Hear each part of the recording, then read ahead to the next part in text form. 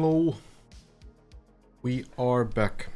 I got home not too long ago, that's why it's a little bit later stream, but we will see. There is a new car. There is a new patch, and there are some changes, but from what I've heard so far, nothing that breaks Deep 2, so that seems good. Lonat, Solar, Justice, alle, Toppa, Elise, Bum, Mo, Twist, Toyny, everybody else as well. Anatoros, thank you, Mo. Okay, my game should be up to date now, and it seems like the patch hasn't at least broken the game like what happened with the last two patches. Some connection issues I remember, but let's see. It can be that some plugins are broken and stuff, but you know.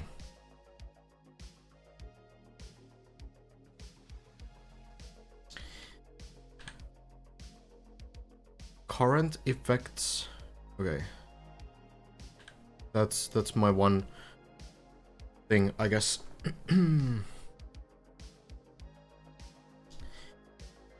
Hello, Desmond, login. They patched the patching. Yeah, so there's one big change that has happened that I know affects like working progress maps. Which is that instead of the wooden walls that we've talked so much about, the wooden pillars that, you know, you have when you place these blocks, apparently, yeah. Now we have this. That's stone. So if you build a new map, it's gonna have these things. This looks a bit weird to me. But I guess they are colorable and... No, they're not colorable? Did we... Okay, so you can access these blocks in the ghost mode variants, at least. But like, who's gonna do this, right? This is terrible. Who's gonna do this? Place every single pillar individually? Oh god, it's not colorable. These blocks are colorable. Well, I guess, yeah, what you need to do from now on is that you need to place these in air mode. And then you go to the pillar menu, and then you place the pillars. No, even that doesn't work. Okay, so then you place them one block lower. And then you ghost mode. And then you place the final one. Wow, that's convenience. Cool. Alright, well, we do... These things exist, though. I don't actually mind the look of this. And I guess the surface of this is just concrete. Dude, this is so hard to remove as well. So, if we just try it out...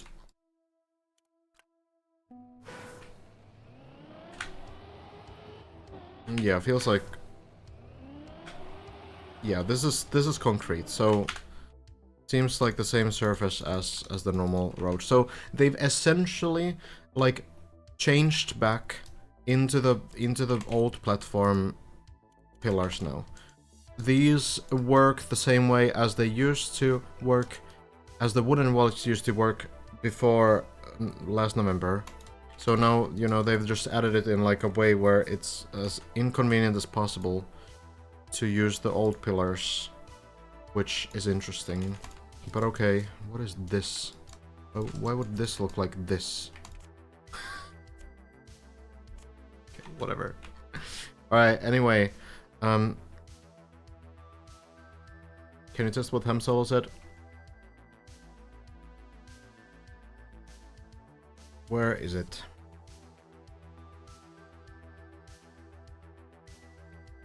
The block next to the top platform block in ghost mode is still the wood wall.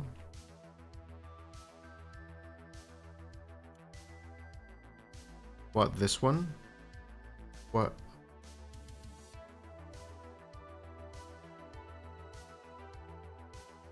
I don't understand. What top block? Or do you mean like physics-wise?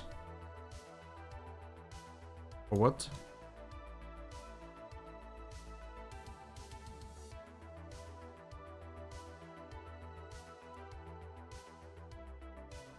So, okay, yeah, so if you ghost mode and then do what?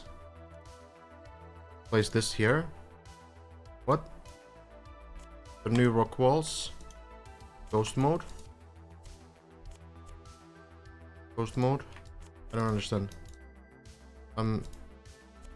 There's something else you mean, I guess.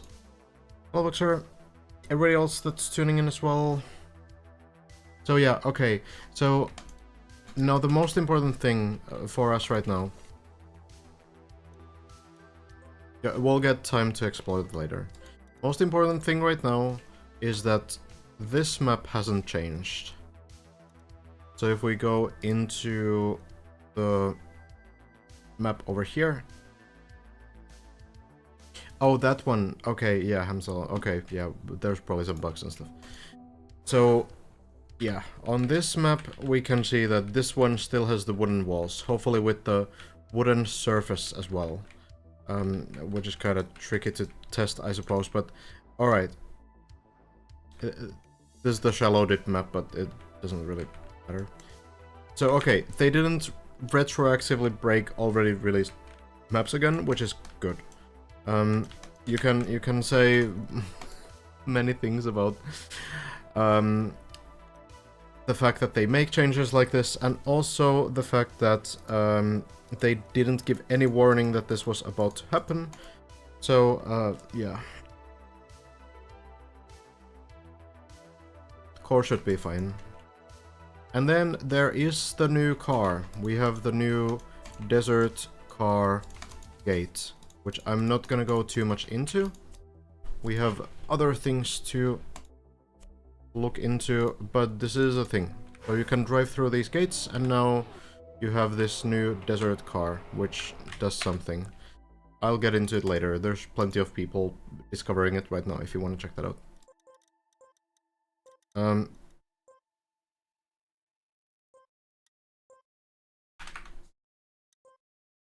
We're gonna go here. So what they did do is that any map that's currently in progress, so any map that you open in the editor right now, that will use these new blocks, and it's probably a problem. And it's probably very bad. But, okay, at the very least, we aren't completely gone. Nadio did actually not break this map, from what it seems. So, we should be good. Deep Dip 2. We're gonna get into this. It's probably gonna be a little bit of a quiet day, because of the desert car launch, but that's fine by us. We can do other things, like we can go a bit deeper, if you excuse the pun, on some mechanics and some surfaces and stuff like this as well. Least bad of the new cars, okay. Hi Epic Dude. You're in the middle of a map right now? Yeah, so when you open that in the editor, as far as I understand, the wooden pillars now have been changed into the new rock pillars.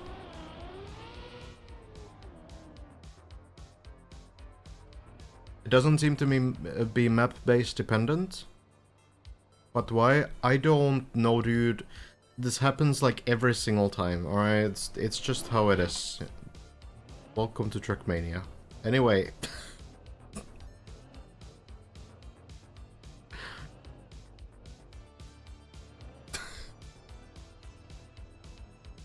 Semifying on the turtle part here as we jump in.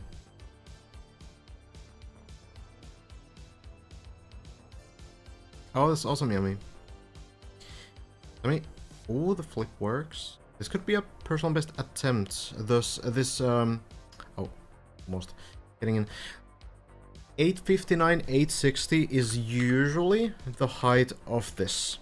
So usually if you have that personal best, it means that you didn't get onto the beam or you didn't get onto the bobsleigh, because then this jump here again goes higher.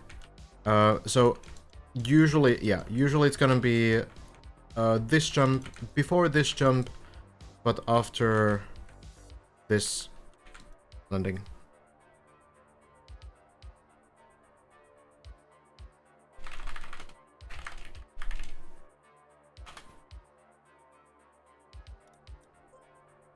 Sami on the grind. Looking very good. Pushing to floor 9 next weekend. Nice. Floor 9 seems to be sometimes easier for people than floor 8, depending a bit on your skill set. Hello, Mitch. Yeah, so Bren did actually reach a new personal best. I suppose we can take a look at the clip. And I can also probably make it into a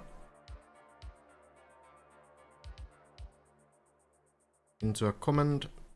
But yeah, so Bren has been able to figure out one more jump on floor 14. So here, Bren earlier today was able to do this quarterback jump twice, as far as I know. So was able to turtle once and then landing and flipping the car, and then was able to get here again, getting this clean landing. So now we kind of know how this jump works. We understand that the way you need to do this is essentially similar, actually. It's a bit similar to how you do the high jump on floor 11, where you do kind of clip the wheels here and you land this.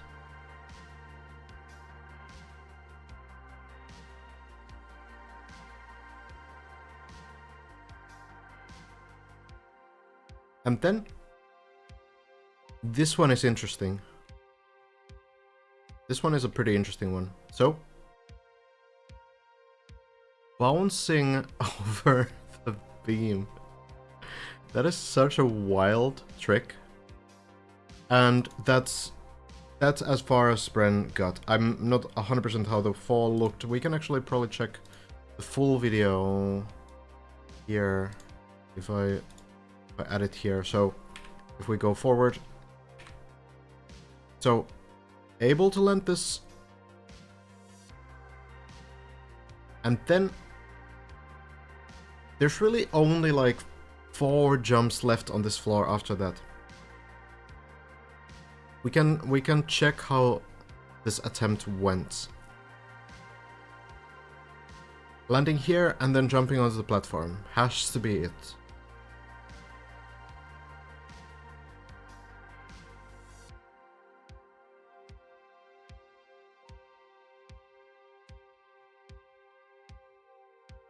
It's a super interesting jump.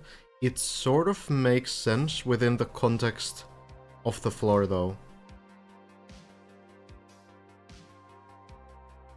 That's insane. That's true. We're getting close to the dragon, yeah. It's gonna be on floor 15. Well, let's see how Bren's attempt here went. So, jumping to the platform and then chaining this, landing probably a little bit too late. Oh, and yeah, it's a little bit late of an adjustment. Unfortunate. I do think you need like a very clean landing there. It looks like a pretty heavy speed check. Like Bren also understands there on that attempt that the speed is just not enough. It seems like you need a really, really perfect landing. Geared up. Maybe that can be something, but I feel like if the landing is earlier, if the landing is cleaner, you're probably gonna end up gearing up anyway, right? It's probably just like a just before the jump. Because like, how else are you gonna do this? It doesn't seem like it was a late landing somewhere here. So it doesn't seem like it would be good enough speed if you have to release as well. if you have to like land late and then release to not get the gear, this looks like it's not gonna reach. I feel like you just need to get like a super clean landing, into a super clean landing, into a very wide line, into sideways landing. I feel like you're meant to get the gear, but it was probably like, you know, making the attempt worse. I'm not 100%. But, okay. It's kind of interesting, this part. Let's talk a little bit about this part here. So you drop down here, and then a bounce. So this might be very intuitive, but I'm still gonna, you know, do a small sort of showcase. Not creating anything on the map. This is gonna be entirely different. But just kind of showing this idea here. So when you drop down, and you land with front wheels, that's kind of going to cause the car first to bounce up, right? So as the car crashes with front wheels first, then the back wheels also end up kind of smashing very hard into the floor, and then the front wheels go up in the air. So then if you have like a well-timed beam, well-placed beam at this point, I have no idea where I should place this. We'll manage. Then you're gonna be able to bounce on it, right? That is... okay, I just need more speed.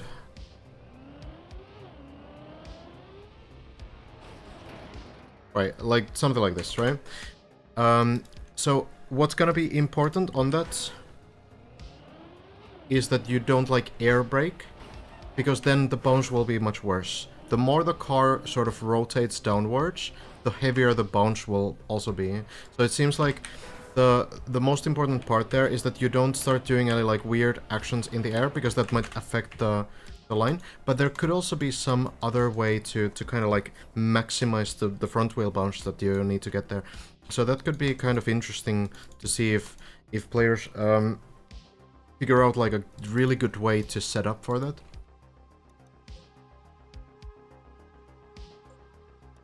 Hi Pepsi. Old released maps now look ugly, but they're not changed. Right? Only ones that you open in editor. Yours are changed? What? In editor, yes, but not the maps themselves. Oh, Semi has fallen down here, probably failing the beam landing there. Unfortunate. Do you have any idea what the template looked like for the floors that were created in Deep Deep? Yes. It's basically a half circle that spirals upwards. So we can probably check it on Mudge's floor, for example. So you can see that this starts here. Over here. I think it's maybe this block. Wait, is it even a half a circle? Hold on. Let's see from here. I think... no, wait, yeah, so it's like a quarter circle, right? It's a quarter circle, so floor 3 starts from this block, and then it goes over here. So how they did this is that they had predefined start sections and end sections. And then you have like boundaries on the outside that you cannot build outside of. And then you have the boundary inside that you can't build inside of. Otherwise, you're free to like fill the like height of this, as long as the map ends here, I suppose. So you can fill essentially half of the floor. So we notice that, you know, this floor doesn't extend over on this right side right now, right? But then also it needs to end like in the middle high point on the floor. It's a pretty interesting template, but it ends up working really nicely. I suppose the idea is that the floors overlap like 1/4 at the time. Otherwise it would always be like, if you started from this end and then you ended on this end, then it would always be like half a floor here and half a floor here, and I guess that would look a little bit less cohesive in a way.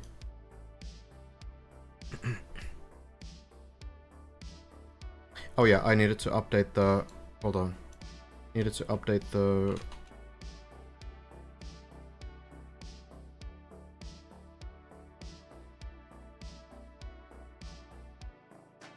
thing.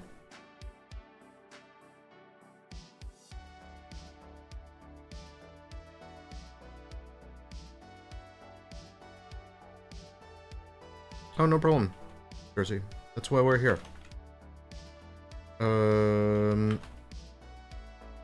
Edit comment WR clip. Bren has reached, or let's say Bren has cleared 2 more jumps on floor 14. Then the clip.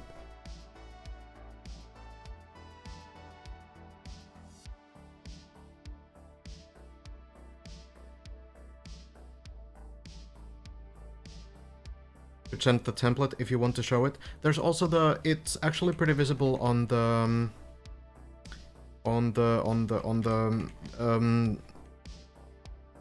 There's the video. God, hold on. Let me show this.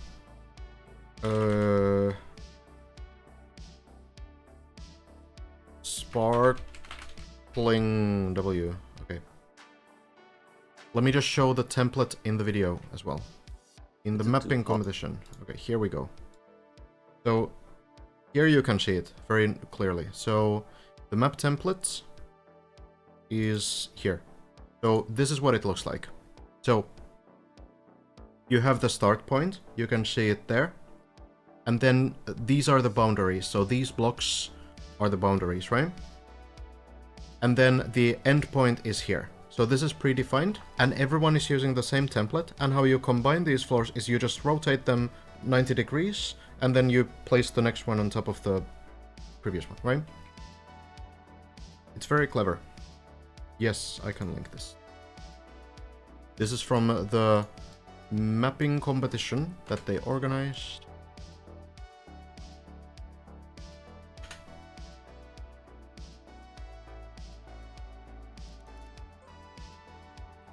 It's cool that we have this information. No problem.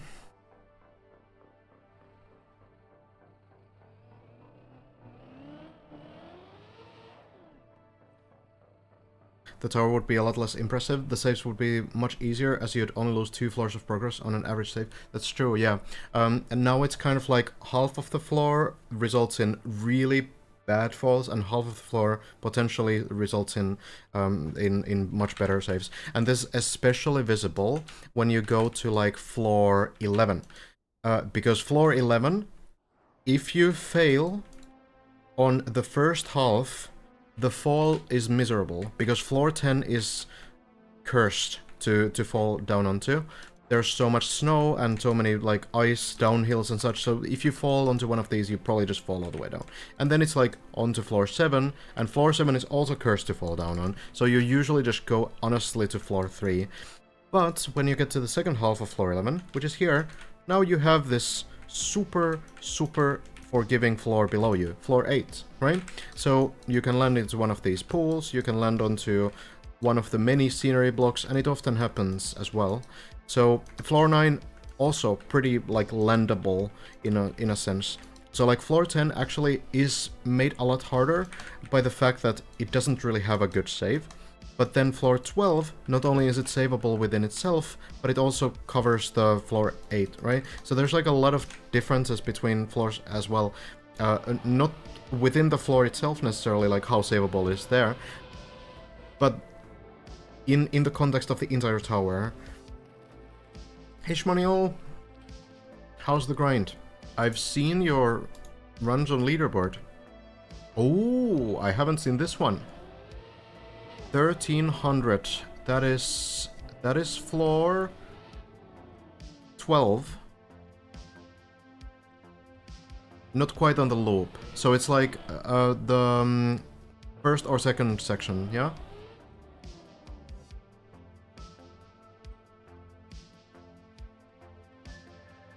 Failed the second jump. Gotcha, gotcha. That's a classic. Lars failed it, I think, 3 times before getting it. It's pretty tough. But really good progress, goddamn. Are you kind of on like full grind right now? Because I mean, it's not that far. Not really, a few hours a day. Okay, well, at 100 hours right now. Okay, well, 100 hours in 20 days is still quite a good total. But that's, yeah, super solid. I guess we'll see. If you get to like floor 13, that one's pretty figured out as well. So, yeah, excited to see what you can do.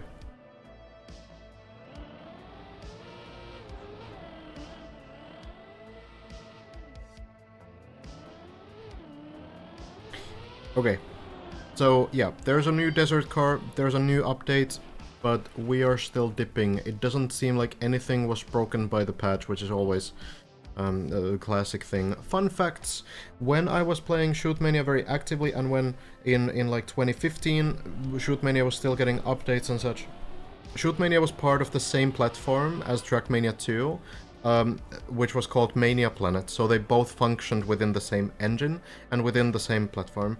And whenever there was a Trackmania 2 update, generally speaking, something in Shootmania would break. So we would completely dread Trackmania updates, because not only was there nothing in Shootmania that was updated, but also something would break. So it was like a bad situation. But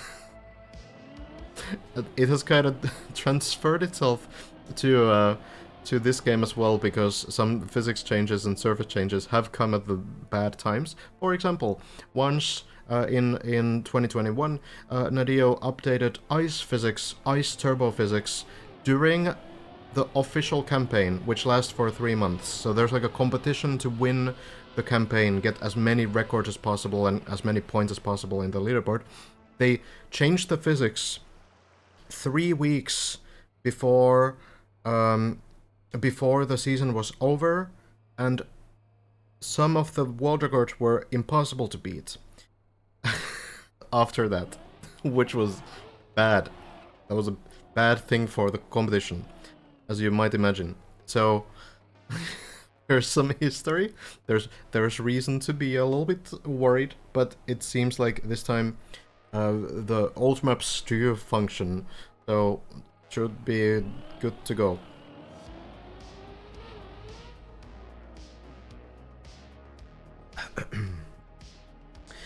I'm more going for the long game.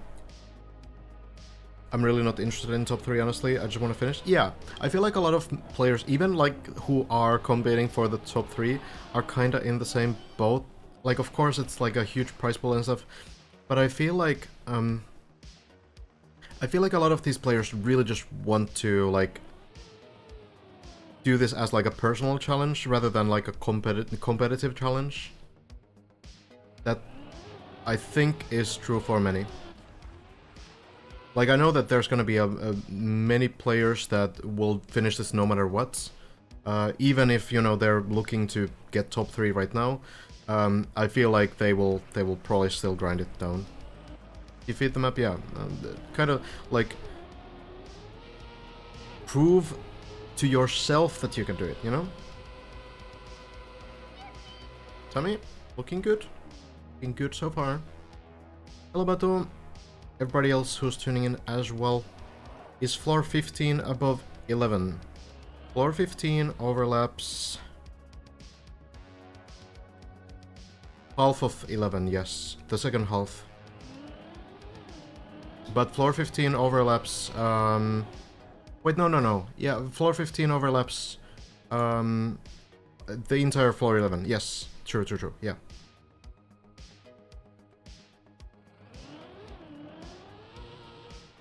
Started playing Shallow Dip and I have a lot of fun, and usually don't like RPG that much, and normal DP wasn't for me. Yeah, I think for like, even for very established Trackmania players, it can be a really fun grind.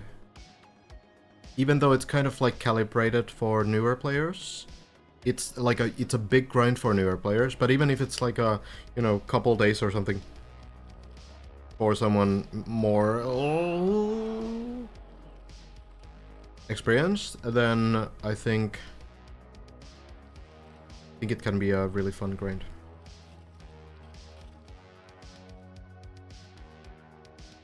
Hello, Ion.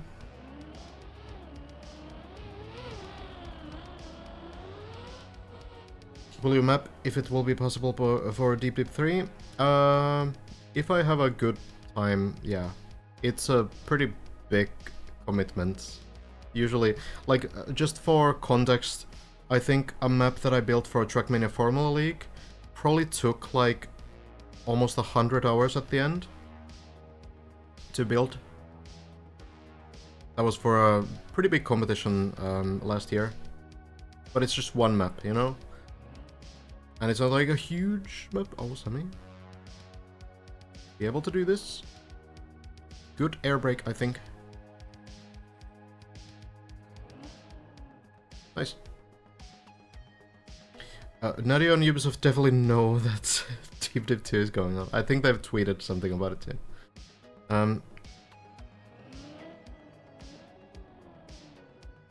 If you go into this with a competitive mindset, then you're just messing yourself up even harder mentally. That's true.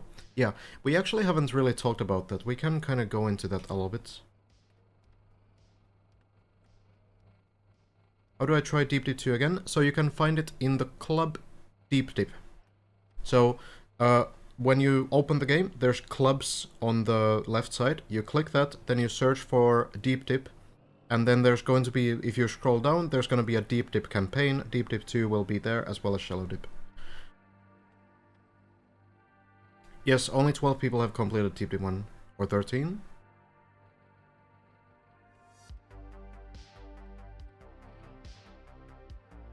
Nicely done, Kroger. That is a big achievement. It's a hard map. I played it somewhat. That was my issue for 3 days. I was thinking about PBing too much. To get more chill and progress a lot faster. Yeah. I think it's like, on a map like this, you kind of need to accept that you will not make progress every day. Like, you know, to some extent you can be happy for some time that, you know, oh, I'm maybe not getting a PB, but at least I'm getting better at the stuff that I already know.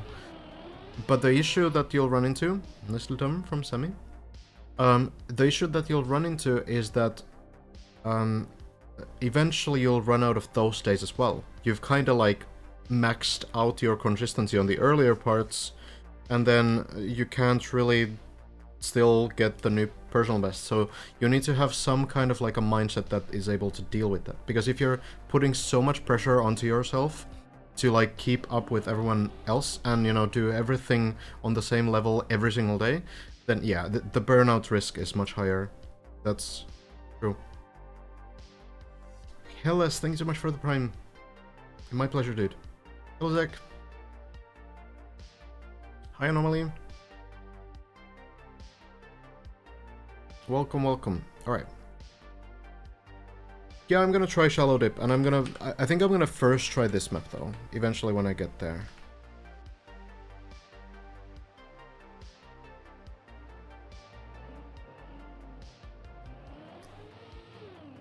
Like virtual? I mean, I don't know. I try not to read too much into people's mindsets, because I don't know that, and you know, there's something maybe to learn for some Twitch chatters there as well.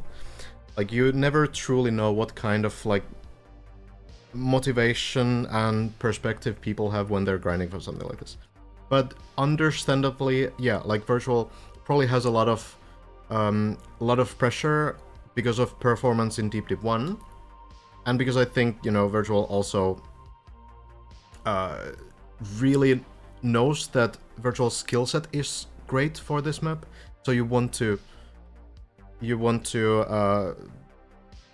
kind of not only prove yourself to your massive audience, which is definitely gonna be like a, even if it's not like a huge thing, it's gonna be a thing, right? Like, you might be able to deal with that to an extent, but like, you know that people expect a lot from you. Generally speaking, I think players are still their own worst enemy, in the sense that usually it's you who's expecting the most out of you. Because you know your skill, right? You know your skill level and your sort of skill set better than anyone else. So, yeah, I do think it's a lot of like self-imposed pressure, for sure.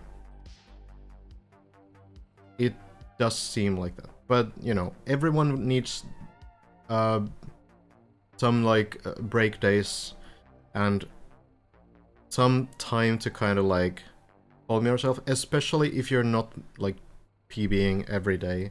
And even if you are PBing every day, you still feel like, oh, well, I could be doing better. It's so easy to get into this like loop of thinking that you should always do a little bit better every day. But like, Virtual is doing great, of course.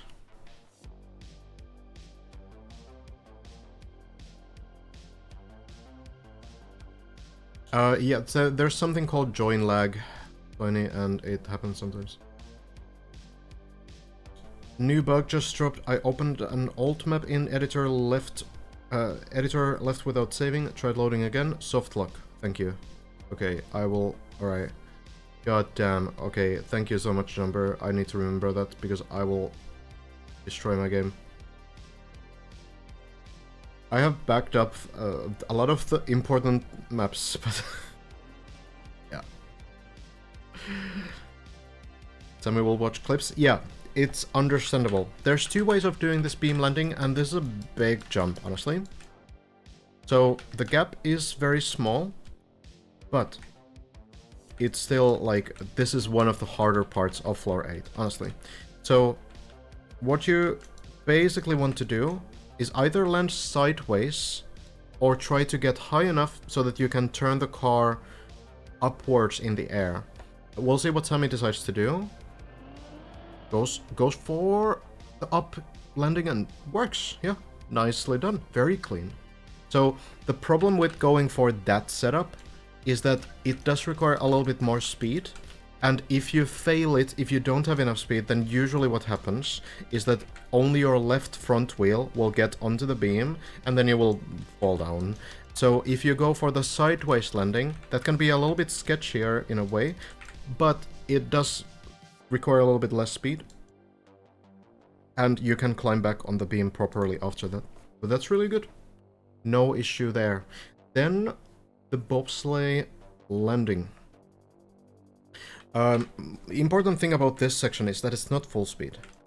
You have to release, otherwise you jump too far. What Simo is actually doing is Simo is lining up the car to start from here, from this line, instead of all the way back. Still, most people are lining all the way back, but Simo is like, well, why would I take full speed if I can't keep full speed? So then Simo, taking just a little bit less speed, lands very clean, and it seems much like easier to predict the line with that. Of course, at this point, like most players who have managed to get past this point have also gotten used to this point, so I don't think it's like a huge difference, really.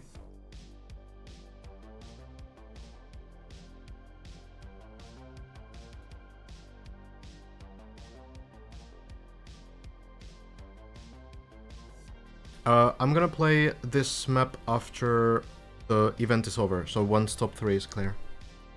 It will probably happen within like 2 days, I think. Maybe 3.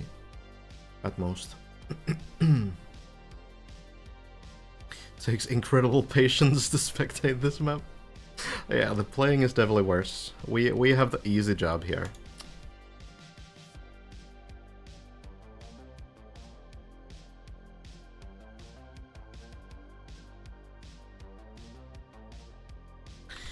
We shall see how this jump goes.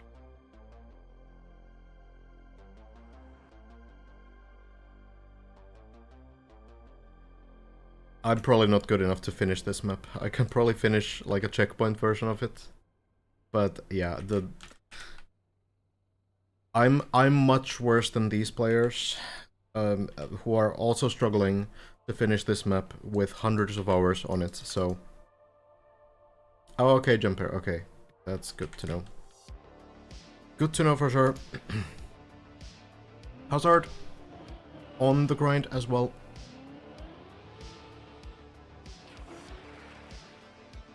Simo also on the grind. Are they going to release a checkpoint version after the event? That is the assumption, yes.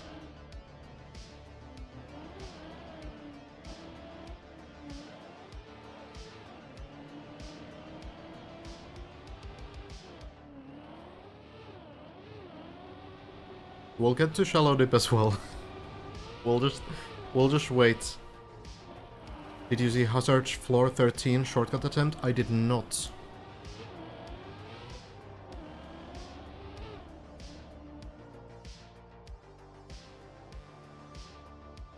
Timo looked at floor 16 and so I wasn't too happy.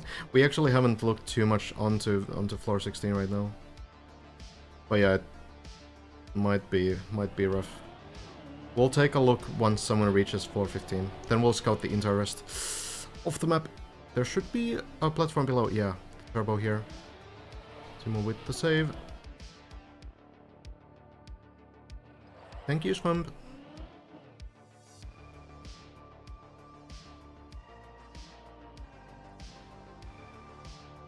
Much progress today.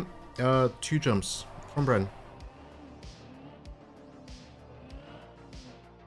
There's a clip of the next 2 sections on the WatchGuard clip comment.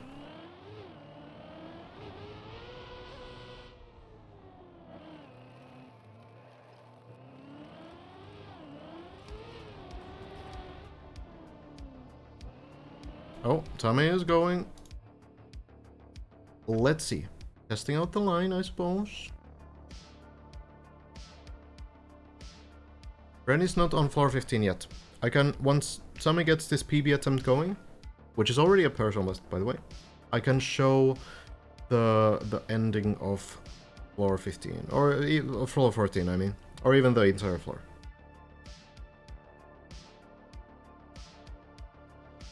Simo's having it rough today, keeps hopping out to play other maps to palette cleanse. Interesting strategy, actually. That could definitely be a viable strat though. Kind of like play something else, get your mind off of this map. Even if your mind is still in Trackmania, right? Just get your mind off of this map, even for like a 15-minute break.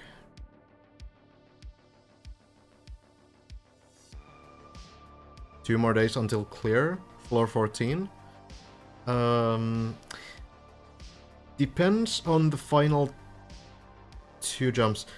Because the very last jump actually looks pretty rough. It's kind of simple in a way, but looks pretty rough. Looks like a long jump.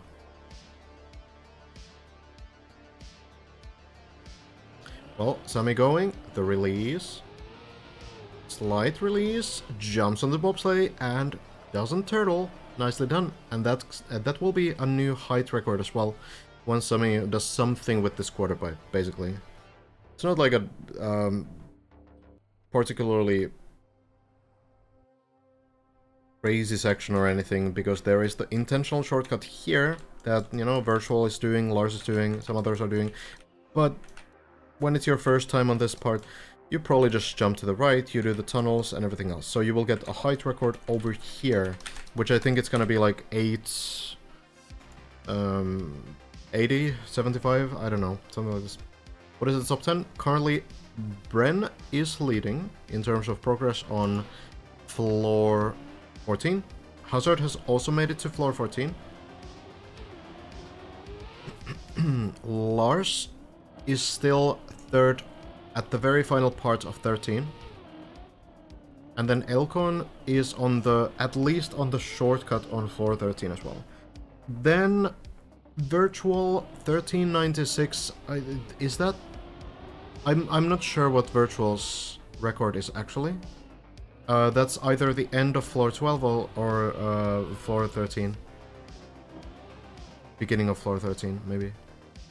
It could be like the loop part on 13. It's always hard to judge. And then Schmonial, second jump, second section of floor 12. Scrappy, I think still floor 11. Scandier definitely floor 11. Simo on the ice spin, and Mada seemingly also on floor 10, but it's hard to say where. It's either the pipes or it's the ice spin, most likely.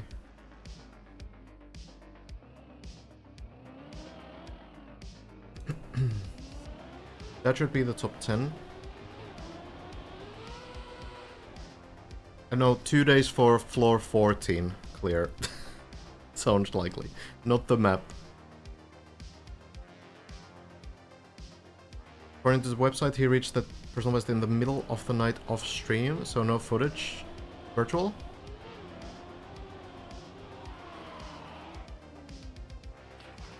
Oh, might have failed the plastic landing before the half loops. Okay, okay. So made it past the spin. I don't think Simo has quite made it past the spin yet. The end on the left side here essentially marks the end of floor 16, meaning that it's the end of jumper section, and then from end to fin, it's gonna be sparklings, the final section of the map, which is, you know, the final jump, more or less.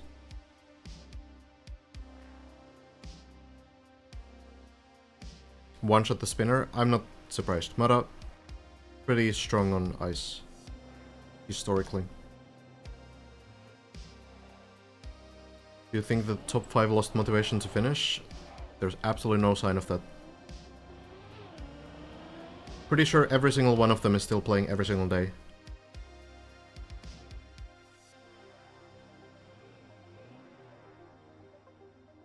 Like this guy here. Hazard. Trying to get those floor 14 runs going again. Has made it there before, but still lacking a little bit of distance. Hazard is literally on the server.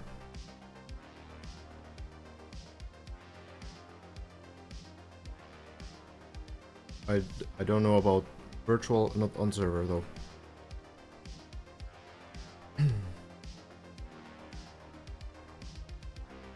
Well, Sammy, to the quarter pipe. Another personal best jump. Testing out the line here. I don't know about anyone's streams or any reason why they don't or do stream. I have no idea.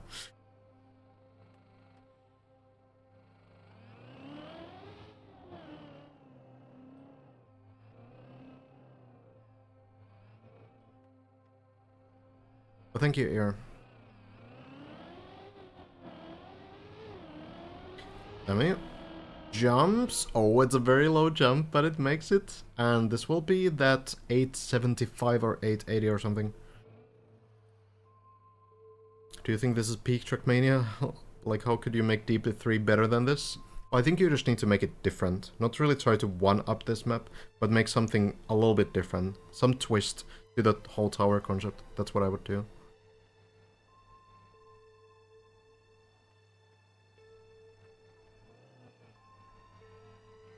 So this part, kind of like more relaxing in a way. Nothing is relaxing when you're doing these parts for the first time, but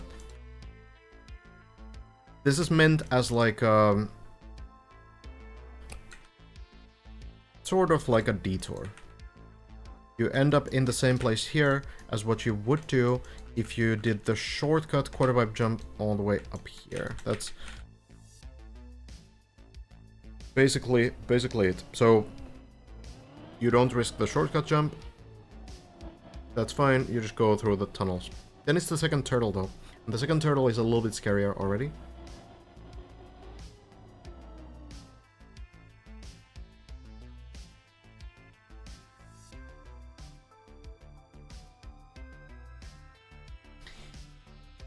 Hazard falling down slightly. Simo also on floor 8.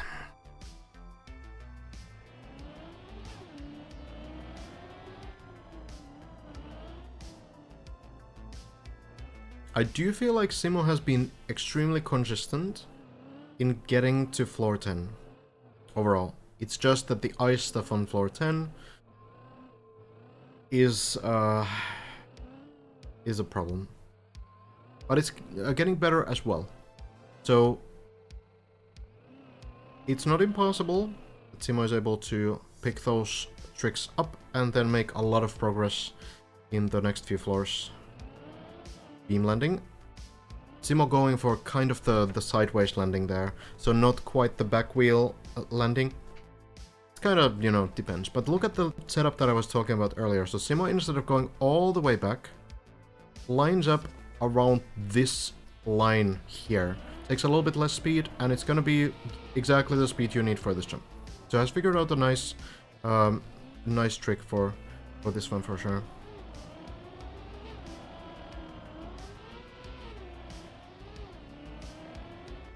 I can check out the we can check out the hazard thing.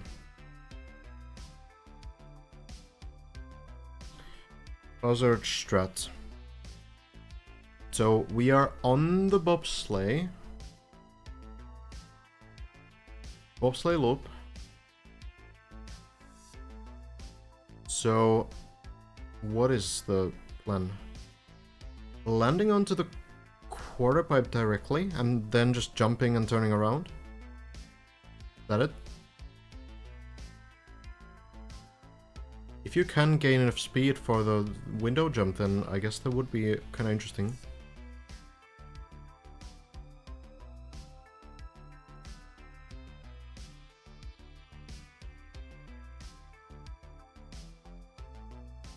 Well, clean landing.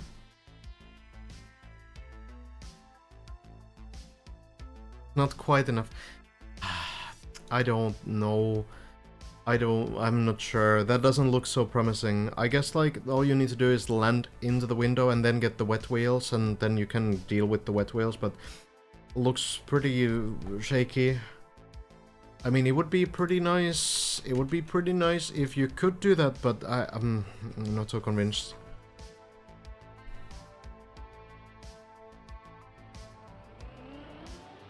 It seems very hard to get a clean landing back on the quarter pipe when you do it like that. It seems like it's easier to get a clean landing when you do the ramp setup for it.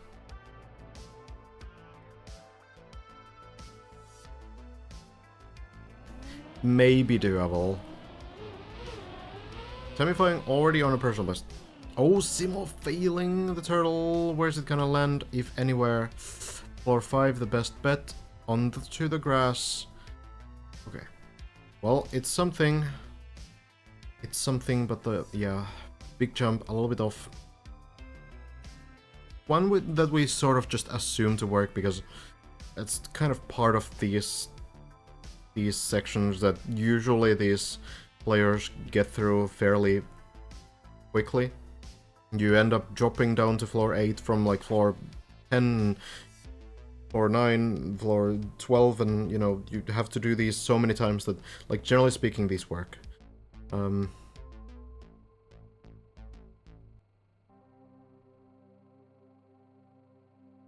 But Semi, for the first time now, trying to do the second turtle part. What you need to do here is use this platform to flip the car upside down and then swing the car from side to side so that the wheels on both sides keep touching the ground periodically. If you lose that motion, that sideways motion, if the wheels no longer touch the ground, you will not be able to drive. So what you need to do here is you need to enter this with a pretty diagonal angle so that the front wheel, the right front wheel, or left front wheel, let's just say the front wheel on the right side from our perspective gets stuck between these two platforms. And then you just kind of go. You press forward and you periodically tap right, or sometimes players also hold it with like 50% or so. Both seem to work. What we've seen some players make mistakes on is enter it too far from the front, which makes it so that the back wheels don't have enough space to get in there. So that diagonal angle seems pretty important to me. Seems like a good line. Oh, the back wheels though still goes in. That was fortunate. The back wheels not quite fitting initially, but they do eventually go through.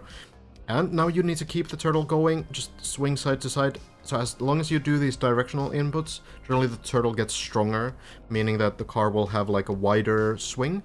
And oftentimes when you exit that tricky tunnel thing, how's the flip? Flip works. What about the climb? Nice, well done. So, generally speaking, when you exit that weird tunnel thing, the turtle is going to be a little bit weaker for a moment, so you need to be ready to kind of start doing the directional inputs. In general, you don't need to like constantly do like right, left, right, left, right, left. What you see like top players do is they're like mostly pressing forward and then sometimes occasionally pressing like short taps to the right or to the left.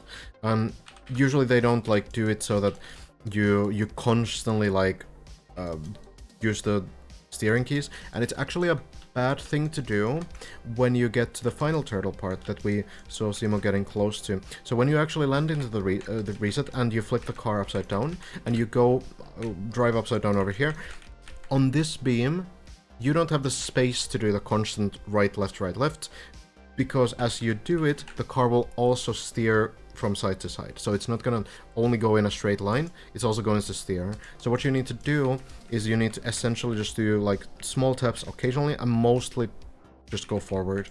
We've seen many players fall down from this beam for that reason, that they, you know, maybe do like a little bit too long presses and stuff. But I mean, so far so good. Very good personal best on floor 8.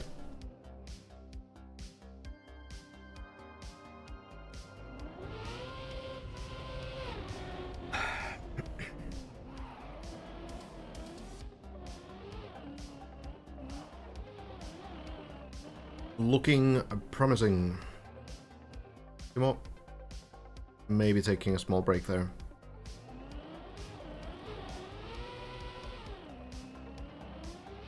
So Hazard not streaming right now, if I understood correctly.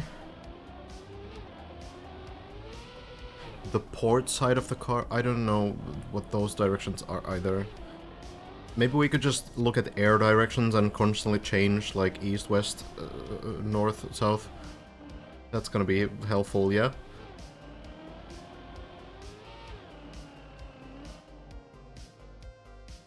Gonna take an hour break, yeah, okay. The amount of hours these players are putting in is kind of ridiculous. It's for sure affecting everyone. Some players maybe show it more than others. But I feel like everyone is tired. Hell, I am tired, and I'm not even playing the game. So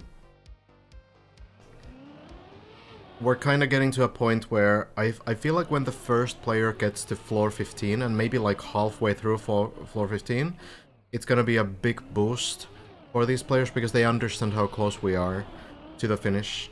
So eventually we will hit that point where someone will get, probably Bren, looking at, you know, these previous few days, will get to floor 15, clear a few sections there, and then we kind of start counting like, oh, hold on, there's only like 25 tricks left and the map is finished. So then at that point you're like, alright, it's time to focus on the competition.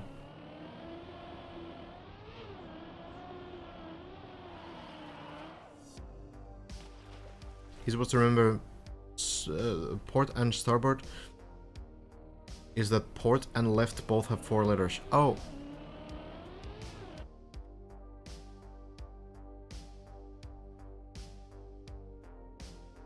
I'll try to keep that in mind. That's actually a pretty good way to remember it.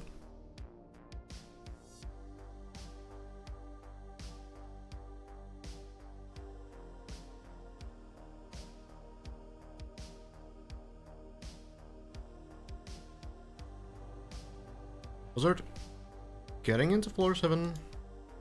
We'll wait for the semi attempt at this. This next trick, speed check. So unlike these slow sections that we've had previously, driving upside down.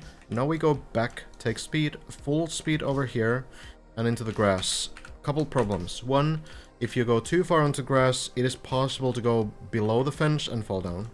So you need to find some way to slow down.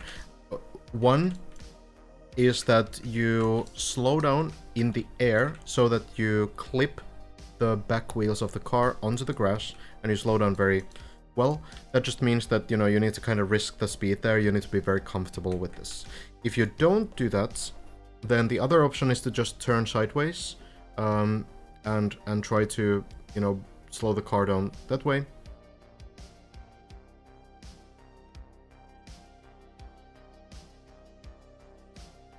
Let's see which one it's gonna be. We've also seen some players actually just smashing into the beam in the middle of the platform there. That's also a strat. You can aim for the beam. It's pretty rare that players do that though. It feels like it adds like another skill check. And if you somehow miss the beam or you get a weird landing, then there's nothing really you can do otherwise. So it's kind of risky if something fails.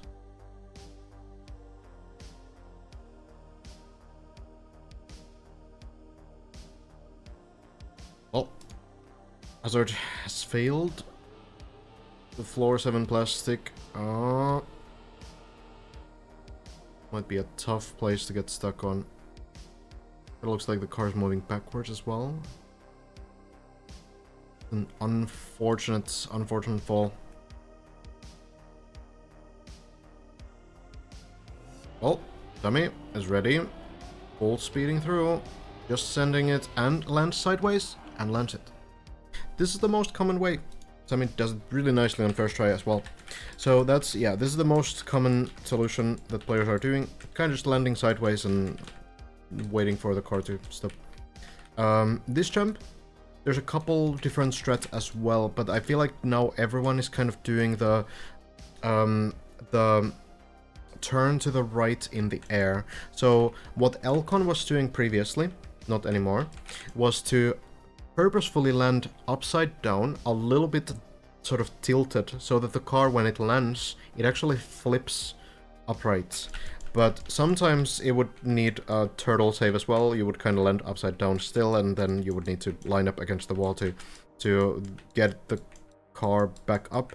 So it seems like maybe that was a little risky compared to what others are doing, which is basically to jump a little bit to the left. So line up on this right side, jump a little bit to the left, and then aim from the very last moment here, aim to the right. So you turn the car to the right side in the air, and it will land back wheels first consistently. Easier said than done, but it will get you to this point if you manage to do it. More or less the middle point of the map in terms of floors. I'm from Finland. Yeah, hitting the right side here is also a bit risky. The problem with these parts is that there's like a few sections here where recoveries are terrible. So from here you can see there's absolutely nothing below until floor 5. And you don't want to go to floor 5 because floor 6 and 7 are very sort of tricky to get through at all. When you get past this point and you get to the final part, then usually the recoveries are also much better. So, you know, if you fail here, then no problem, you just take the pipe and you try this again. And if you miss the angle with this big jump here, no problem, you usually land into the pool and you can try again from here. Or, you know,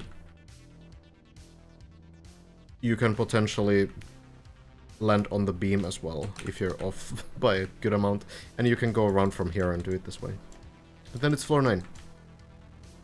That's actually fairly close now. Hellzerax.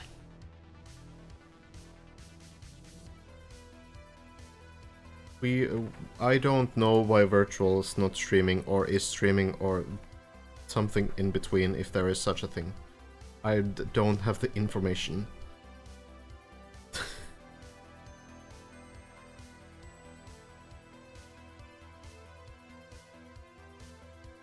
semi-streaming. Best Finnish player, it depends on what style you're looking at. We have really good players in many styles though. In terms of the traditional competitive scene, it has to be Mi Quattro. We have really good full speed players, we have really good ice players. Tommy streaming. I already did a shout out to Sammy. I think it's on cooldown right now. But definitely go check out the POVs as well. You can also get into the perspective of the player, the theory crafting and figuring out which strat exactly to go for. We know all the strats, but it's interesting to see the players also figure those out and try to understand what these new parts actually are. Really good Kaki players, yes, for sure. Not only Simo, but also Focus, for example, really good. And Mig, right, is really good.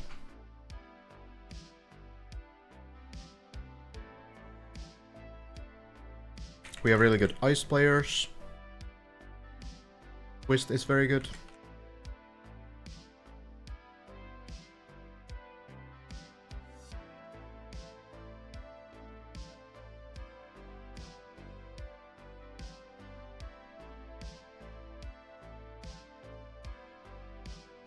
What do you think about floor 16? We actually haven't looked at it. We're kind of taking on floor 15 first. Once someone reaches floor 15, we can scout everything on floor 16 and to the end of the map as well. But yeah, right now we're kind of still waiting for someone to get to the dragon parts, and then we can see what's actually happening at the end. Well, Tommy trying. Oh, loses creep. So the thing about these kinds of blocks is usually that you need to take a diagonal line. It's not a rule, it's just, you know, something we kind of do, taking this map one floor at a time. So, airtime is bad. This is one of the first things you learn when you start improving at Trackmania, and it applies a lot in these kinds of blocks, these kinds of downhills. You need to take this diagonal line. That looks very good. Oh, this is gonna land upside down, but maybe recoverable. Keeps the turtle going. Just needs to line up against the wall. You've done these so many times before on this floor. Timing is good, and Sami is safe. Great save. Great save for sure. I prefer one floor at a time. Yeah, me too. I feel like it's been cool to like kind of get surprised about what the style of the next floor is. But once someone does floor 14, we're gonna just scout everything, because at that point we are not super far anymore from the end of the map. Might happen tomorrow, even. Well, Simo, back on the grind. Not a super long break, it seems. Still climbing. And Simo also streaming everything. Sami has been playing for a couple years. Maybe 2 years. So fairly new to Trackmania in the context of like Trackmania players. Sami has been like improving really quickly though. Like winning a campaign, winning the winter campaign is super impressive for a player that's, you know, playing against these guys who have like 15 years in the game, right? Let me do this.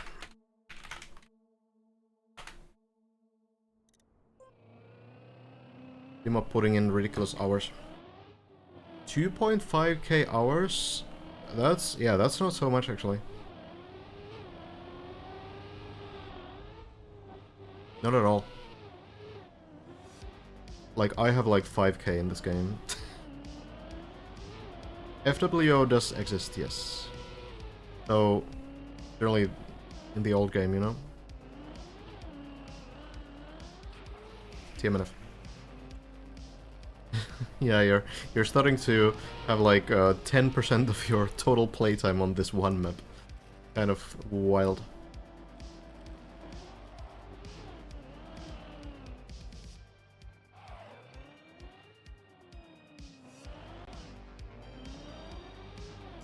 Timo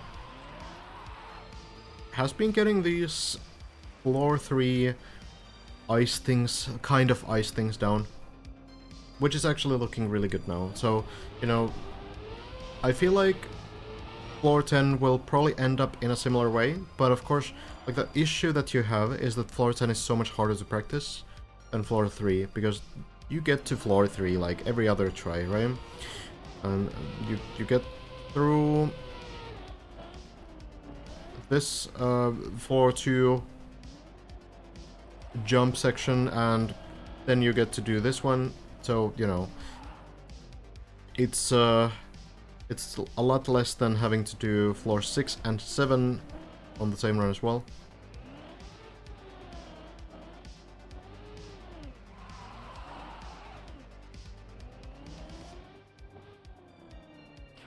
It's a pretty diverse map, yeah. You do end up learning all kinds of things in this.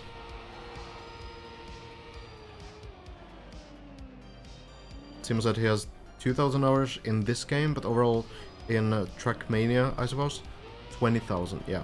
Not surprising.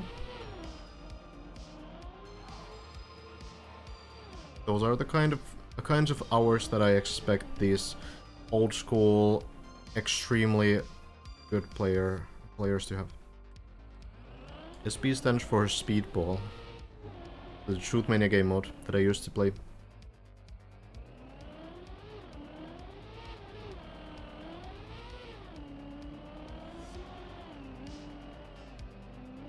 The checkpoint versions and all of the separate floors will probably only release after the top 3 has finished. No new floors have been finished, unless I've missed something. I think we're still from 0 to 7.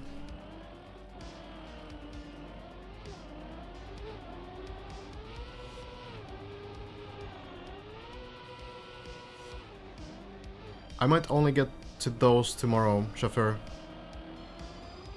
Unfortunately, I got home pretty late today.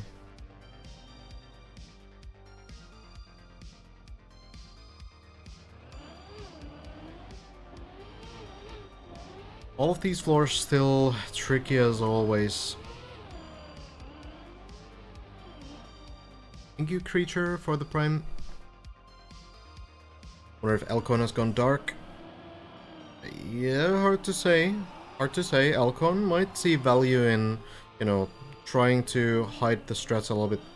It does seem like there is some strategy to the floor 14 tricks as well, though mostly I feel like everything there looks pretty, like, understandable so far. It's not easy, and it's pretty wild, actually. But, like, yeah. So, floor 14 starts here, right? First, you go full speed over the sand, slight slowdown on sand, you turn, jump over here, into the ice, and you avoid falling. That's fairly simple. It's not easy at all, but it's fairly simple to, like, do. You don't need to find the strategy for it. Everyone knows, like, how to do that. It's just different to actually do it. And then the hole jump here. So you fall a little bit into the hole, and you clip the edge, and the edge sort of bounces you up over the edge here. This one might have, like, differences in lines. It seems fairly doable from, like, having Bren done it, so it feels like it's fairly doable without some, like, super specific speed setup, for example. So maybe it's not gonna be like a problem at all either. Then this jump combination, this just seems, you know, you just take the speed, you land into the turbo, and as you touch the wall and the turbo at the same time, the turbo pushes you against the wall, and it results in a backflip happening. And the backflip, honestly, while it looks kind of, you know, flashy, it actually looks pretty consistent as well. As long as the line is right, it seems fairly, like, fair. It doesn't seem like it's trolling you. And then you go around. These jumps also very intuitive. This is kind of similar to floor 12 platforming stuff. And then speed from here onto this platform, no problem also. This backflip also very similar to the first one. So you just drive forward, you backflip, you trust that this thing does what it's meant to do. The quarter pipe jump might require a little bit more of a setup, honestly. It might require something a little bit different that you need to do. So we'll see, I suppose. But let's follow right now. Yes, to the blip room. And then a big jump. Big jump into the reset. This one's kind of tricky to aim. So you go to the right, and then you can get a visual cue from here. You can see the landing as you set up for this, but it doesn't make it that easy. It's a pretty tight jump after all. Especially, one thing actually that makes it harder is that you're turning during the turbo. So what that means is that you might have an intuition, if you didn't have the turbo, to like turn to the left and then just jump. Yeah, just jump forward. But when you have the turbo, as you go through this line, the turbo will affect your line, which means that as you turn towards the jump, the turbo is gonna increase your speed, and you might not have like a full intuition for how that speed is going to increase. So this is actually like a big mapping thing where, generally speaking, you shouldn't put turbos right before a turn.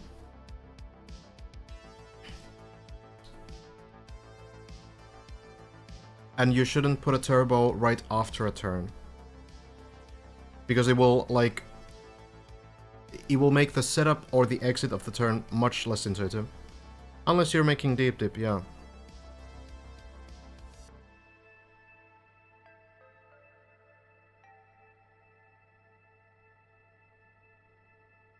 But I don't think this is like bad building, to be clear. But it's kind of like, if you were building like a traditional map, you probably wouldn't build this, you know?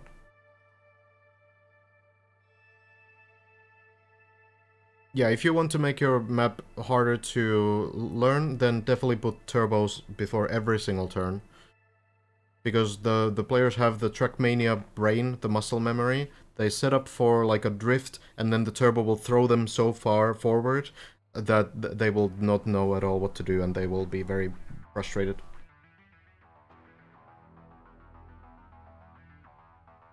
Yeah, good going, guys. Thank you. Looking forward to seeing all those maps later. Can you explain how turtling works mechanically? When you can move, how wet wheels affect why unturtling in water works. So unturtling in water is really not about turtling at all. Virtual is not on the server. So unturtling on water really is just water doing water things. It doesn't have anything to do with turtling itself. It doesn't have anything to do with like driving. It's basically just a water property that as you land to water, you press any key left or right and the car will just flip, because that's how water works. You know, don't ask why, because I don't know why they made it like it. It's kind of cool though, because it does enable us to use them as like these safe landing spots. So it does enable some tricks like this plastic bounce over here into the water.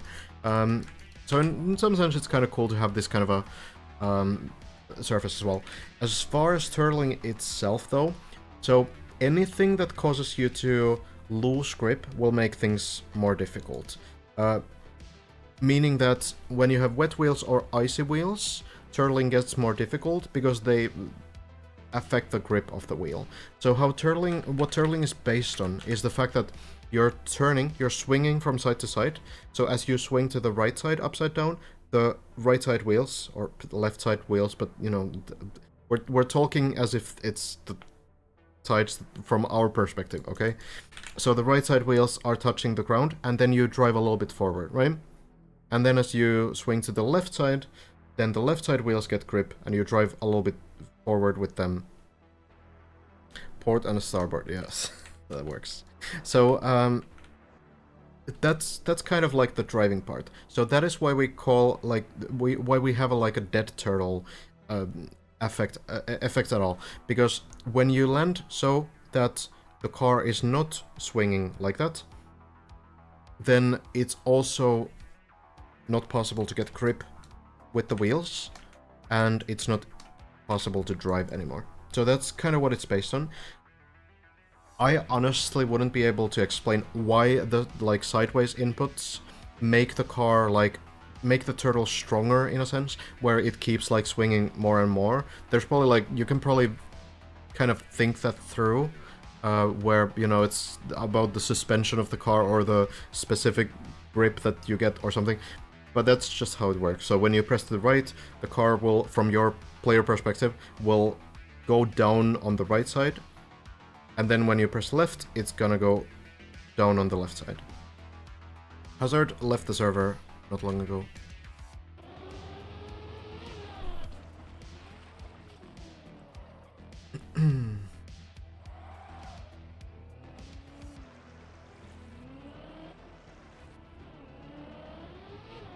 Any update today?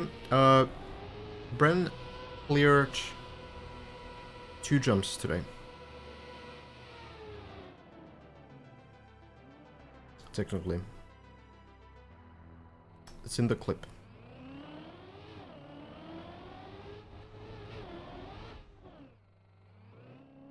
Trackmania definitely not a photorealistic game. And not even close to realism in any sense at all. I feel like Trackmania has more in common with like a lot of arcade platformers than other racing games in a sense.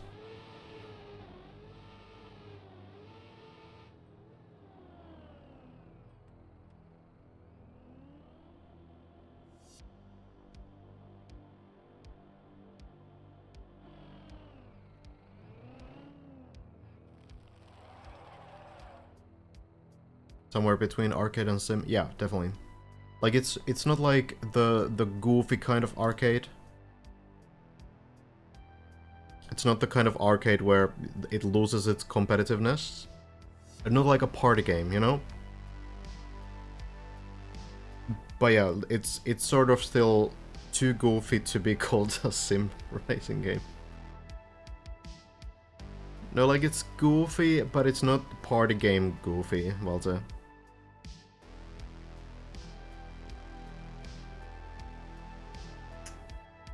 Timo falling down on the sidelines. Sami still checking this line. Very patient. Very patient.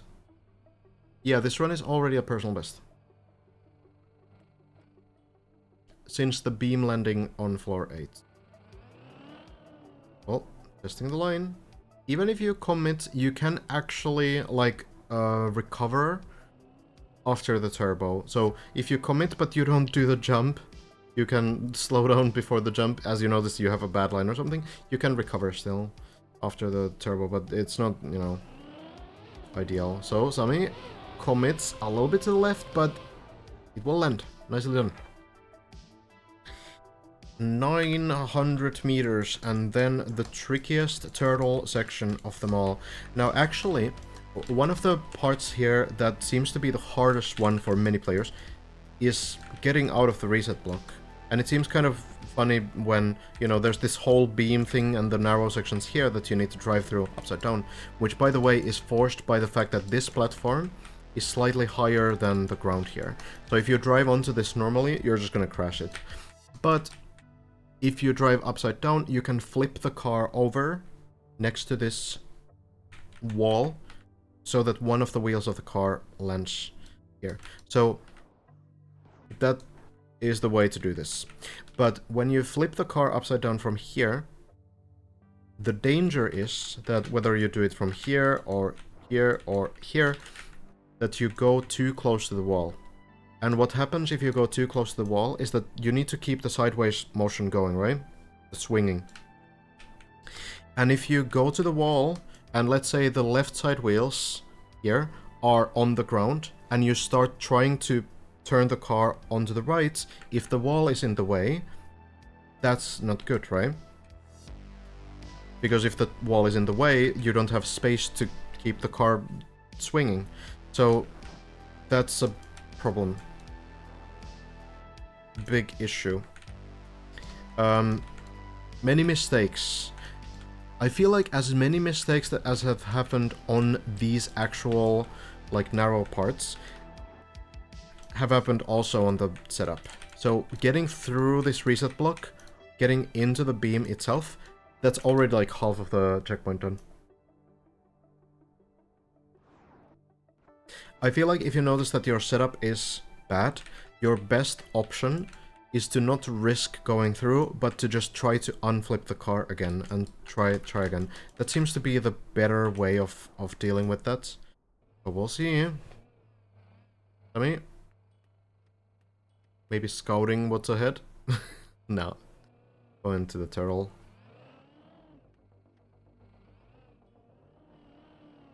There could be some weird shortcut. It's possible.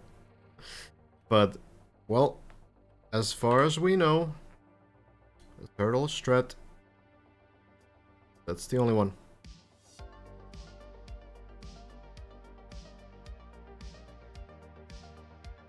So Hazard switched movement direction by 180 while turning? You mean like going backwards, or just doing like a circle? Oh, that's a really good unturtle from Semi, actually. A little bit on the edge of the ramp, but that's really, really nice. Doesn't go too far with that at all.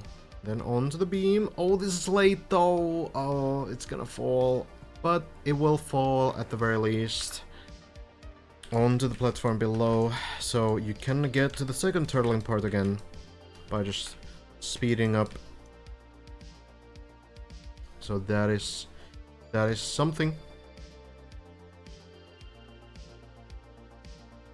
Backwards turtling is difficult. It's definitely harder. It's possible, but I don't really know like if there's some like distance limits to it. Like I'm not sure if you can keep that going forever. You can do it for a little bit, for sure.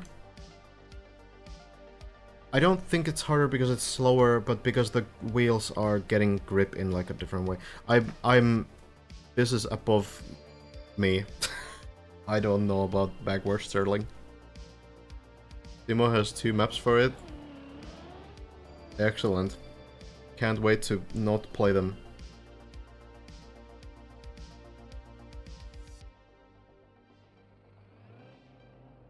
Back we go.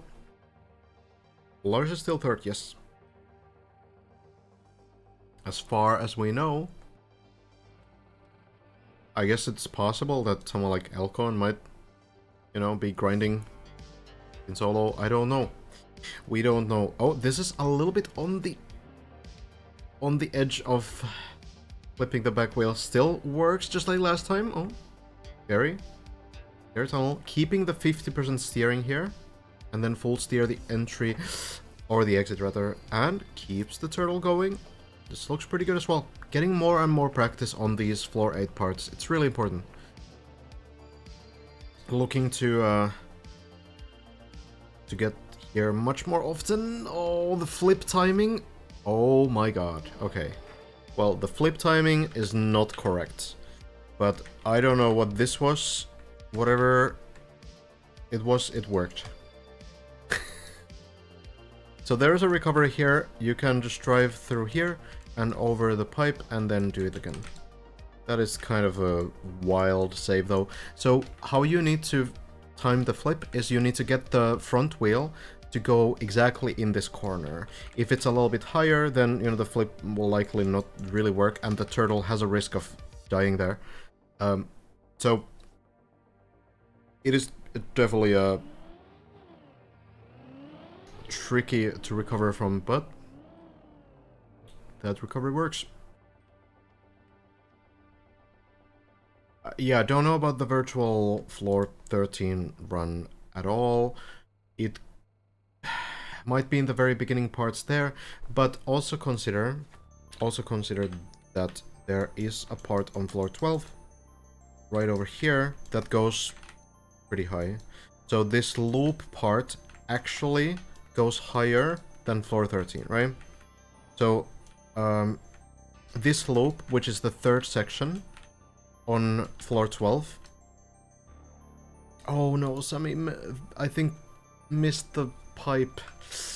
Oh, that's so unfortunate, not getting the recovery path. Still a good personal best though. Really good job from Sammy, getting that PB in. For sure. Great progress. Very good. So, yeah. This loop here goes to... I don't know what height exactly, but it is higher than the first few things on 413. And then I think the first part that goes a little bit further up is the turbo. So, yeah, I don't really know. I guess, you know, the bobsleigh loop is the highest part for a while again. And then the shortcut, which is here, this is 1487. 1487 height. So... we know from Elcon's height, if Elcon is not hiding any strats by, you know, not using the plugin, that Elcon has been to the shortcut, right?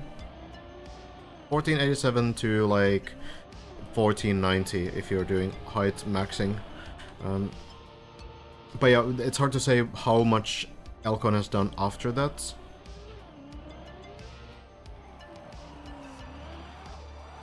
Virtual is definitely not on the server, at the very least. So it could actually be that Elcon has made it all the way to the plastic bones, has maybe cleared the plastic bones, has maybe cleared the next section as well. That's still gonna be lower than the shortcut spot.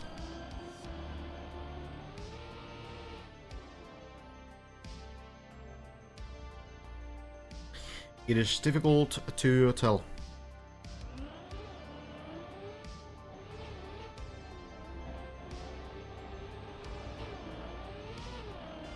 Does the winning run have to be live streamed, or is it okay with the video? It has to be live streamed specifically. You have to live stream the entire final run. No, it specifically has to be live streamed. The rules of the platform, the competition platform that they use, require that it's live streamed in its entirety by the player.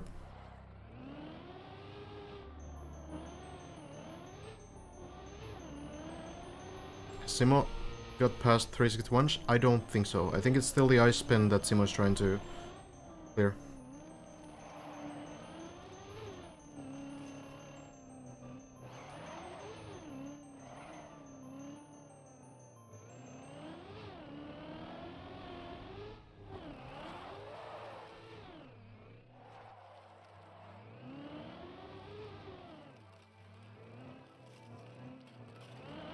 Is the hype dying down a bit? I haven't seen any signs of it.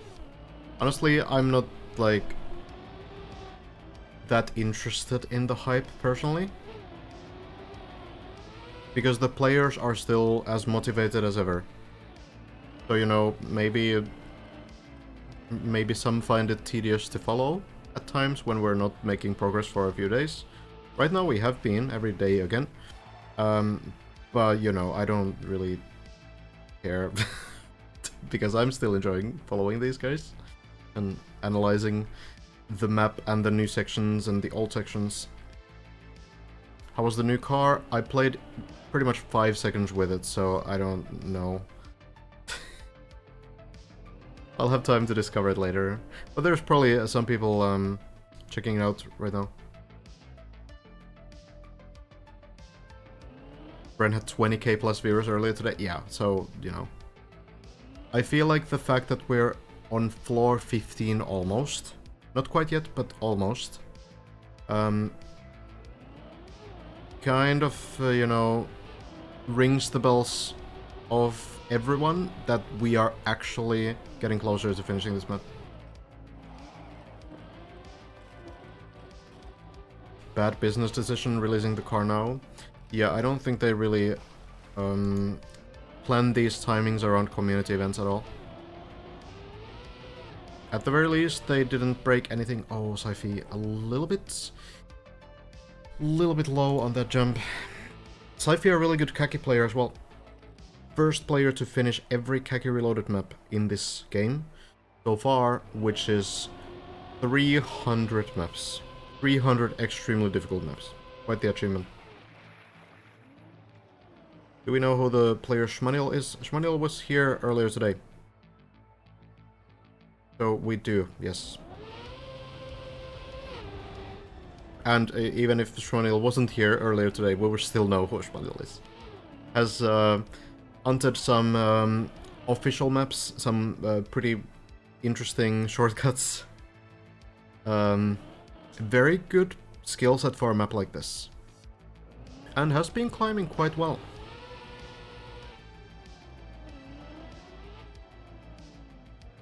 Famous spammy of the day player, true. Yeah, Shmanil on the second section of floor 12 right now. Very good progress. Shmanil does also stream, by the way. Hasn't really been on the server that much, I think. But does stream sessions.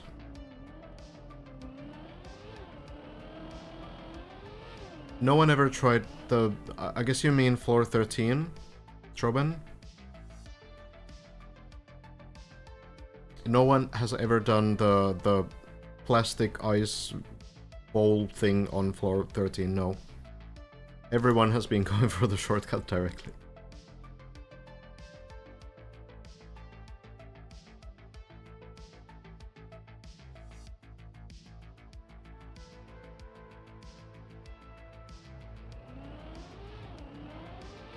Oh, enjoy the game, GCD.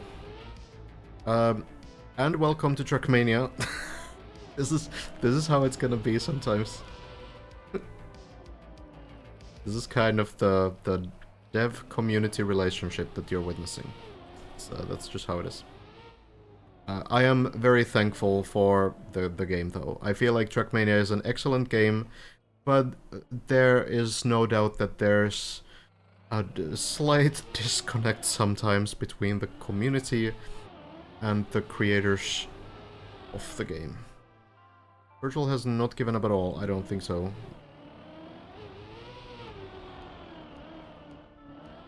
Guys, remember that we're on day 20 right now.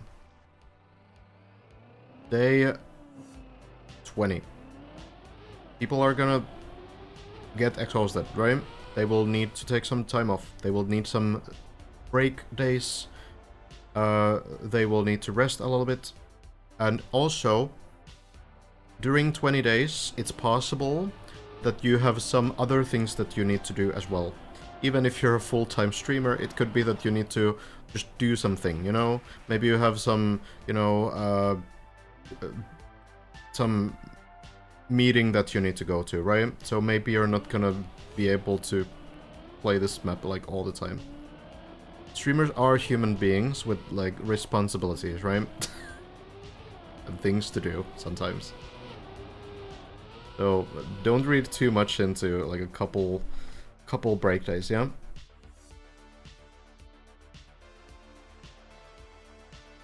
Yeah, I did see Hazard's attempt on the shortcut on floor 13, and I have to say I'm not convinced. So, I can show it in a moment. I've been playing for a while, though, while the campaigns were still free, but it's Deep Deep that finally made me buy club access. Gotcha, gotcha. It's definitely worth playing. It looks really interesting. I'll try this map, and yeah, the shallow dip is what I mean. It is looking pretty interesting. I think it's pretty well built.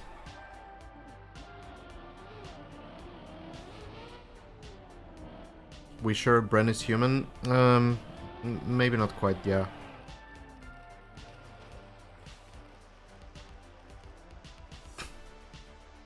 We don't know. We don't know for sure. So, here's the shortcut idea, right? Floor 13. You go around here. You go into this part. And then you do all this stuff. Go into the spin, land on the turbo, go around, jump, land, jump, land, right?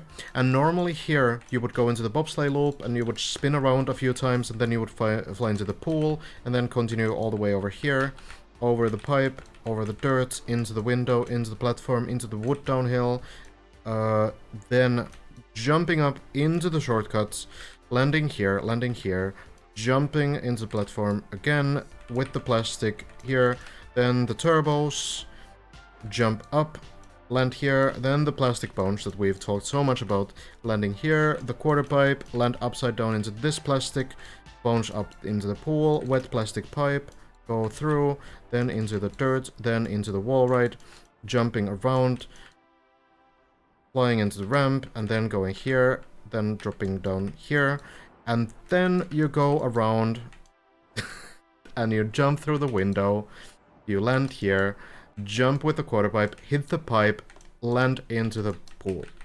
And now, one more jump, and you're in floor 14. So what if we didn't do any of that? Almost. What if, once you get to this point, once you get to through this plastic thing in the very beginning, you went here, but instead of going to the bobsleigh, you would just go back, land here, jump up, land back down, jump through the window, and now go into the pool.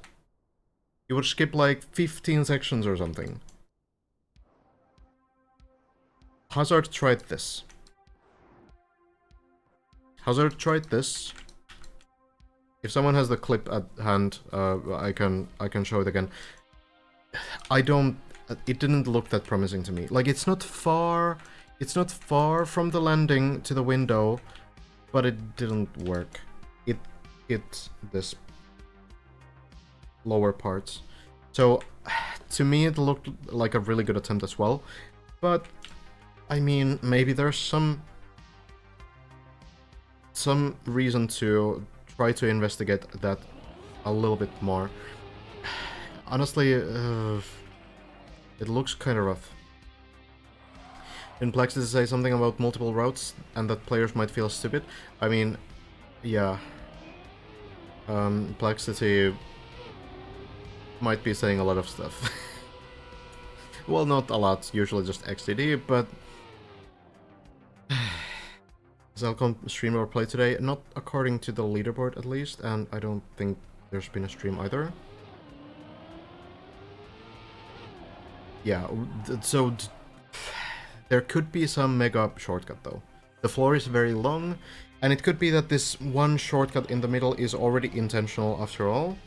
But maybe there's actually something kind of crazy. Something that we're just not seeing at all. Maybe there's even a better way.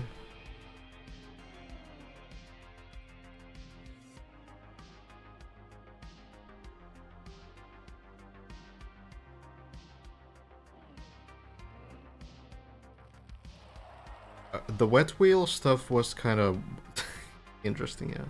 Oh, Simo clean through the turbo tunnel. We've seen a lot of players struggle with this one. Virtual's currently 1200 meters offline. Okay. Oh, Simo. Such an unlucky landing. Gonna go all the way down as well. This is very much in the center of the map. That's a tough one.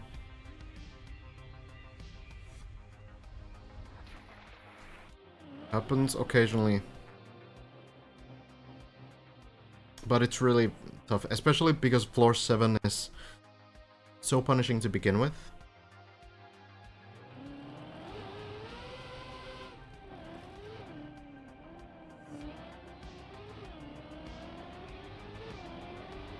Plaxti's floor 3, I think there were multiple. In Bennett 48, my checkpoints had a jump that you could take. Oh, sorry. Maybe floor 5. Oh, pull. It's gonna slide off. Floor 4. No, everyone's in the mud. Everyone's in the mud. Well, however, it is. Getting some good progress as well. Generally, 860.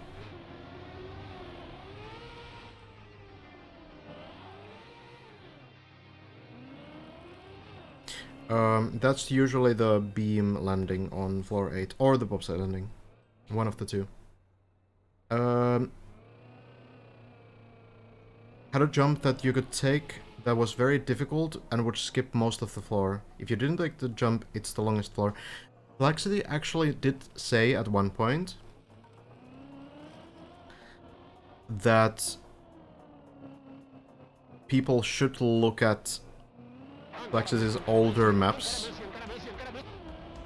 for like a hint, and maybe that could be something that I was kind of hinting towards.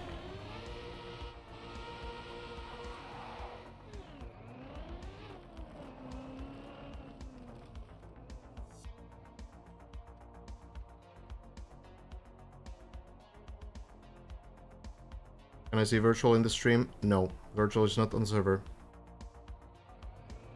Laxity also said XDD. Everything could be bait. We don't really know. Ave. Oh. Going for the no slide. Seems. Or maybe the dry wheel strat.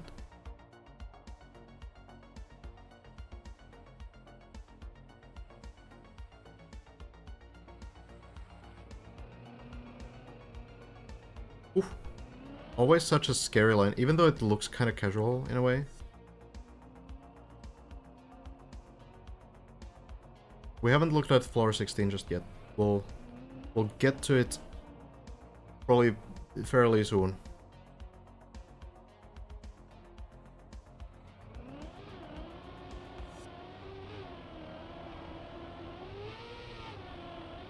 $12.39.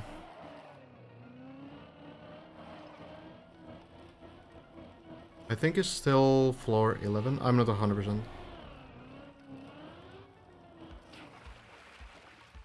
I don't actually mind the like occasional updates on virtual, but just like, you know, if there's already 5 messages in chat about virtual being on PB, then, you know, maybe then you don't need to type it. That's the only thing. I don't mind the occasional updates at all from like anyone's progress, you know. This is the Deep Deep 1 watercard holder, and Have also streams.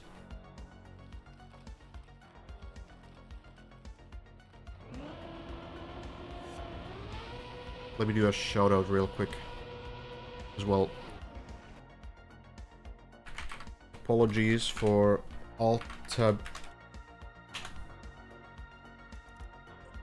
Has been doing pretty nicely. Floor 8. Not a bad achievement at all. Still like 30 people only have reached. Maybe a little bit less too. Can't remember the water guard on Deep Deep 1. But Have does have it.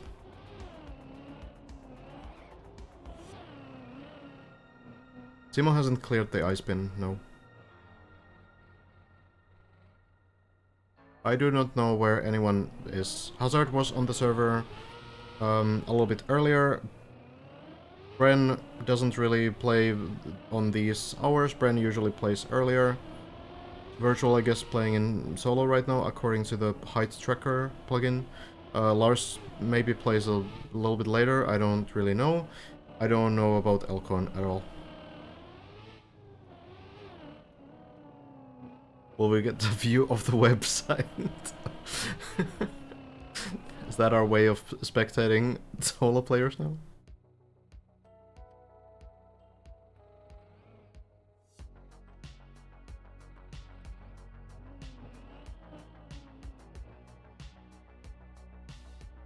Tricky floor 6 sections.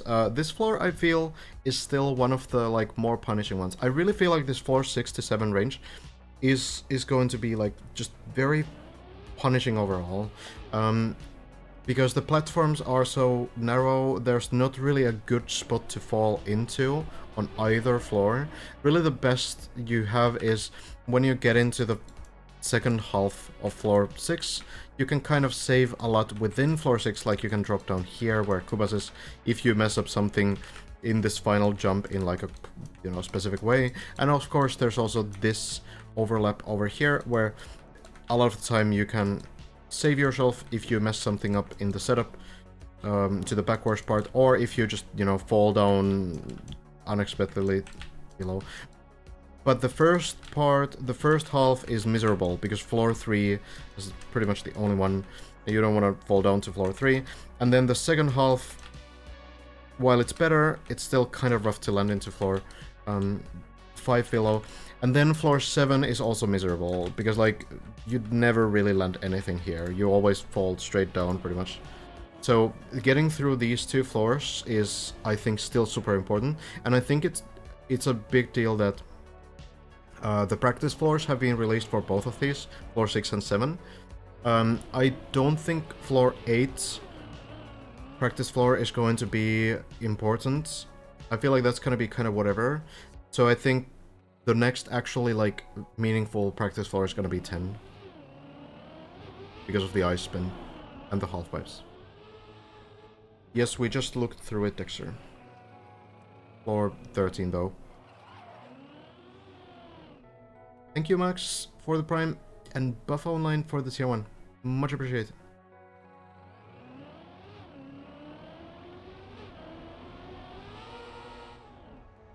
Yeah, floor 7 is a huge bottleneck.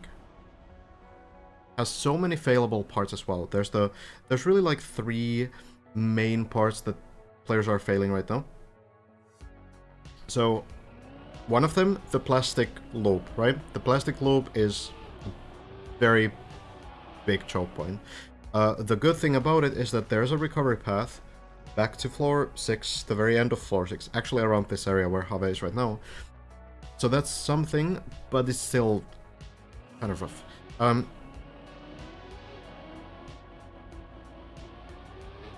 Then there's the turbo tunnel. Turbo tunnel, absolutely miserable to fail, because if you fail the turbo tunnel, it's all the way back down, you know? There's really no save to it at all. Final jump is more savable. It's still kind of tricky for many players. But I think the water section in itself is also difficult just because the saves are so bad. Like, players are failing it less and less. But, yeah. No problem, Buffa. Elcon kind of one-shotted floor 8, yes. Elcon did 2/3 of floor 8 as, like, trailblazing. And here we go then. Have on to floor 7. And I will show the parts that I'm talking about. So first, you go over here. So, you fail this hole, you fall down, and maybe if you're lucky, you land to floor 6. If not, it's floor 3, right? If you fall back into this hole, if you miss this landing, you can do nothing. You have wet wheels, there's no recovery path here. It's all the way down to floor 4 or 3. And then this plastic as well, the upside down plastic loop. If you fall off the side here, it's back to floor 3 or 4. If you fall down on this side, it's back to floor 4. So all of these are just, like, just terrible to fail. It's extremely punishing. We'll hope that Habe gets through. Manages to clear the first hole. Yeah, Bren has been just very consistent. For the other players, it seems to depend a little bit on the day. Oh, Have! Oh! One of the better plastic bounces. There's 2 ways to miss this line. One of the ways is that you bounce like Have did, and you don't really, like, fall off the edge. The other way to do it is to bounce very slightly. Lands this jump as well.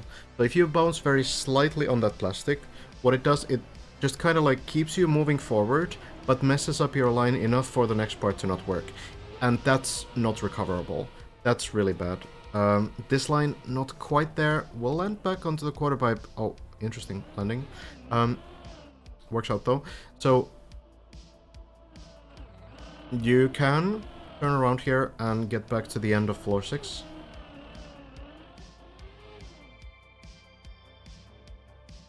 Yeah, this line is very difficult.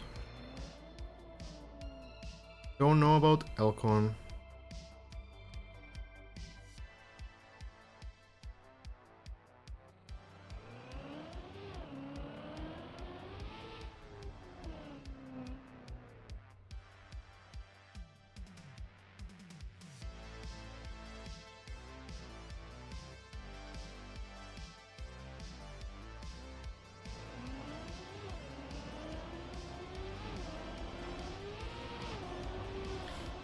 Back to the ducks. Works nicely though.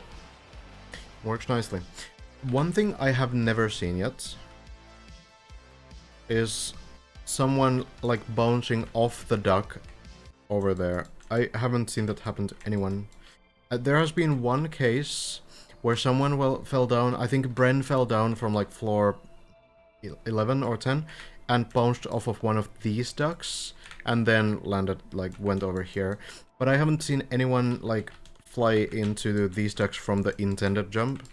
It doesn't seem like it's really planned in the way that, you know, you might might fly to the side. Which would be, you know, that I would, if I was building this map, I would probably do that, right?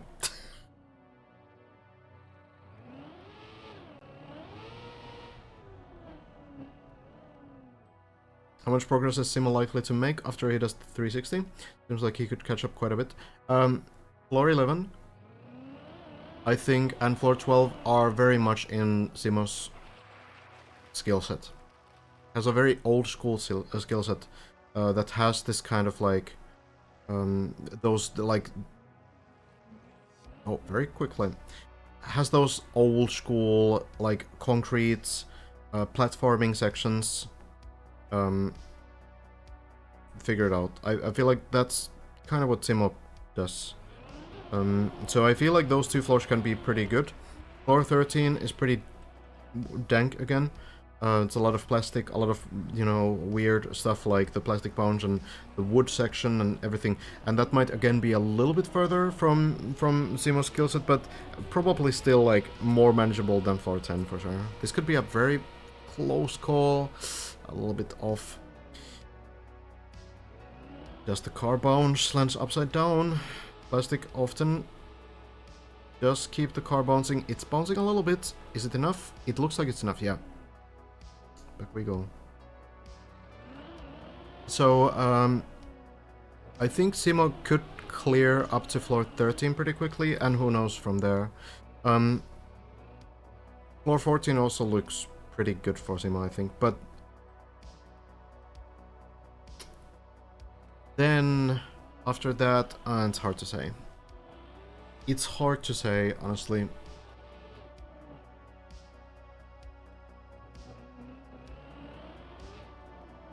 I feel like there's some ice in the final floors too, also. And it's not about like just kind of tunnel visioning, like you clear floor 10 and then you're like, okay, well, what's floor 11? That's not how it works, because you need to do floor 10 on every single run afterwards as well. So a lot of the troubles for some of the players, like Hazard for example initially, was that they weren't getting the ice spin consistently, right? Now it's going really well, but there might still be, like, after the first clear, there might still be like a bunch of runs that end on the ice spin afterwards because the consistency will not be there yet. Can I change the image of an item folder, or does it always select the image of the first item in said folder? I think it selects the first one. At least it used to. You can make like a fake block as the image though. I think some people do that.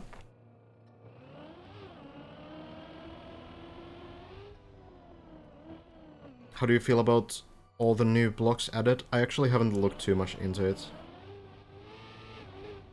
Not yet. I did notice that they changed the pillars of these blocks. Luckily not on old finished maps though. But yeah, it will affect maps that are still being worked on.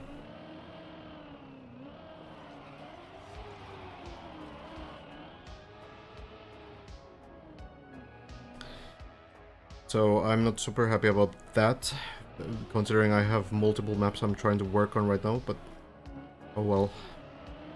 Not the first patch that has cost me a couple extra hours in the map editor.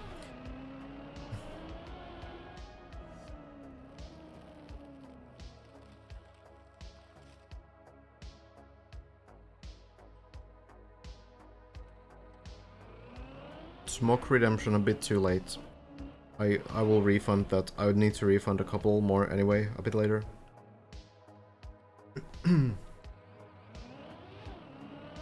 you go 1,000 meters, could be clearing floor 9 today, maybe. Possible. Have the leaders started playing in secret now? Not many of them, at the very least. Like, we don't really know, right? We wouldn't see if someone's taking a day off, or if someone's playing offline, right? If they're not using the plugin. Would it be difficult to make individual tricks like the ice spin yourself to practice for consistency? You're not allowed to replicate anything from the map for practice, but there's a, you know, pretty good selection of ice spin maps that you can play to practice. And it could be an interesting strat, but I do think that Zimo, for example, wants to learn it on this map.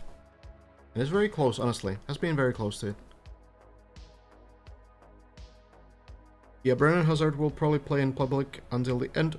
There might be some others that, you know, do something else, like, we don't really know about Elcon's plans, right?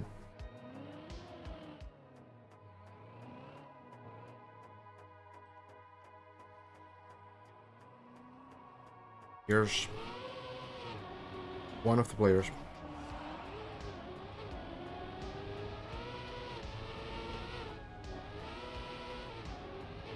Skandir, I think, is just lacking the playtime. I'm not really sure about that situation, but I feel like Skandir might just not be really, like, pushing for the win. I would imagine that Skandir might want to finish the map. Kind of like a player to do that, but maybe not really in the competition as much as the others right now.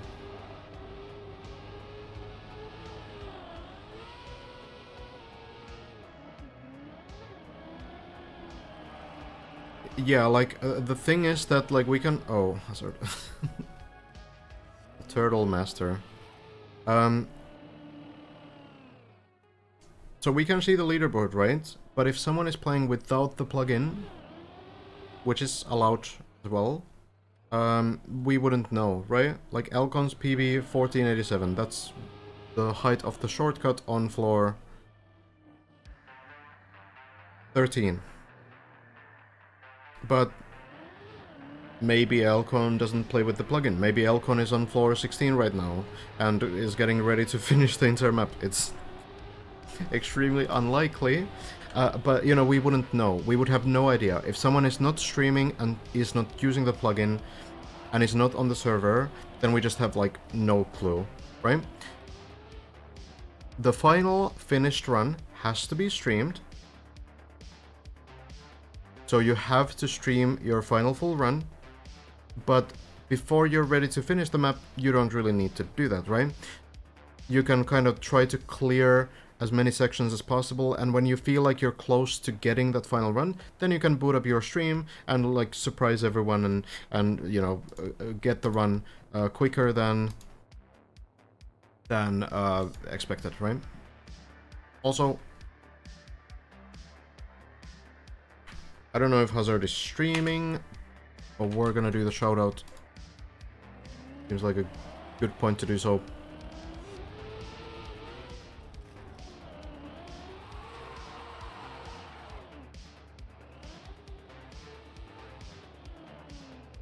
Evening Kettle.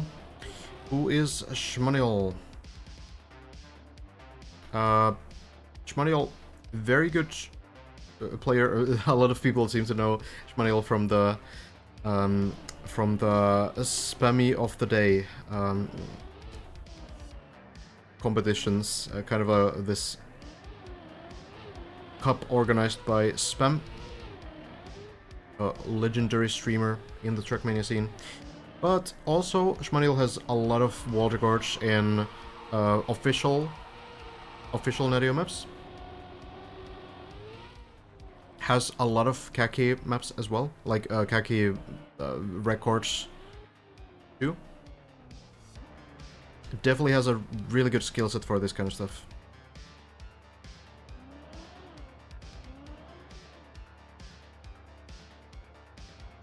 Do you make same kind of streams when Kaki starts? No, I don't think so. I feel like there's just much less of a progression for Kaki to really follow the whole thing in the same way. It could be interesting to analyze the tricks and stuff, but also I don't play TMNF, so I'll leave that to others. Shmail is on the leaderboard on floor 12, top 6, as far as we know.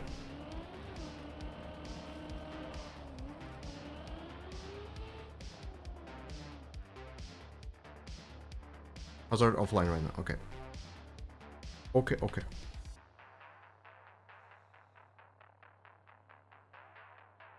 Hazard has been here sometimes. Hi, Hazard. Maybe.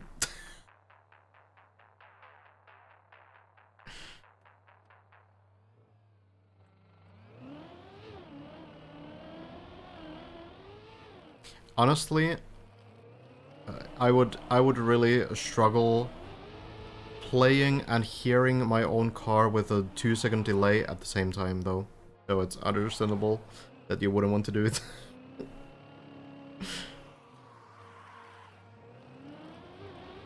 Just very odd.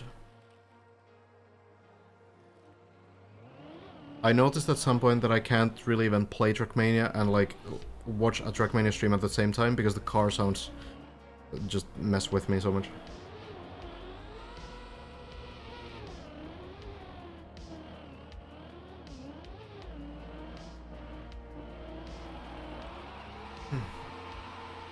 You doing any update related stuff anytime? Or are we just sticking to the casting till it's over? I guess you mean the, like, desert car stuff, yeah?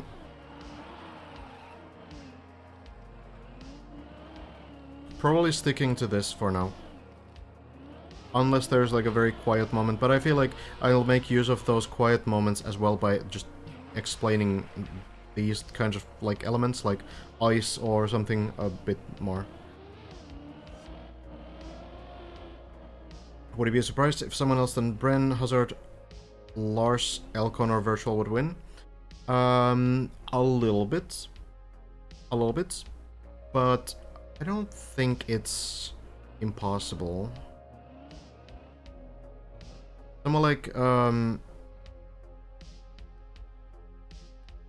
someone like Simo could still climb up, honestly. Someone like Mada could still climb up.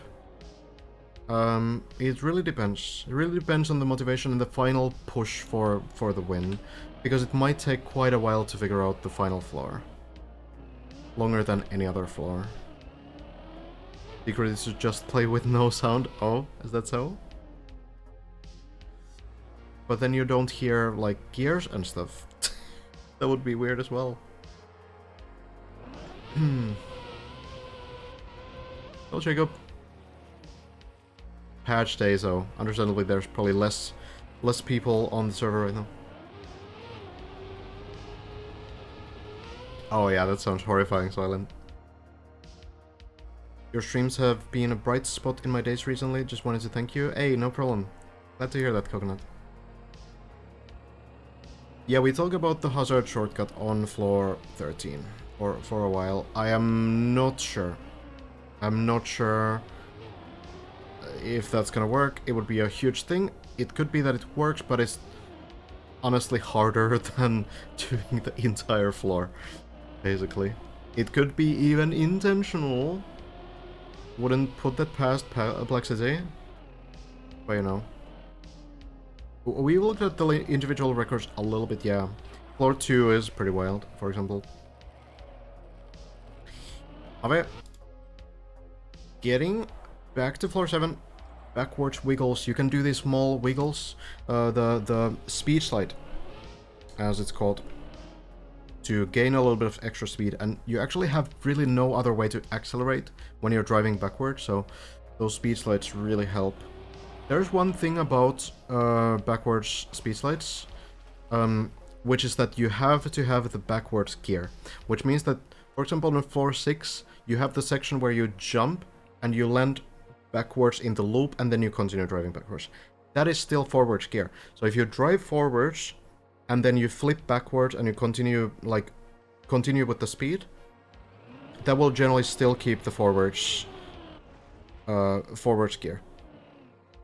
So you have to have the backwards gear to be able to backwards speed slide. How do you get backwards gear? Well, basically, the safest way to do it, there's some pretty weird setups, but safest way to do it, looks like a good climb, by the way, nicely done, is to just full stop when driving forwards, and then start driving backwards. There are teams in this game, yes. Some teams are, you know, like competitive teams, like for example, there's, you know, the professional teams, we could say.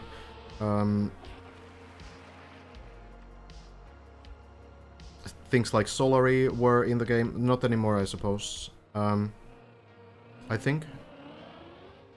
Carmine Corp, you know, there's been like a pretty big shift now in the competitive scene because the official Trackmania World Tour, the league was cancelled.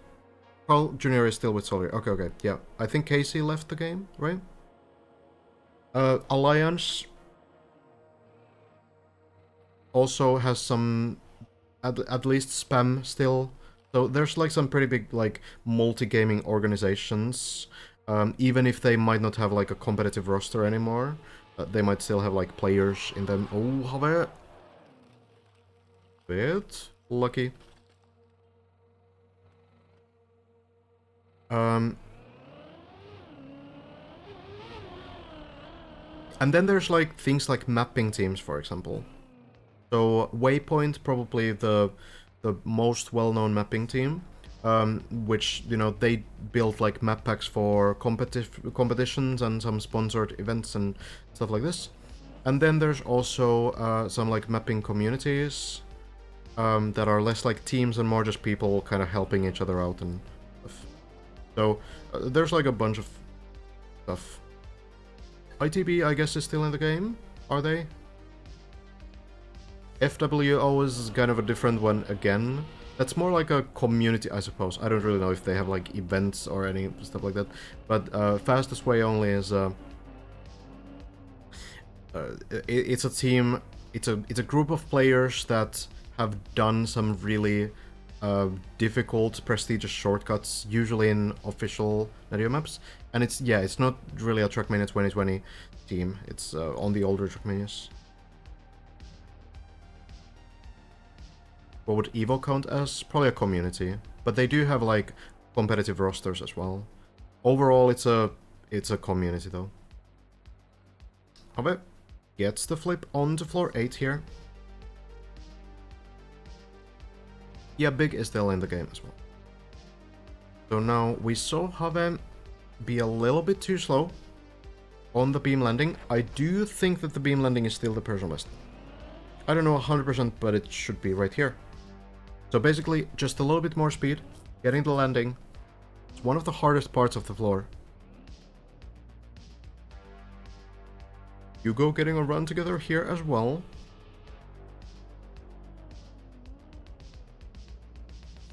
You want to be pretty patient with this one, I think.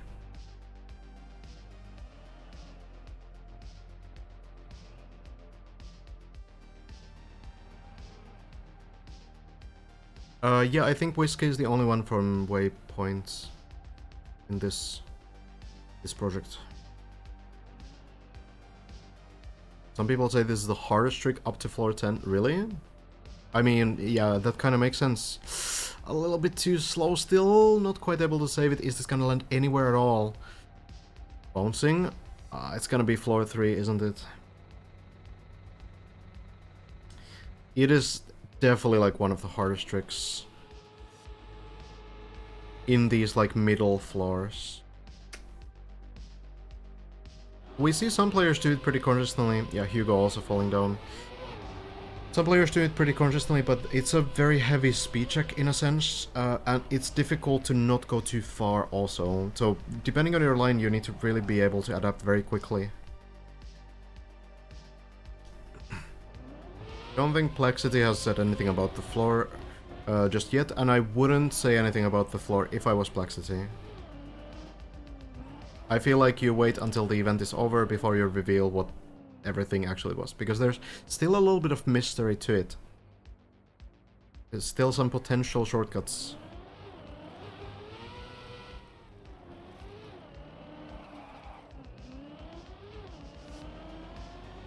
I am not sold on the hazard shortcut idea on 13. Yeah, Evo I suppose also has like some mapping sort of community stuff too. Yeah.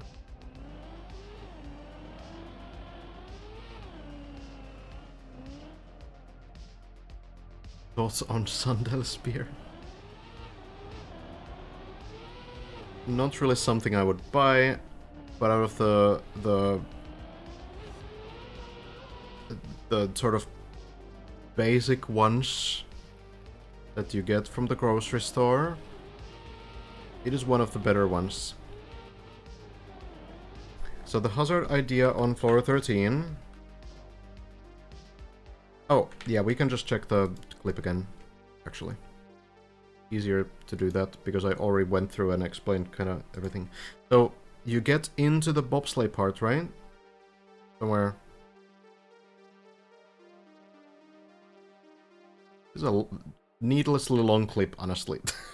But we'll take it. So, you take speed, you go into, like, the final parts from before the bobsleigh loop, you turn around, and you try to jump here. But like this landing, I don't know how promising this really is. How much more speed can you really get? It just, like, it's a good idea, and definitely I'm glad that Hazard tried this. But I'm not sold. I'm not sold.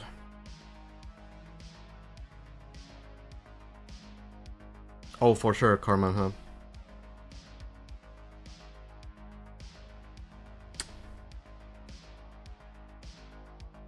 That was clean. Yeah, that's the problem. It looks clean.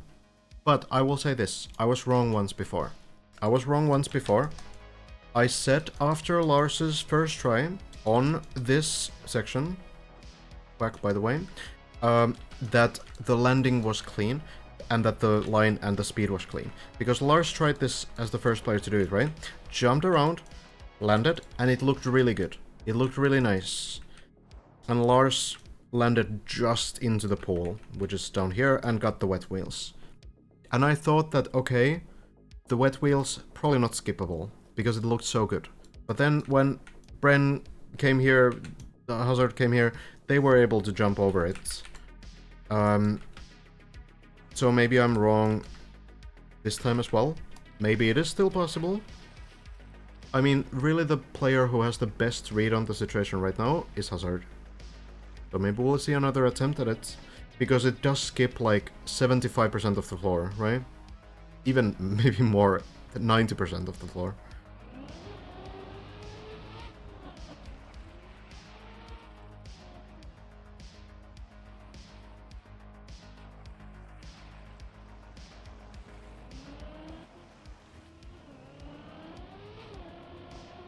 Tricky plastic loop line looks pretty great though. It will land. How do you get more speed? Well, it's about like tiny, like almost invisible things, right? It's gonna be about like how you land into the plastic, like are you landing in a slight angle or are you landing a little bit differently. It can also be, maybe, about speed slides. Actually, we didn't really take anything like that into account. So let's just say that Hazard is gonna be fine for a while. And let me take another look, because speed slides are a thing in this game, yeah? What that means is that when you have 200 speed, when driving forwards, when you drive backwards, it's 70 speed, but when you drive forwards, 200 speed. So let's take like a better look at this. Are you gonna get 200 speed? No, 150. 150 speed, so wiggles out of the equation. So what that means is that it's better to no slide, meaning that you don't want to be in any kind of like an angle when you land. I don't really see much of an angle though, you know? Like this is a very straight landing. Can you actually land more directly? This looks extremely clean, right? This is parallel to the blocks. So, like, that's gonna be rough. Maybe in the early landing, right? Yeah, maybe in the landing before. But, like, that turnaround on the quarter pipe looks absolutely perfect, honestly. Here, maybe. So, like, you know, you jump a little bit to the right and you angle the car sideways. So here, this is going to be a drift landing, right? It's going to drift a little bit. We can kind of see the skid marks. Usually you don't see actually skid marks on plastic, but in spectating you see for some reason. So maybe if you get like a straight line and you don't get any skid marks at all, and then you do the turnaround at the perfect time, so you lose the least amount of speed, which Hazard, by the way, Hazard does it really well here. Starts turning right after the quarter pipe, and it lands so perfectly. I honestly think that you can't really do this turnaround better.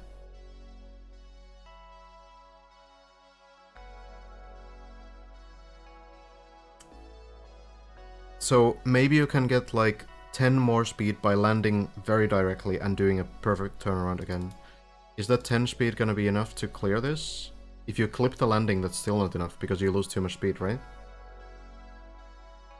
It's close, but like... Well, in the meantime, Hazard, on the beam. That would be, yeah, that would be skipping not only the plastic bounce, but like a million other things. Oh, hold on. This is a strange ball. Oh, you can... Can you? Well, you can drop into this pool and go from there. Well, it's floor 7 save at least. I don't think you try to jump through here. It's the same place anyway, right? So you just drop down into the pool.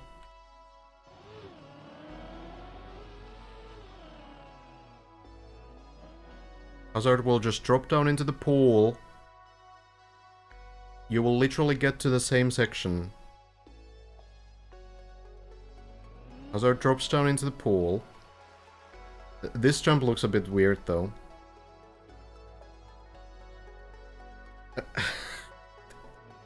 Dude, these techie saves are so mean. Why do you put like a speed check wet wheel plastic jump here? Okay, well, Hazard does do it. Yeah, it didn't seem like the direct jump was possible. I suppose you would like to skip this weird thing here, but yeah. I think the problem here is simply that, you know, these lines are blocking it. So, you know, Hazard just gonna wait for the wet wheels to go away. And then continue. It's something, it's past the plastic loop at least. On floor 7. Would air brake help? Not really, because the air brake will just make it so that the front wheels will stay higher, so the back wheels will maybe even be lower than without the air brake. And if you clip the landing, then you're gonna lose too much speed to do the rest anyway. So the air brake, like, yeah, it could make it so that you land beyond the window, but it probably doesn't mean that you actually get like a landing that's fast enough.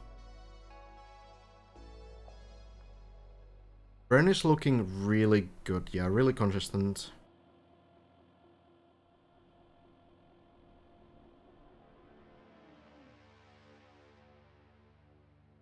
But yeah, the shortcut, honestly, like, I'm just not seeing it.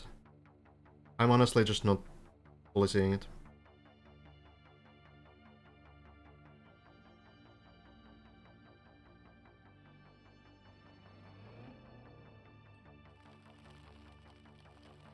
What do you think is the intended way for floor 8 last jump? Both. I'm pretty sure the shortcut is intended and the mudda way is intended. Same as we have some other intentional shortcuts on floor 8, right? We have at least the quarter pipe jump. So the mudda way in the final section is that when you go into this quarter pipe jump, you jump around, you jump here, and instead of jumping all the way here into the hole that everyone else is doing, landing here and then going to floor 9, Mara lands on these beams, so jumps a little bit less to the side, a little bit lower jump, jumps here onto the beams, goes around over the plastic, and then gets the same place. And it's kind of crazy how it took us like 2 weeks to see anyone do that. I feel like once Elcon had done that jump for the first time, which Elcon one-shot the hard version of that jump, I feel like everyone kind of, was unknowing shortcutting. Both are intentional. Both are definitely intentional. There wouldn't be an oversight like that. There would be like a fence or something in the way.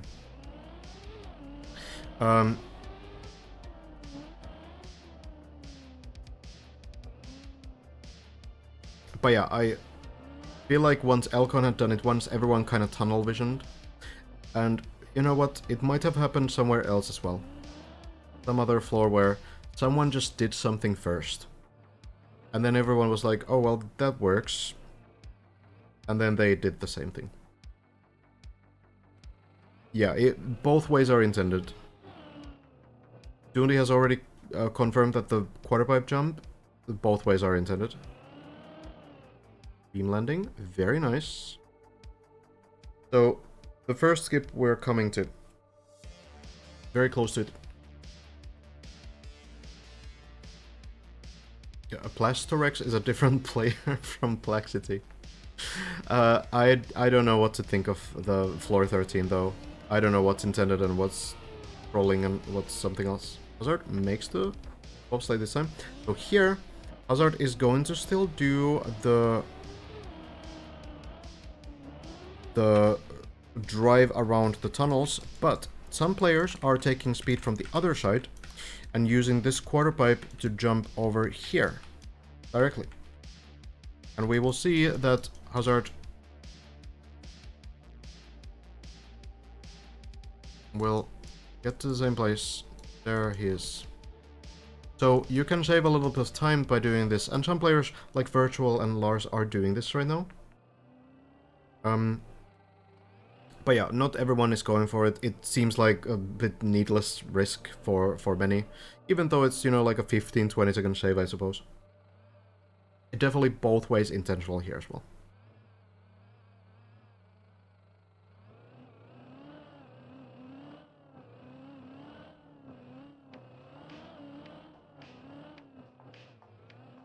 Flip. Front wheel into the corner, does it very nicely. Seeing multiple non-Trackmania streamers playing Deep Dip 2, right? No? Yeah, probably the shallow dip version, right? It's very cool.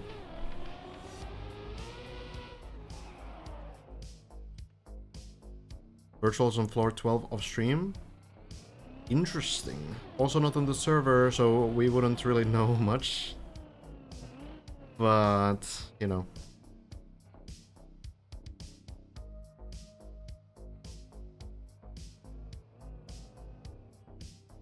Getting some runs in. Which floor Hazard struggles the most? I guess 14.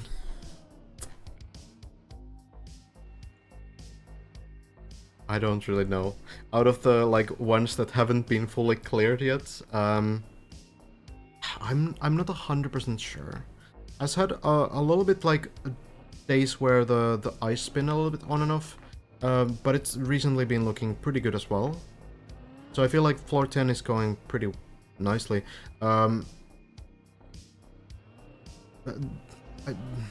guess everyone struggled with 11.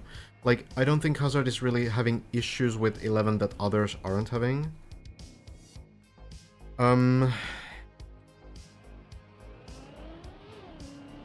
Maybe it might be something like floor 7, which, again, I feel like is pretty standard to struggle with. Well, Hazard to the final jump of the floor, goes for the shortcut way. Intended shortcut, you know, but still. Everyone's kind of used to that by now, so no real reason to start changing your strats. Virtual just got PB. Oh, really? Well, maybe we'll hear about that later. I'm sure if Virtual is grinding, like, if Virtual is getting PBs of stream, he will probably go through them on the stream, right? Bren has not got to 15. Bren has got 2 jumps further. There's a clip of those 2 jumps in the comment.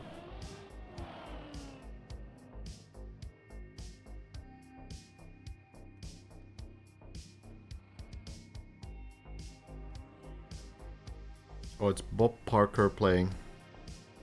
Who's to say that Bob Parker isn't playing on everyone's account right now?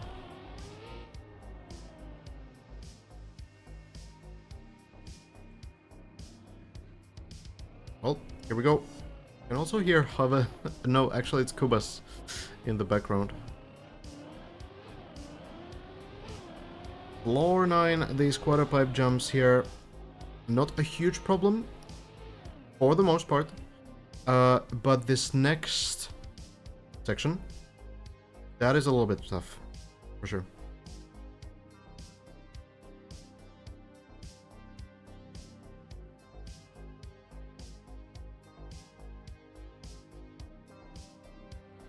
The map is pretty hard. Good air brake again, and then the big jump works very nicely. It's a little bit risky to clip the back wheels there, because we've seen Sima, for example, turtle on that kind of a landing. Hava's personal best, still the beam landing on floor 8. Pretty sure. Hazard now, again showing the high line here. So instead of lining up on the left side, taking the low jump line on the quarter pipe like many do, Hazard is still lining up on the other side and going for this high jump line. This was the sort of first strategy that people started using. Elcon then kind of popularized the low jump line, but Hazard still making this high jump line work very well. Yeah, I've seen Hazard try the Elcon line a couple times, the low jump line. Didn't seem to work that well and just went back into this one. Don't understand the advantage of the low jump line here. If Hazard finally makes it through and we don't miss anything, I can try to explain. So the idea is that when you do the high jump line, because of the wood surface partially and because of how small quarter pipes work partially, it is possible that the car will clip this wood wall. Because when you take the high jump and the wood grip kind of changes the line and you do a heavy turn to the right, then the car can get a little bit unstable and a part of it can hit this wall. So if you hit this wall, you might fall all the way down to floor 8. So the low jump line, how Elcon and many others are doing it, is based on the fact that you jump from this quarter pipe. So you're not that close to the wall, and you minimize the risk of hitting the wall and falling all the way down, and you still get the same speed on this line. Lars does the low line jump a little bit differently. Lars still does kind of like a high line with the low jump line, which again seems even riskier than the actual high jump line, honestly. But well, it works pretty often for Lars, I suppose, but sometimes it's a bit shaky, I guess.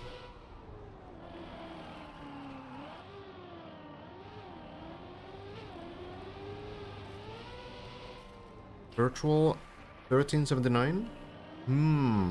I can't remember all the heights of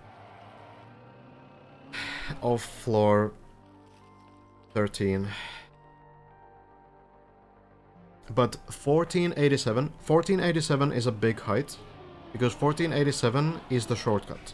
So that is the highest point of floor, or floor 13. So if Virtual has reached 1487, we know that Virtual is past the shortcut. Hazard, on the other hand, going for the ice spin now, low jump line into the pool, and there we are. 1470 is the ice slope, yeah, possible. So then the eye slide, the spin timing looks good. Good land. So people are looking at the deep dip stats where you have like a live leaderboard of everyone who's using the plugin, whether they're in solo or whether they're on the server. So they can see it there. Hazard gets through.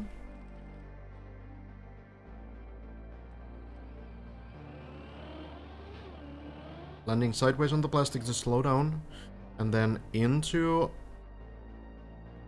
the half pipes.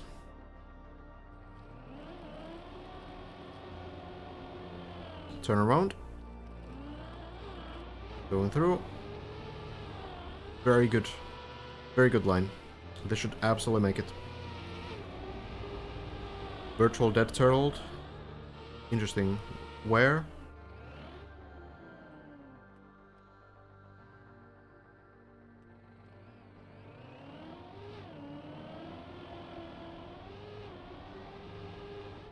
Here we go then. Hazard on floor 11. Been getting these pretty nicely. People are still doing the plastic bones. So there could be some other shortcuts. Other like big shortcut on the floor too. But I guess we'll see. Lars also joining the server now.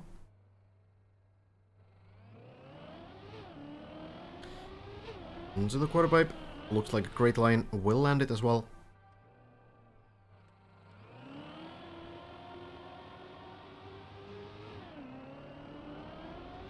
Then into the loop. And getting the landing into the pool as well. No problem there. On the pools you will always flip back up, so these pool landings are generally safe. Then close the big one. Landing left back wheel, clip onto this wall, and you can get the safest landing.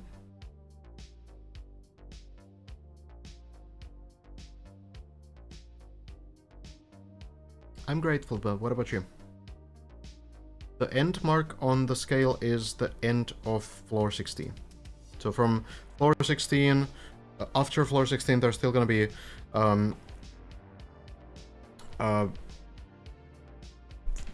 like a ending section, which is built by Sparkling. So basically, floor 16 built by Jumper, and then the final part, including the final jump, is gonna be the Sparkling part.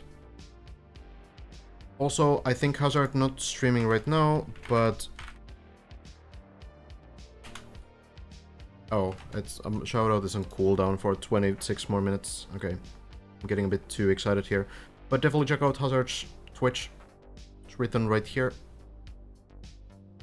Often streams. Doesn't right now, but very often is live.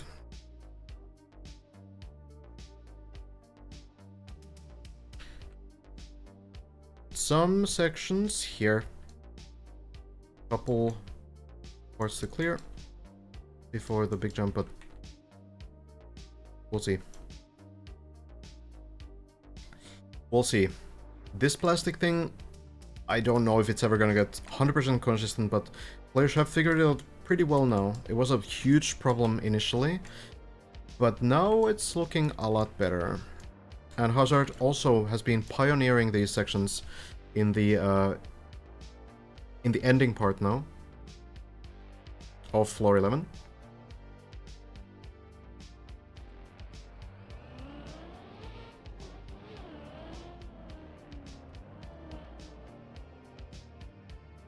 Is the end supposed to be difficult? I think it's supposed to still be failable, yes.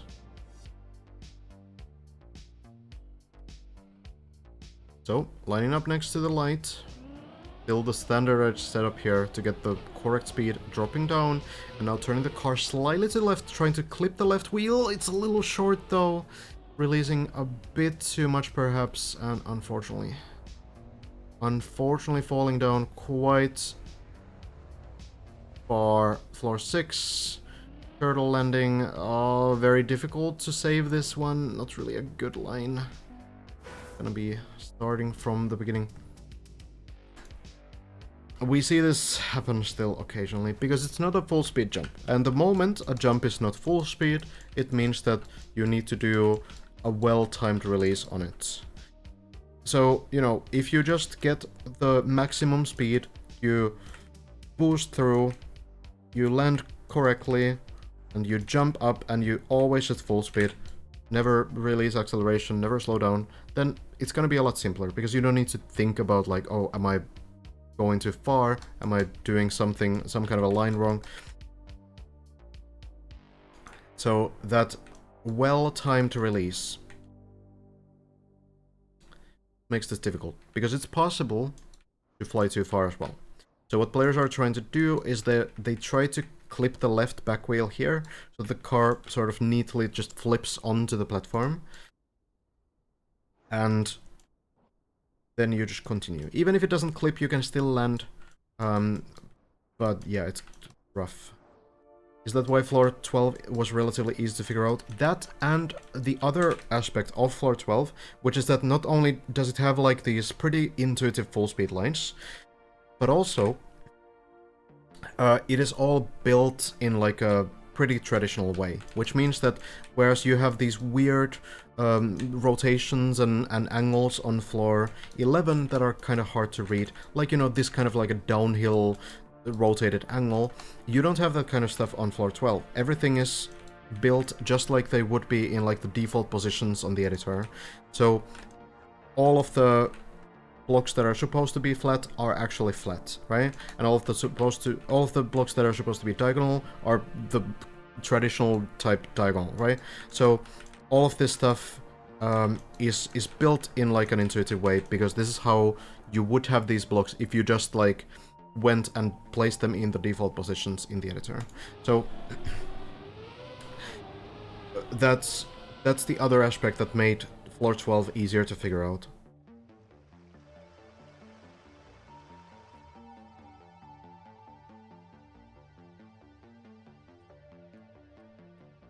Sammy into the ducks just made a pretty big personal best, getting all the way to the last turtle part on floor 8. Very solid. How far did Elcon get? We don't really know. We know from the plugin that Elcon has been to the shortcut section on floor 13. PF means press forward. Literally press forward. So implies that you don't press anything else. Yeah, 12 also is much more recoverable. Absolutely true. Yes. Oh, Sammy. Such an unfortunate turtle. All the way down again. That's definitely the other thing about floor 12, that if you fail anything, generally speaking, you can retry at least from the beginning of the floor. So let's say that you know, don't get the perfect landing into this ramp, but you still land it, like you crash this wall or something. Obviously, you can't make this speed check anymore, but you can jump back to this pool, get back to the beginning of the floor. Let's say that, you know, from here, you go over here, and then you jump a little bit, like, sideways into the quarter pipe somehow, and you lack the speed. Well, no problem, because you can... Maybe you can even use this ramp to go back here, but at the very least, you can jump from this platform and try it again, right? Even on the third part, if you lack the speed, if you get like a late landing here, you can oftentimes crash this wall, and you can drop down to the beginning parts of the floor, where you can again go to the pool and just restart the floor. So this is like so much more recoverable than anything else really on this on this section of the map.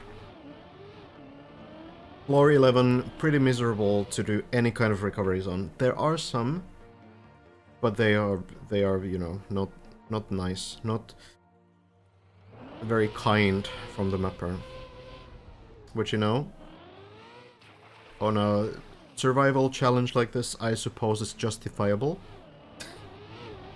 But I also like that the players get a little bit of a breather on floor 12. Floor 14 actually, from what we know, actually seems to have a lot of recovery paths as well. If you fail something on floor 14, there's often like a way back to maybe not the same trick, but like one earlier. So, for example, if you fail this quarter pipe jump sequence, from here, if you don't get the speed, you can drop back to the pool here, and you can go around, and you can jump here, and you can jump here, right? Where's Elcon? Ask Elcon. I don't know.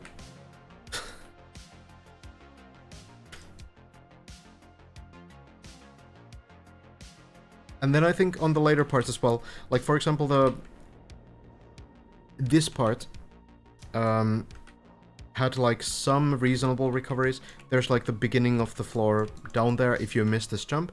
Of course it's ice and it's kind of weird. But there's some recovery pools. There was one somewhere. I mean, there's some paths at least. Okay, I'm maybe forgetting some. I think the main things are, you know, landing to this pool, you can climb back and restart the section. I suppose it's not that forgiving everywhere, but there's even a pool over here that covers quite a bit of ground. Maybe that's something for floor 15 if you fail something. One thing that actually scares me about floor 15 is this jump, because it seems like the strategy here is to get the turbo, which is road surface, so you will not drift on it. You will just steer and then smash into the wall and then somehow not land into the hole. And the recoveries here is basically this pool, which is not a lot. So, yeah, it's I'm scared of floor 15, especially this section, but maybe it's somehow easier than it looks. Maybe there's still something more to it as well. Oh well. Kubas is the mapper of that floor, so maybe Kubas would know, but we don't know yet. We'll need to wait until someone gets him. Virtual apparently turtled, yeah, off stream, off the server, but on the plugin is on floor 12 or 13, but apparently turtled. I don't really know. A lot of information. I don't know what information is correct and what's not.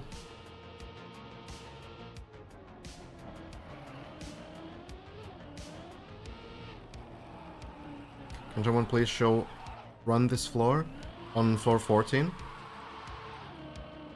Haven't played any Souls games, no.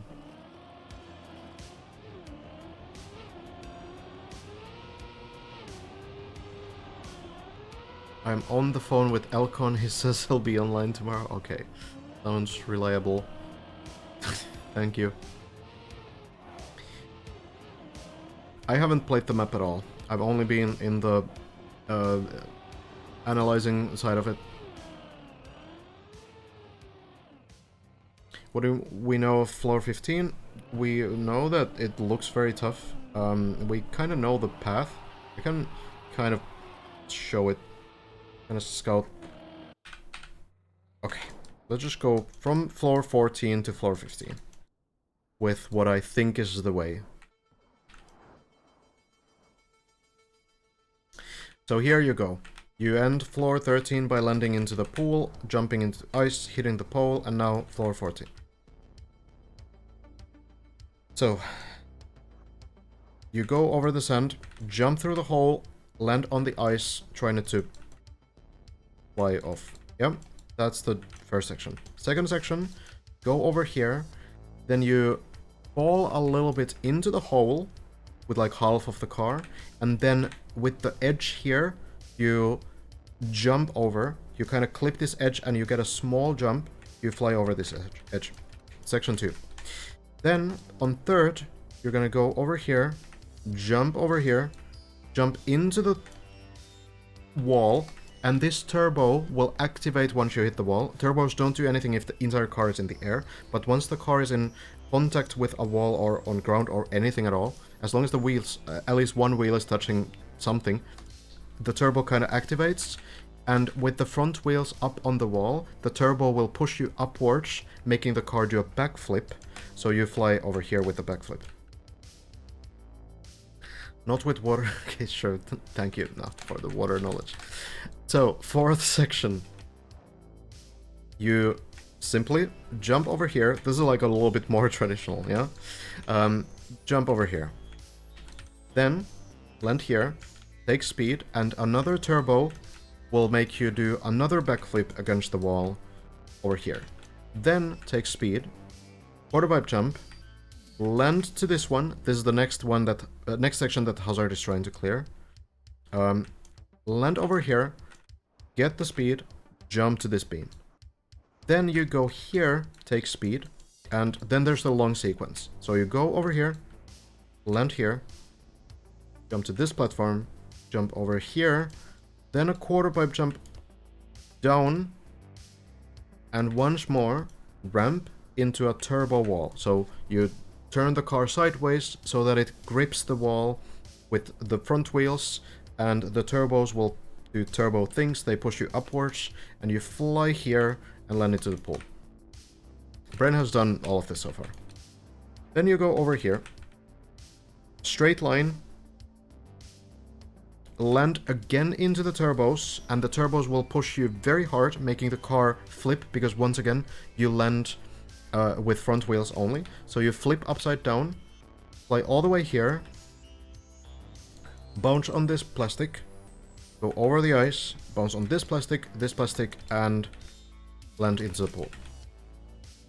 Then, take speed, take this quarterpipe jump up over here.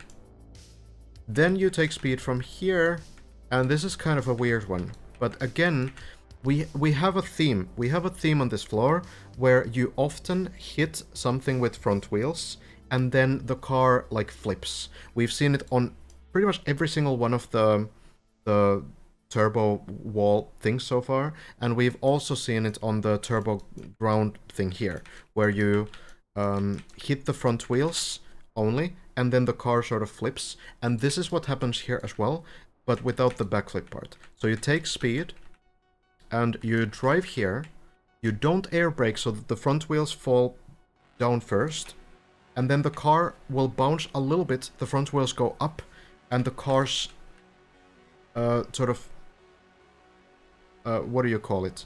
The bottom part of the car will bounce on this beam and you land here. Bren has survived all the way down here, but not this next sequence. So then it seems like you just get a clean landing. Yeah, kind of like a wheelie into the bounce, yes. Get a clean landing here, chain the speed, and land here, sideways. Take the turbo for speed, jump here, the turbos again push you upwards, and you land into the water. Yeah, underbody is probably a good word, yep. So then, speed, land here, presumably, and then this jump, which this jump looks really long. But I don't really know anything else here. I don't know if there could be some other path. I don't really see one. I think it's just gonna be, you build speed, you get a super clean landing, as much space as possible, and you jump a little bit to the right, land here. This is floor 15. So, Bren, fairly close to actually getting through this floor right now. Not quite, but we're gonna look through floor 15 as well, and this one is kind of dank. Let's see if I can even remember how this works. So first, take speed, jump with the ramp over here. Chain this section, jump to the right, all the way to this road, it seems. And this jump already looks pretty... That's... yeah, good luck, I guess. Then, jump here. You take speed around the hole. Land. Jump. Land. Flip the car upside down by carefully dropping it from this platform. So that two right wheels probably stay on here, and then the car flips like sideways upside down. And then you plastic bounce upside down into the pool. Good timing with the quack. No ducks here though. Guess the ducks don't live this high up. And what is this, 1800 meters? Jump here, and then the turbos, you land upside down on this beam, and this bounce will flip you over here. And then the section that I kind of talked about a little bit ago. So you take speed, turbo, into the grass, and presumably bounce on this wall with the speed you have. And you land here. Not in the hole, but somewhere on the other parts. No spoils. We're keeping floor 16 a secret still, but I think it's a good time. We're 2 sections away from floor 15, so we're kind of scouting this one. But yeah, if you wanna, this is gonna take 1 more minute if you wanna also not get spoiled about these sections here. Then onto the beam, and now the turbo landing, and now you go into the dragon part. Jump up here, all the way up, bounce, and land here. That's the dragon.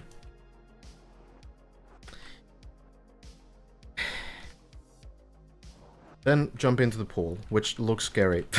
This jump alone looks pretty scary, honestly. And I think then these final UFO things, these are still part of floor 15. And I think this is where floor 16 starts. Or maybe around here anyway. So, yeah, we're gonna keep floor 16 still a secret until someone gets to... That's still 15? You're kidding me. Where do you even go? To the ice is still floor 15? What on earth? Dude. So, ice sliding... Oh my god. Ice sliding and jumping over here. Okay. So then, this ice jump... Whatever that is. And... Okay, so... Floor 15, right? And then... Is this the beginning of floor 16? Looks really great. Good job, guys. Alright, well... The small pipe is still... Dude. Kubas.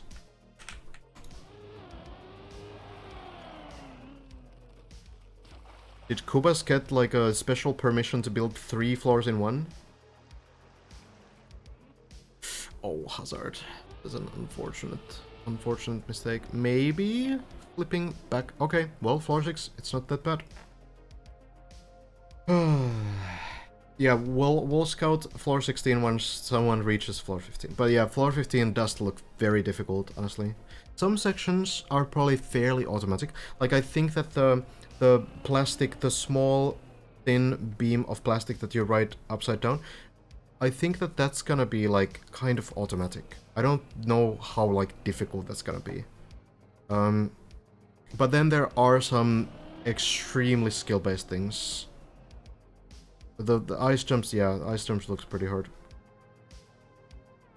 So, yeah, there's gonna be probably like 5 choke points on floor 15, just by like looking at it right now. Floor 14 hasn't been beaten yet, but there's 2 sections that Bren is missing.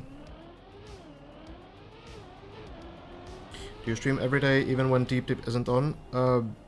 Generally not. It's kind of like special time. Special time because I don't wanna, I feel like if I take 1 day off, I'm gonna be completely out of the loop. So I'm trying to keep updated with absolutely everything.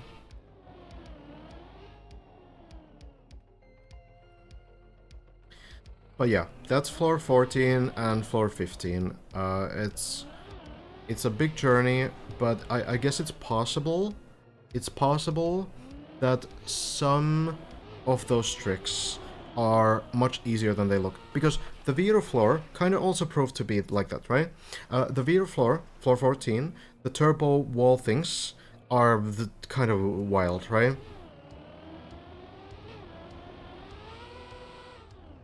They're kind of crazy, just like visually. But then, when we saw Hazard and Bren do them, they don't seem that bad. Like, Bren one-shot pretty much all of them. A couple, you know, tricky setups maybe, and you need to understand how they work. But, like, they don't seem to be, like, the big sort of choke points off that floor. So, it's possible that there's something. I'm from Finland. It's your clip, Hefa, thank you. You watch the Bren streams in the Finnish morning. I try to catch as much as possible, but I don't catch the whole streams. But starting in the weekend, probably, I'm gonna also start trying to catch Bren's sessions on this stream. We'll see how that's gonna work. I probably will not catch like the entire stream though, because I'm not probably gonna be able to stream like 12 hours every single day. I think we could have someone finishing next week, but I don't really know if that's gonna be the case.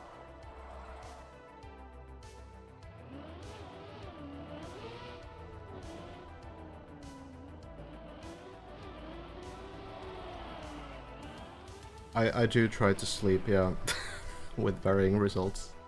Hello, Costanix. I'm great. What about you? Week after that? Yeah, that's definitely, yeah. 1 week might be optimistic. Like, you know, next week would be 1.5 weeks, right? But yeah, the following week, that could definitely also be the case. But could be surprisingly fast progress on floor 15 if someone gets like a god run there, you know, and figures out the setups and the tricks, everything else. We'll see. What is the most inconsistent part so far? The turbo tunnel. I feel like the pool is fairly consistent though, actually. The turbo tunnel is kind of like, yeah. That seems to still not have like a really comfortable setup for most players.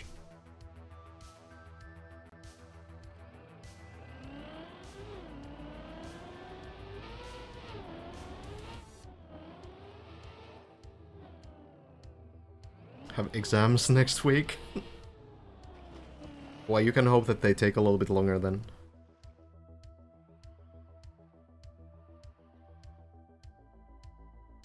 Everything is hard.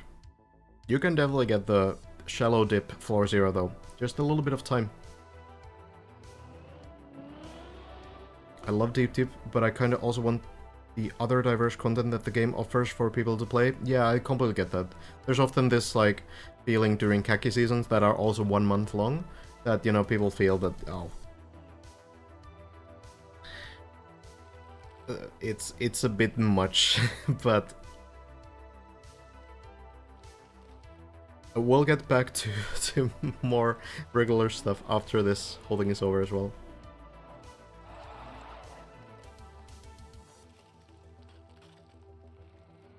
Floor 11, I don't know if it's like really inconsistent as much as it's just like difficult. I feel like the strats on floor 11 are figured out, but they are definitely hard to get down. That's for sure. Next khaki starts in TMNF in a week. 1st of June.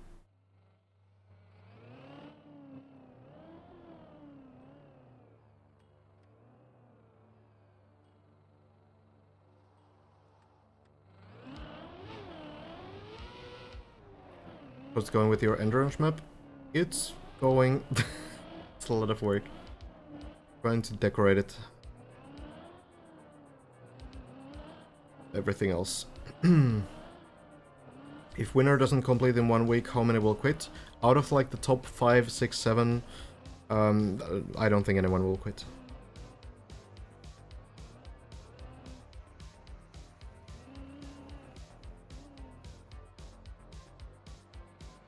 Why is Kaki not played in TM20? It is, but it's a different season. We had a Kaki remixed season not too long ago. Oh, Hazard, barely lunch. It sits still. Which was like remakes from older game. Kind of like reimagined versions of like ancient Kaki maps. But then there's also the original season with brand new maps, which is in November this year. Malati, thank you so much for the prime.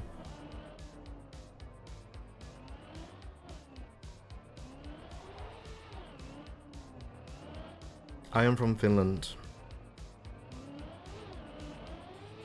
weird accents, people tell me, for a Finnish person.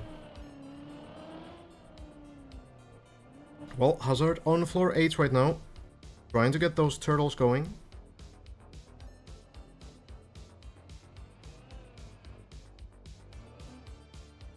Into second part here, you just hope for the card to stay stable here. Occasional right taps we can see, and there's kind of a difference between players here where some players are holding on controller especially. Hazard is a keyboard player, but some controller players and wheel players, which is Mada basically, Granady plays with wheel, but Granady does switch to keyboard during these upside down sections. Just a little bit more comfortable, I guess, to do the right-left tapping. So, analog device players generally like hold like 50% steering during that, and then keyboard players just tap to the right. Honestly, it doesn't really seem like it matters all that much. Usually the tunnel works. Usually the tunnel just does tunnel things. I don't really know what it's doing. I don't know if the game knows what it's doing, but it's working fine. And you know, thank you, Hazard, for the blessing. I don't know if Hazard is streaming now, by the way. Already. Oh, there's a little bit to the left. Oh. Well then, though. Nicely done. He's not. Okay. But is often streaming, and I think my shoutout cooldown is gone, so I can do this. Excellent. Definitely check out the grind from Hazard. Putting in some serious hours and some serious grind.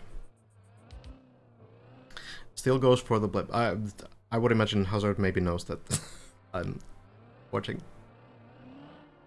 Might know that we're here, yeah. Through the turtles, needs to time those narrow parts so that the wheels of the wrong side don't go over those.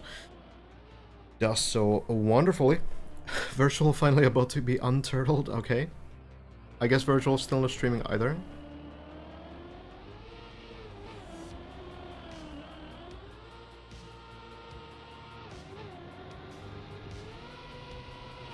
Going through and landing in.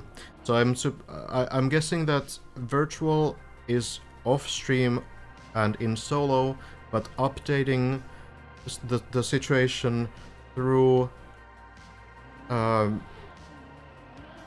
through his Discord server in chat. Okay. All right.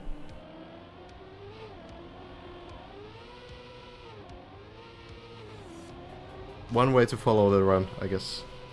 Well, Hazard makes the landing here onto the turbo. Really clean landing. You want to land against the white side of the beam, because otherwise the car might actually turn sideways, and it's just tedious to recover that.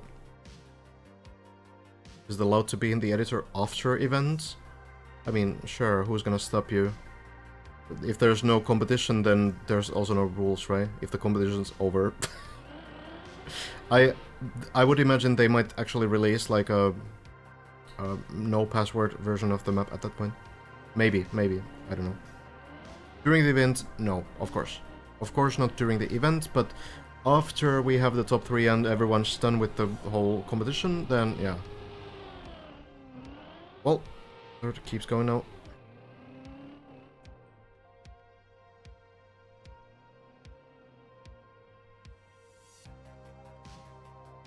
Hello, Blackset team.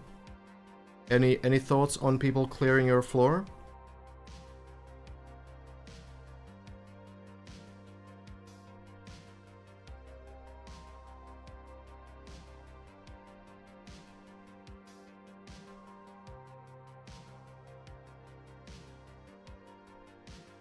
You're happy?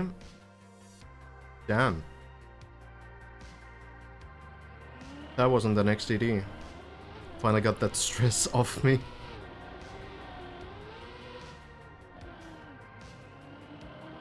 I kind of know the feeling. I'm a little bit anxious when I see people play some of my maps.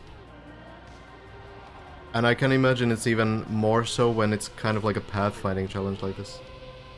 It was a really cool floor. I don't think we have heard the last of it though. I feel like there might be something more to it. You 99.9% perfectly predicted how it's gonna be played. Oh, but the players are still doing it. So the shortcut was intentional.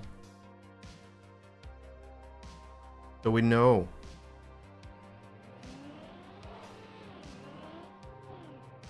Would you want to be a mapper for DD3?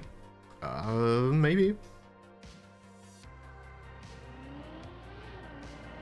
Hazard, the highline jump here looks pretty good. Could be enough speed. No, Hazard bails out. I think Hazard landed in a slight drift there, so you still want to get like a no-slide landing. If you land a little bit sideways, we can kind of see the, well, this is the uphill line, I guess, but the drift line in the landing, that might be pretty tough.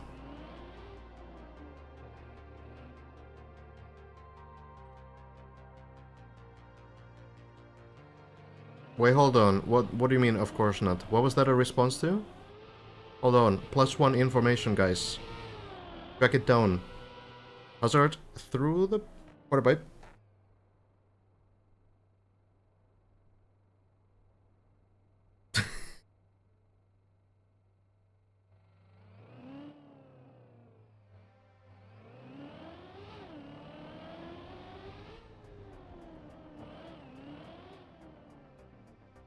You predicted it?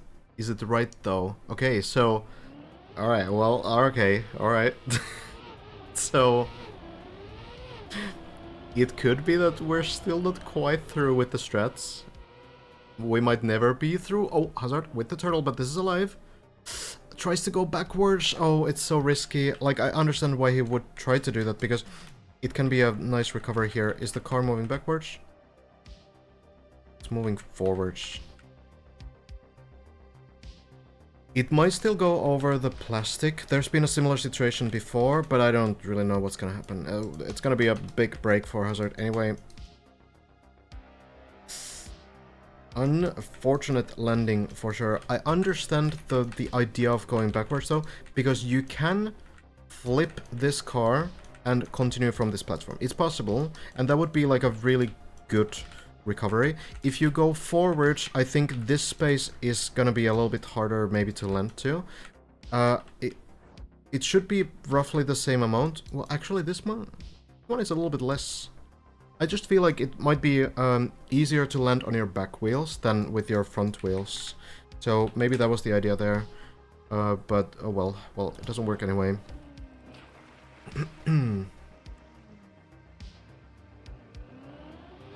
I will do a reveal stream / video of what's going on with floor 13 and why I was XTDing all the time. Okay. The final XTD, you can call it. Kuljebski, Mo, SMB, everyone else too. Lars. Trying to get some runs together as well. Could be our third player into floor 14. Lars was the first one to get to the final parts of 13. Wasn't quite able to get through them.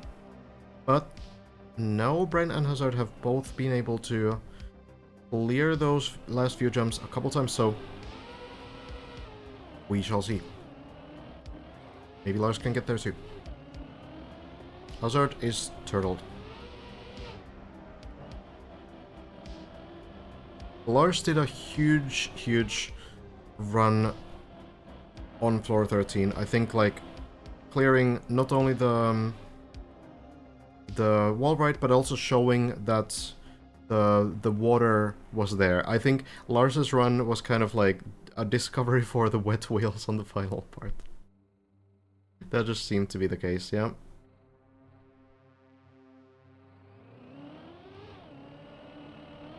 I do also like floor 13 a lot. I think the pathfinding aspect on it was really interesting.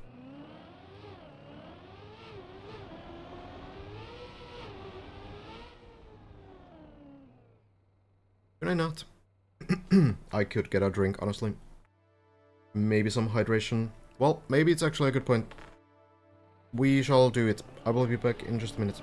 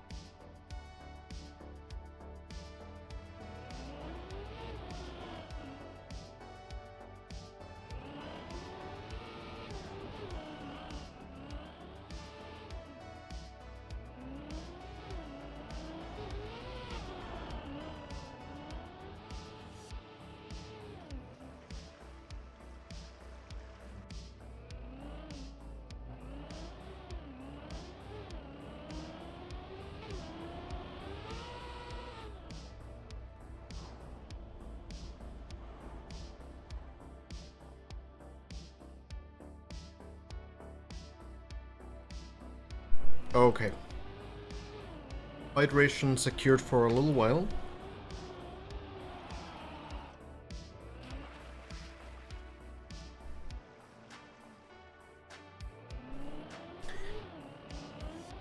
Someone did, I know, Plexity, that, you know, you're gonna respond with XTD to this, but someone did do like a Deep Dip 1 lore thing where there was like a difficult jump on your floor on Deep Dip 1 to kind of skip a lot of it.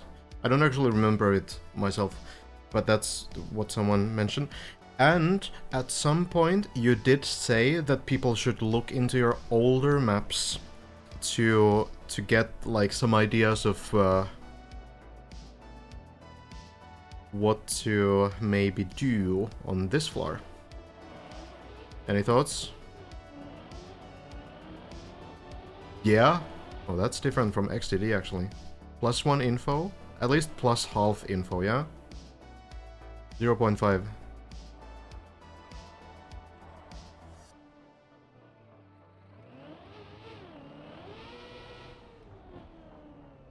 Elcon, yeah, we haven't seen Elcon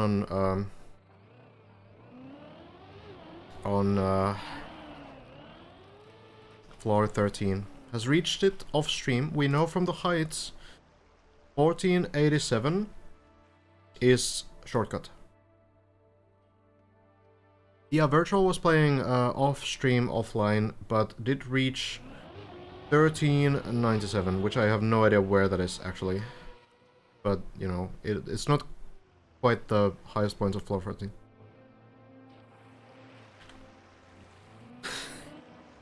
Is gonna get Plexity to accidentally leak the entire route. I don't know if it's good. I'm supposed to be neutral here.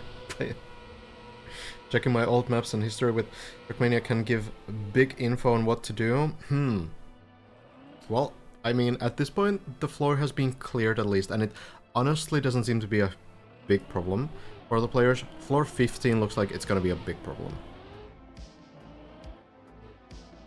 I'm maybe not neutral in players versus map, that's true. Yeah. Kinda in the boat of the players. Lars very close to that, plastic bones. Hello, Nascore.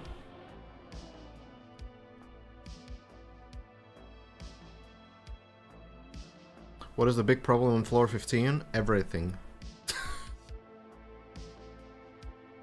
It never ends, it's incredibly long, and the parts look too hard.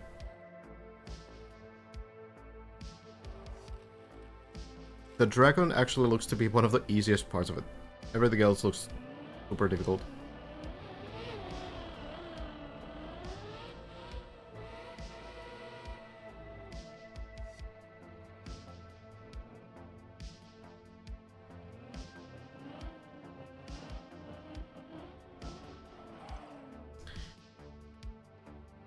Final jumps here for Lars on this floor.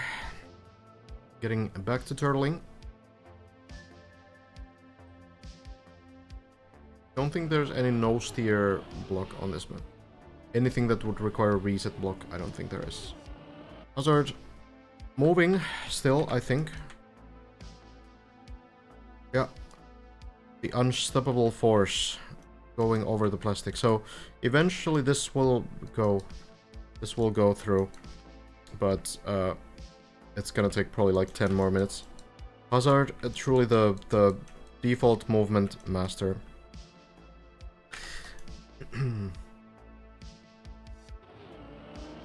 Lars on floor 8. Let me really quickly do this one too. Just in case. I feel many of you probably already have both streams open, but doesn't hurt. These players have been putting in serious time. Lars also probably always streams probably. Enjoy it, Red Panda.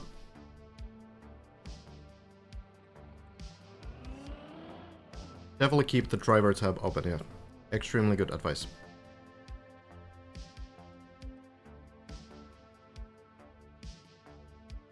Every time I watch Steve Hazard is idle turtling.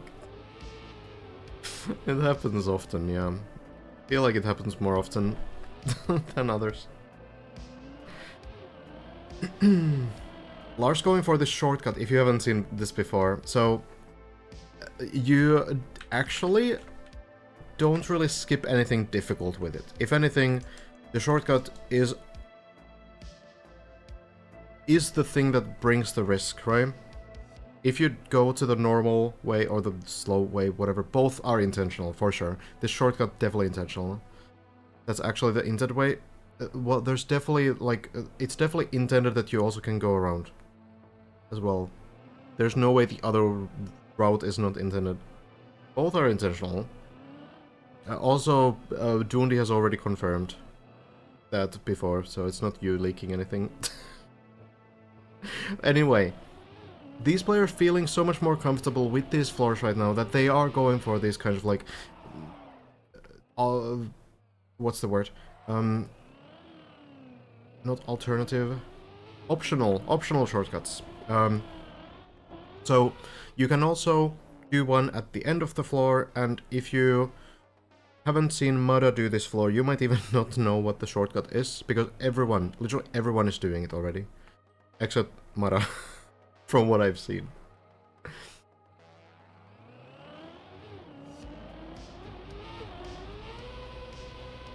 Oh, Lars. Oh, straight into the turtle. Oh, that's bad. Oh, no. That is unsavable, unfortunately. That's pretty rough. I don't think there's anything to do there. It's gonna be, unfortunately, run over a little bit too far to the left and doesn't get so lucky, even with the blessing just before, unfortunately. Doesn't land upright. But that's the end. This part needs to be done upside down, but you have to, you know, do it. Can you show Mada shortcut? Actually, it's the long cut. So, you've seen people do this probably. You go here, jump up the quarter pipe, go around, take speed, and then you jump here, and then you jump to the right. Yep, you land here. This is what pretty much everyone is doing. And then you climb into floor 9. Starts right here. But what Mada did, getting here, was jumping a little bit more to the left. And I thought That's an interesting line. Seems to not really pay off at all. But Mara jumping here and landing onto the beam. And then just driving around, and there's this plastic bridge here, taking some speed, and then jumping over. And this is the same place, right? But no one did this in like the first 2 weeks. It was Elcon one-shotting this jump when Elcon cleared like 2/3 of this floor. And I think everyone else just kind of figured like, okay, that's the way. But no, this is definitely easier, because the hard part of this is this jump. Getting the jump line correctly, like people fail this all the time still. They crash to the grass, they jump too low, they land into the pool, and then they need to do half of the floor again. But yeah, like the beam landing and going around here really doesn't look that tricky at all. This also is like a very straight jump. You just take speed and, you know, just line up. It's slower for sure, and I feel like at this point, you know, players aren't really changing their strategy because everyone's pretty comfortable with that ending jump there, but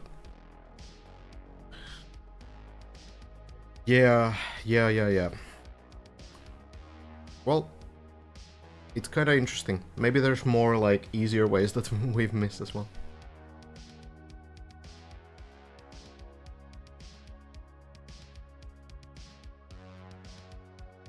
Well, Hazard here. Do you think the speedrun is more or less interesting because there are barely any cuts found on the map? Well, you'll need to wait, because players aren't actively looking for some like 1% shortcuts, right? But when people speedrun maps like this, they will be looking for them.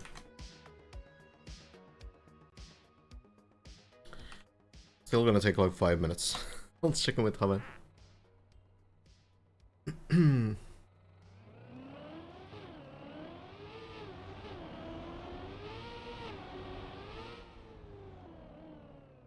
I'm trying to join shallow dip servers, but when I get in, I'm alone. Do you know why? Joining a room, it's not the campaign. Maybe there's just no one on the server? There's so many servers, yeah? The people number is often pretty wrong. Also, the number of the players that you might see might also take spectators into account. Like right now for me, it says that there's 9 people on this server, which is kind of true, but I'm in spectator, right? So it might be that everyone's just in spectating.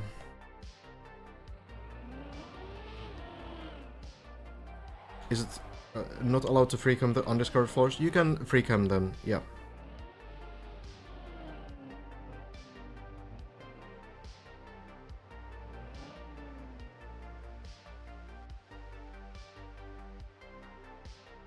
There's still 2 people in a room playing My Campaign 16 for like 4 months now? What? What? For 4 months straight? Are they okay?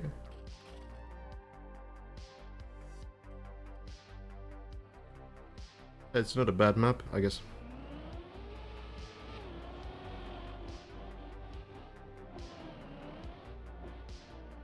Have has been doing pretty nicely today. Getting to a PB position multiple times, but it's the beam landing on floor 8 that's proving to be pretty difficult. So Have is still looking to clear the beam for the first time, and if you can do that, and if you can also get through the bobsleigh, then you're good to go. The next few parts are much easier. So the beam landing in the very beginning here, the quarter pipe taking speed landing here, it's deceivingly difficult. Looks so simple, but it's so difficult. You know. Hazard, probably still.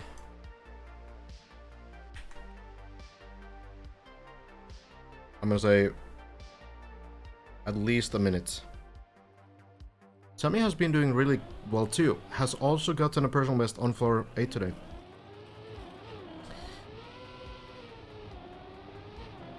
Looking really solid.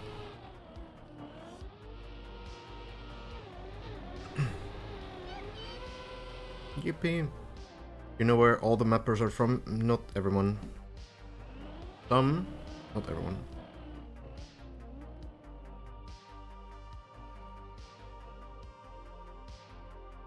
we take a quick look. Vito is from Finland. Teki is Croatian. Mudgy is Norwegian. That it? I don't seriously know more. Whiskey is Dutch. I honestly don't know much more though. Lentillion is American, yeah. Kuba's Czech. Okay. Okay, well there we have it. Maverick German, Max just French. Alright, you guys know way better than me. Plexity is from XTD country.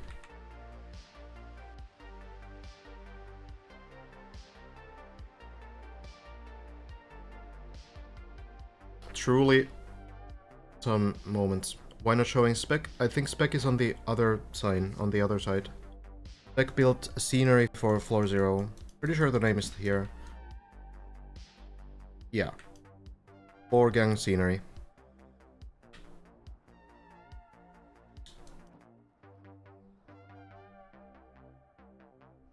Back we go. Where are we? Here. Alright. The most exciting moment of the day.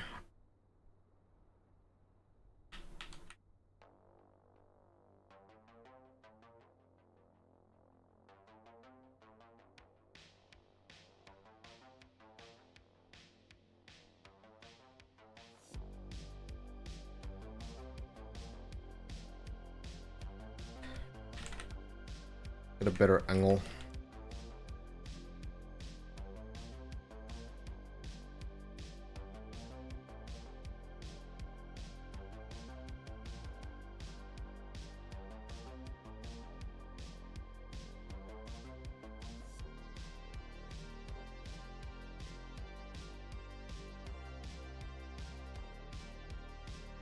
Hopefully Hazard not AFK.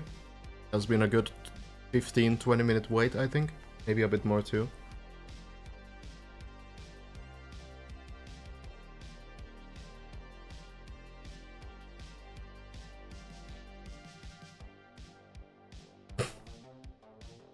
He is moving, yes.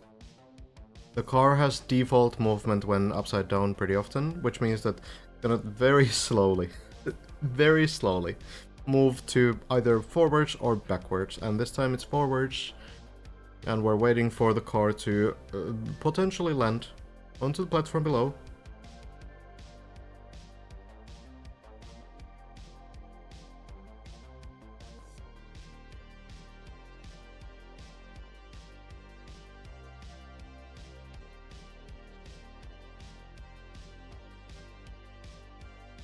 Still gonna take like a minute, I think.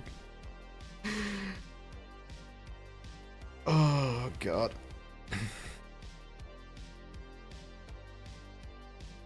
It'll happen.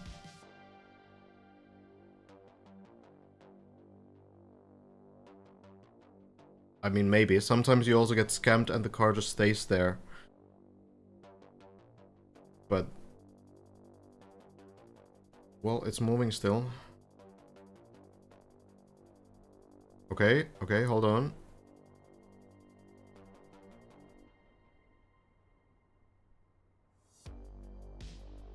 Hold.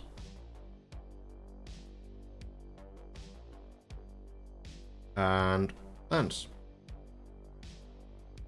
Fantastic work.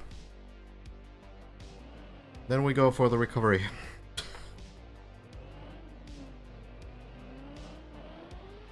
I feel like Hazard has gotten the longest default movements, for sure.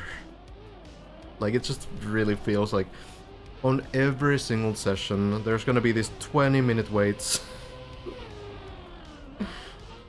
Well, back we go. Floor 9, it's not bad at all.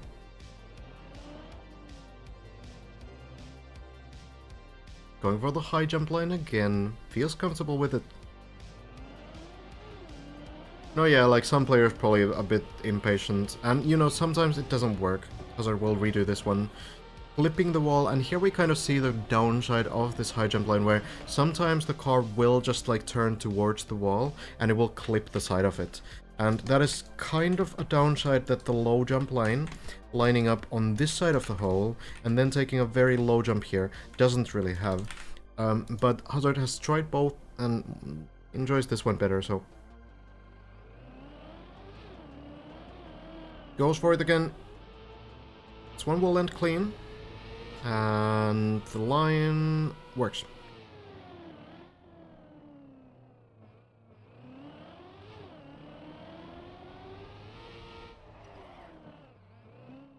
Hazard also going for the Elcon drift in the tunnel. Good time save. Is this line more speed? Not really. Both strats result in about the same amount of speed. Hazard, this time hopefully landing clean. Alright, not another turtle. There we go. So, we continue our journey.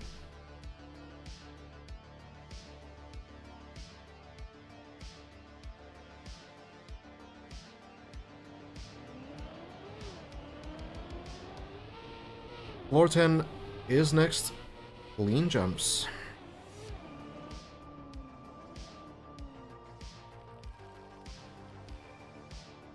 We keep going. Now to the ice. Hasn't really had an issue with these early parts. The spin sometimes looks a little bit off. It's not 100% quite, but it's been improving a lot for sure.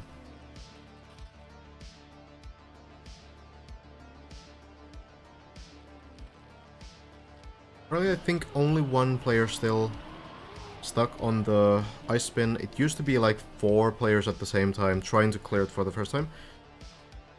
But this time, it's only Simo. Simo still trying to get that down. Getting to floor 10 is already quite a massive achievement. It's already in top 10. Mada actually has cleared the ice spin from what I heard, but failed the final part of the floor. So, Mada has been able to do the spin. Timo not quite yet, but... Honestly, Timo getting to floor 10 really consistently, I think it's only a matter of time. Has had a really promising attempt before to clear it as well. Very close, like, the line was right, just lacking a little bit of speed. So, I feel like Timo will get it surprisingly quickly.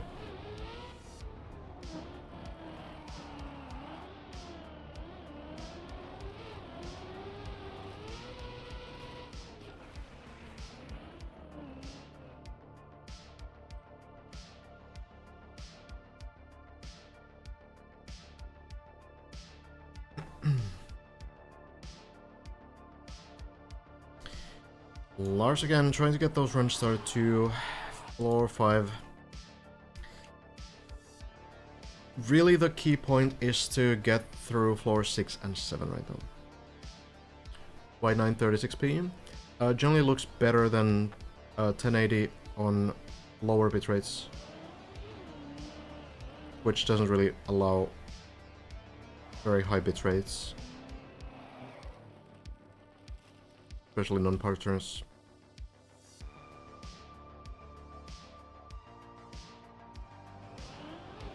Zooping up, sliding up the snow. Does it well.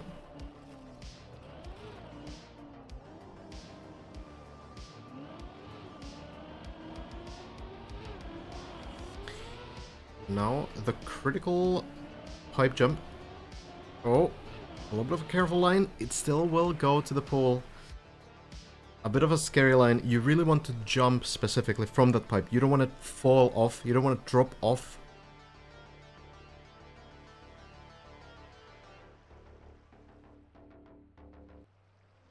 Hazard does it nicely.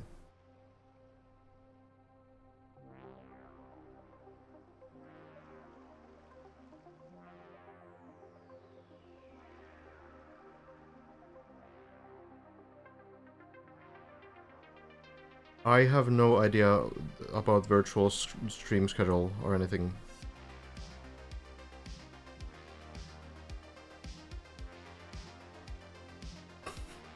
I don't know, Panda, but thank you. Well, back to the spin. Again, you get wet wheels from the pools, right?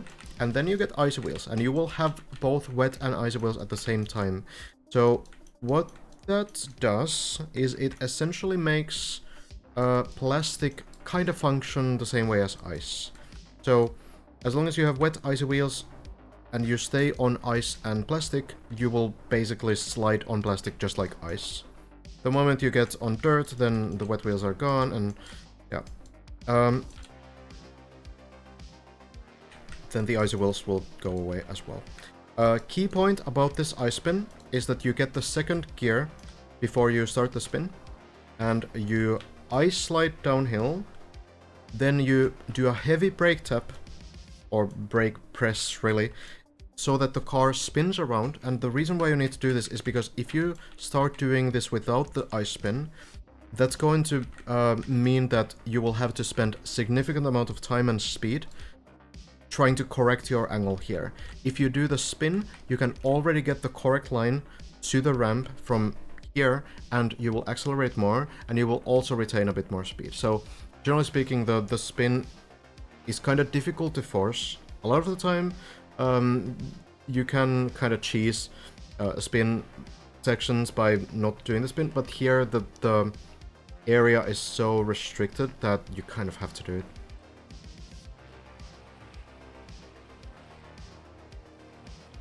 Let's see how Hazard gets it. Can't speak. Spin, and then switching the inputs looks very good. Hazard gets it nicely. The reason why Elcon has more speed and does it so much cleaner... Oh, this is very much on the edge. Still stays. The reason... I think, I haven't looked at the inputs too much, is a release tap. So releasing the acceleration when the car is fully facing backwards. The spin, essentially, like, if you want to do very fast spins, that slight release when you're pointing, like, fully backwards can give you, like, a little bit of a speed boost, because then you're not countering the, like, momentum that you already have. It's not necessary, and you can risk things going very badly if you do that kind of release. So it's not really worth it.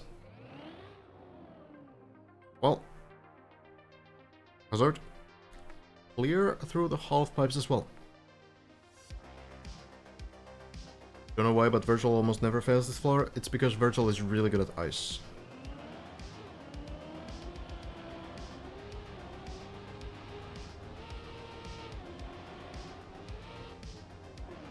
Now we go into floor 11.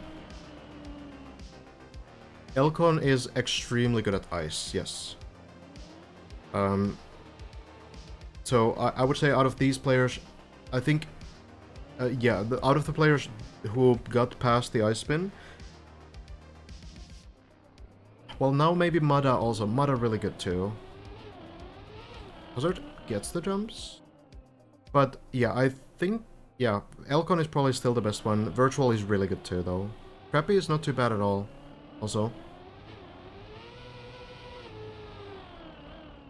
But, Hazard, getting through these parts, Tremo.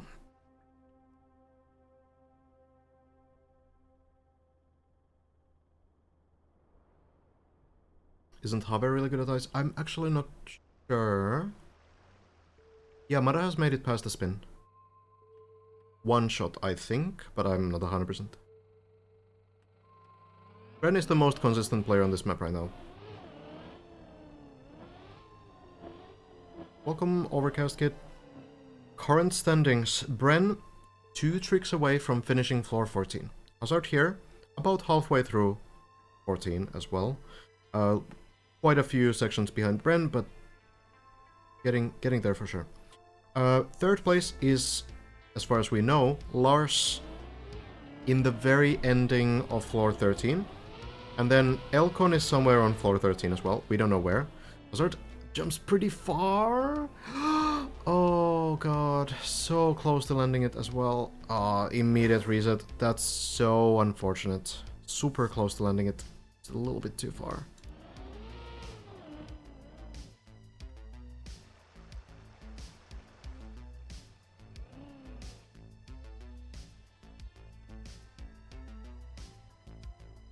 It happens.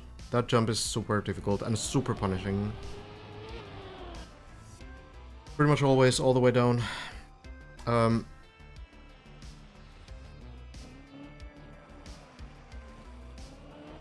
So,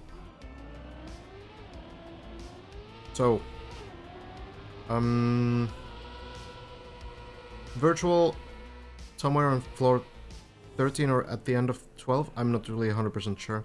Virtual has done like a new PB today, but it wasn't on stream and it also wasn't on the server, so I'm not 100% where it is. So, yeah, well, Lars also gone. We'll check in with Summy. That plastic loop there, that is also pretty brutal. The entire floor 7 is pretty brutal. Okay, so...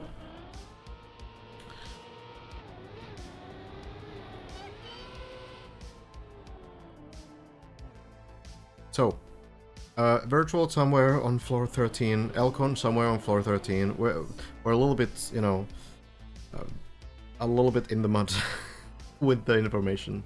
We know that Simo is trying to clear the ice bin. Schmaniel has also made it to floor 12, on the second section of floor 12.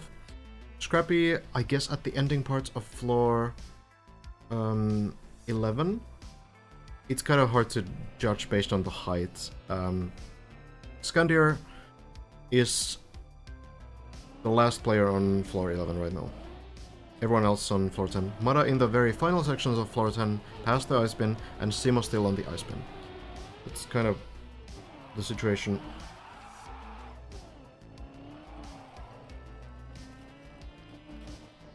Paramon. I love Discord links so much. Okay, let me check it. Okay, so that's in the very beginning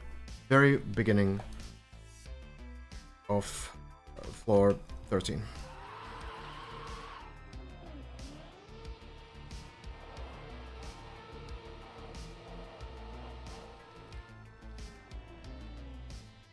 Dave from Scotland, you're my favorite commentator for Deep Deep when I ain't checking out Brent's stream. Thank you. Appreciate it. I try my best. I try my best to be more than just, you know, leaving the stream on and watching the people do things. Try to give some unique value out of this, yeah?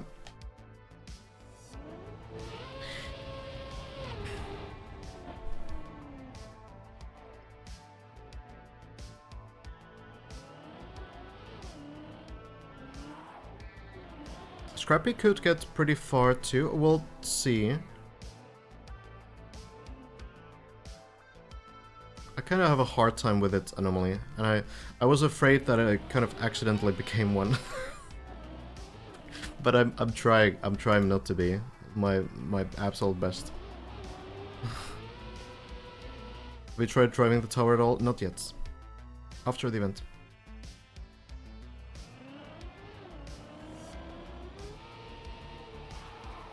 Also, trying to get those runs going again. That floor 11 fall is rough, but it's, you know, common. Like, it happens, right?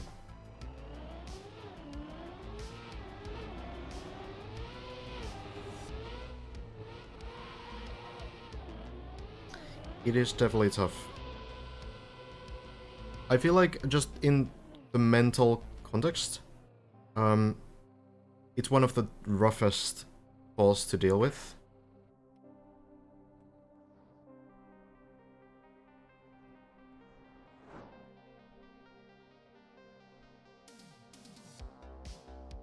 It's so easy to go too far. And they didn't even put, like, anything at all, you know? Like, what are we doing, yeah? Come on. How is this kind of a jump on the map?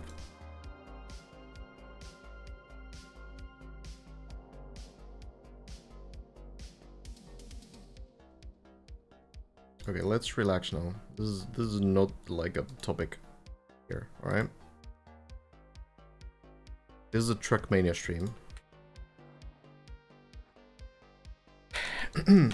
So, yeah. So what the players are really trying to do is they're trying to not only do like a slowdown, but like a lot of the time the left back wheel, if it clips on this wall, usually that secures the landing, right? Usually that secures that you like flip neatly onto the platform, and that's what players try to do. It doesn't mean that if you jump a bit too far that you will be unable to land it, but it does get harder for sure. The problem is that it's like a downhill landing as well, so even if you land like a little bit sideways, you still get pushed like a little bit downhill towards the edge, right? So there was like a little bit of a attempt from Elcon to make this more consistent. Elcon jumped to the right side a couple times.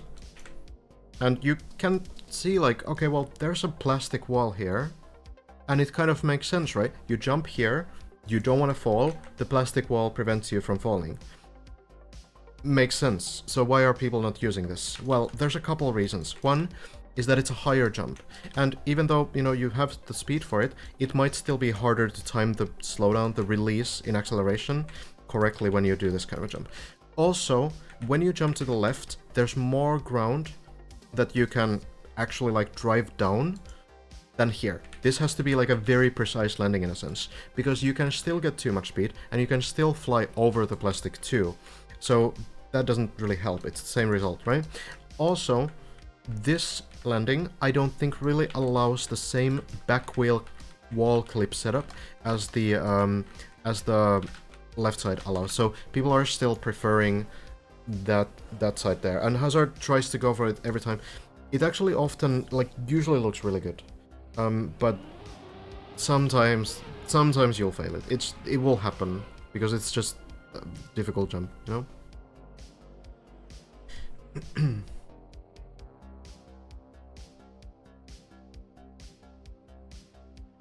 Thank you, Red Panda, for the 100 bits. Appreciate it.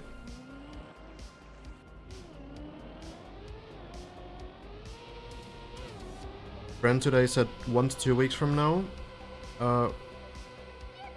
I kind of agree, yes. That would be my take as well. Also,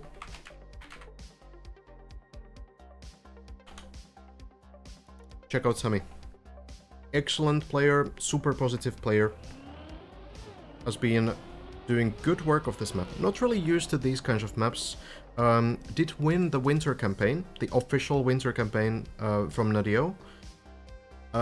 Kind of new to this kind of like RPG trial puzzle style, but doing super well.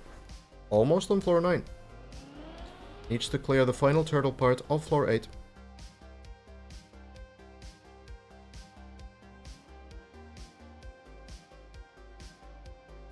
I feel like, you know, Sammy probably doesn't expect to battle for like a top 3 finish, right? I don't think Sammy is really in that sort of area. Oof. But I think that Sammy can finish this map if there is will. The progression is definitely there. And the attitude is really good for it as well.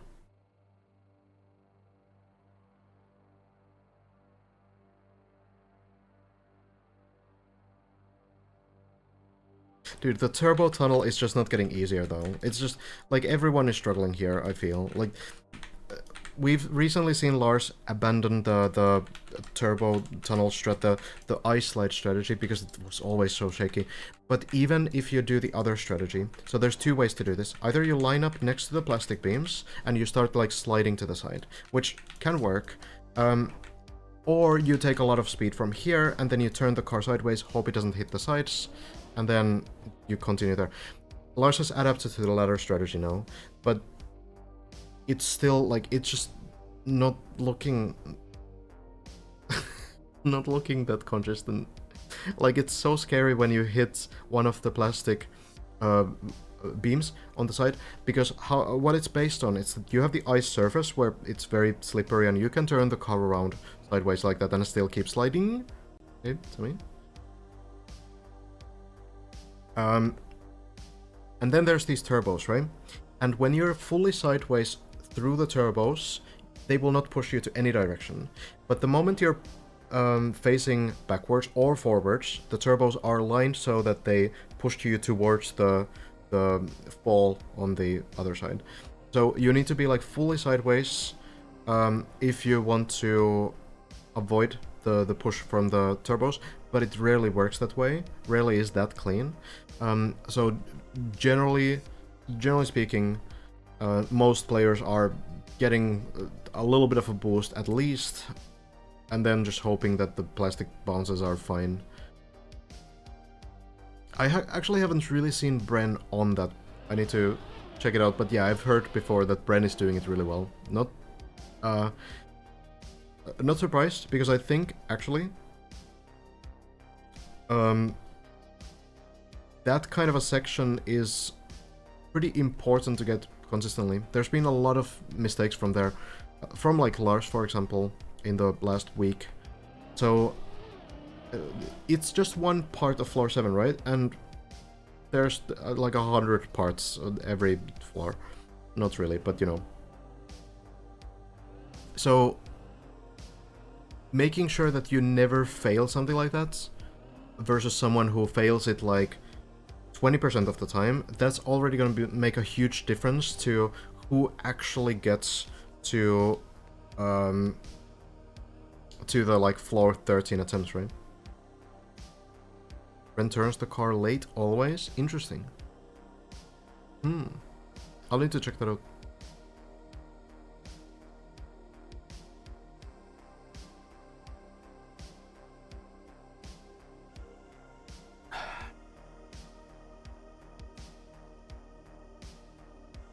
Coming, climbs up, and now the beam landing. Cleared this for the first time today, and got pretty far after that as well. But it's still a difficult part. You've done it once, but now you need to do it so many times more. Oh, a little bit too far on that one. It's such a difficult section on this floor. All the way down to floor 4. Lands clean at least, so we'll be able to continue from there, but it's a good attempt. Good attempt.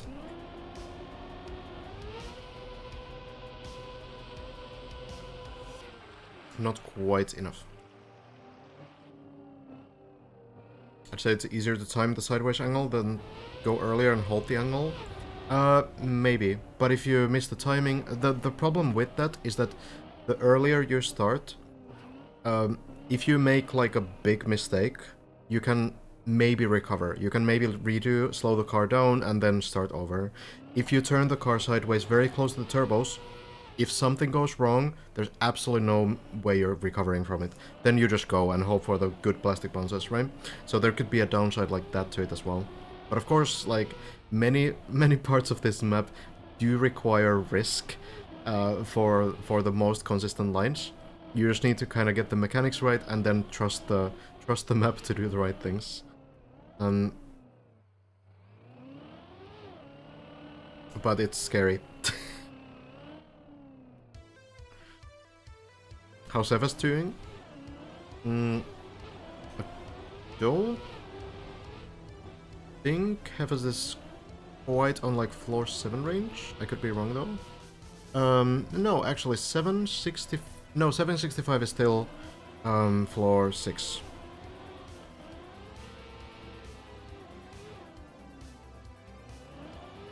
We can kind of scout from Lars's run where exactly that might be. Oh, tried the final big jump of this floor. That makes sense, yeah. Then there's the wet plastic still, but close to floor 7 at least.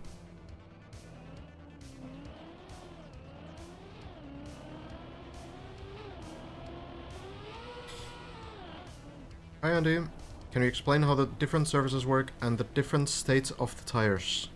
Every surface? We're gonna be here all day. Anything specific? Game is complicated.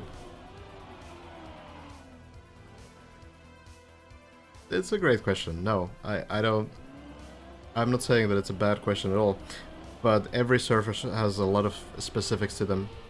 Generally speaking, we have like slippery surfaces, which all function semi-similarly. Like grass, plastic, and dirt are kind of similar in like normal driving sense. But then you do have the specific thing about plastic. The biggest thing about plastic is that wet wheels never dry on plastic.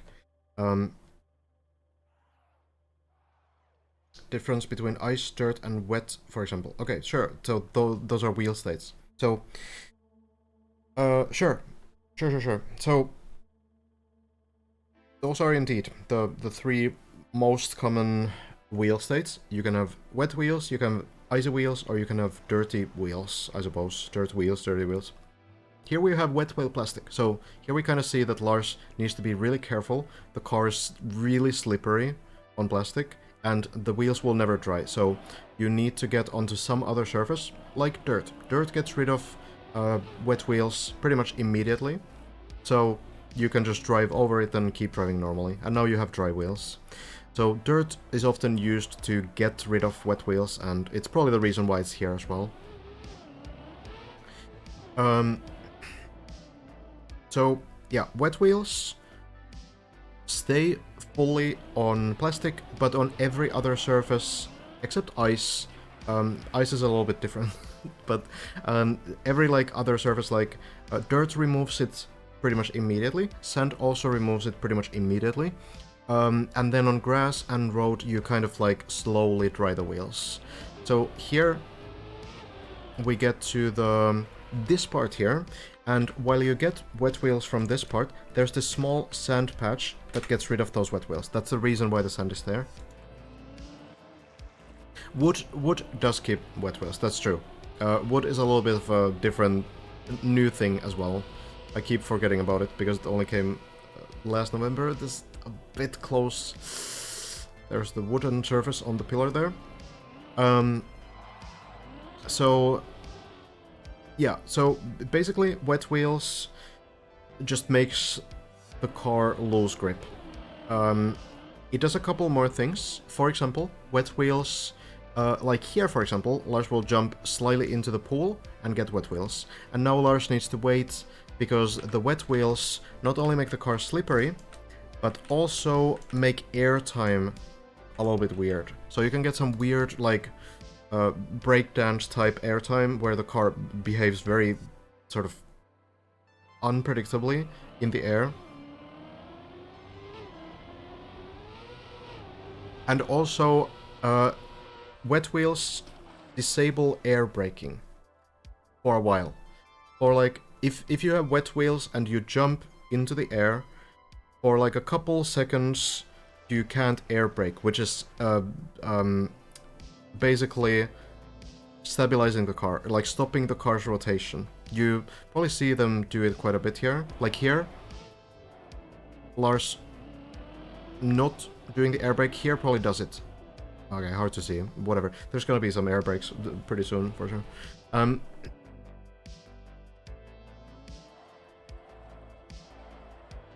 So, yeah, the wet wheels already pretty complicated. Then we have icy wheels, which icy wheels do work similarly in the sense that they also make the car slippery, but less so than wet wheels. And also in general, when you drive on concrete, for example, with icy wheels, the icy wheels like thaw, I guess, a little bit faster than wet wheels. So you keep wet wheels for longer than ice wheels in general. Yeah, like Lars is air braking all the time. We'll probably air brake here as well. So when the car is stopping rotation, it's Lars just doing like a quick, like there, doing like a quick brake tap. You don't lose any speed to the brake taps during airtime. So it just stops the car from rotating. So yeah, icy wheels have a couple like unique things as well, which is that when you go on dirt with icy wheels, you can kind of do like the zoop that you might have seen in the beginning of floor 10. So you can just turn, accelerate and turn, and the car will sort of automatically gain a lot of like sideways speed. It's kind of a weird thing. Kind of just works. Otherwise, icy wheels, they are like mostly just something where you don't really want drift. Drifting is pretty difficult to control with icy wheels, so generally speaking, you want to just try to not drift. Lars, turbo tunnel, nicely done. The player will wait for icy wheels generally to go away before going in, but they go away pretty early, so once you feel more comfortable on parts like this, you can definitely just keep going. Icy wheels do have like one less known thing, which is, again, I don't know why, but icy wheels make your turn rate slightly better. So you can turn a little bit faster with icy wheels.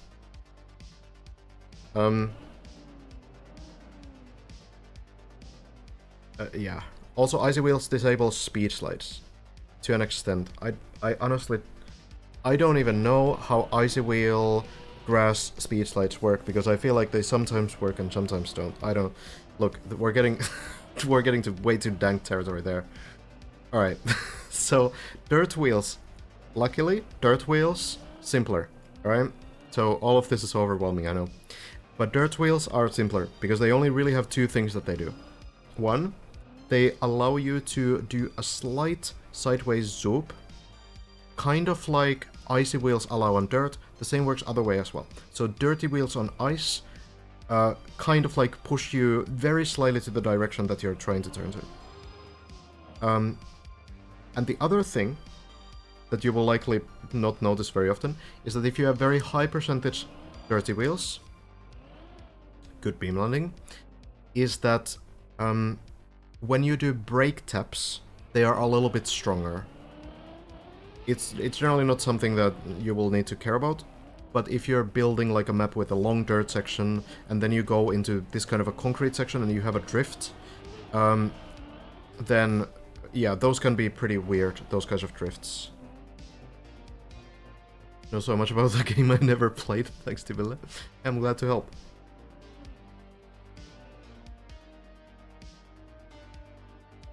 Yeah, no worries, Andy.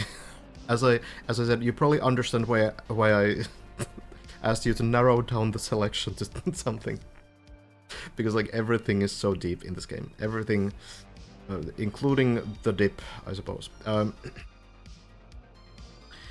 While we're at STs, you need to mention the fragile penalty wheels, 200 speed ST. I absolutely do not need to mention that. Thank you, Kat. Look, I don't even know how it works. I've seen it, and we don't need to worry about fragile. I don't think the developers of the game know what fragile is. Now with all the different cars too, that's fair, but actually the other cars are much simpler. Like in terms of mechanics, this stadium car is definitely the most complex. It has like the most going for it, but there's, you know, some like specific things that the other cars have on different surfaces. Like rally car works a little differently on ice, for example. Snow car is absolutely useless on ice unless you have turbos. Can you show the jump Brent failed? We can follow Lars right now, but there's the WaterGuard comment, WR clip comment if you want to check that. That is, if you check there's the full, watch full video button on that clip, and then you can see the next mistake as well.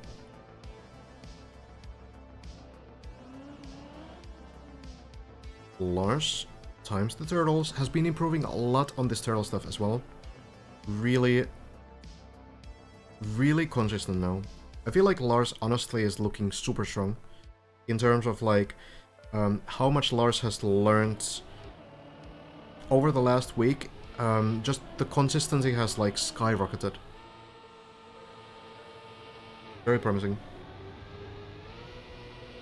There are different cars, and there's actually a new one that came out today. They are much like a smaller thing. Like, it's not really like a main sort of thing, but about 20 years ago, Nario made a game called Trackmania Original. And they had this idea 20 years after to add the 3 cars that were in that original game into this game. And the way they started doing it about half a year ago was adding these gates, kind of like the turbo gates that we've seen here. Adding these gates that you can drive through, and it changes your car to one of those original cars that you used to have in Trackmania Original. So they added those original 3 cars now. Last one was added today. And you can use those. They're kind of, you know, different. Not like huge communities have like formed around those, but you know, it's still like a cool additional thing that, you know, sometimes you can play. Mongol, thank you so much for the 5 gifted. Very generous, thank you.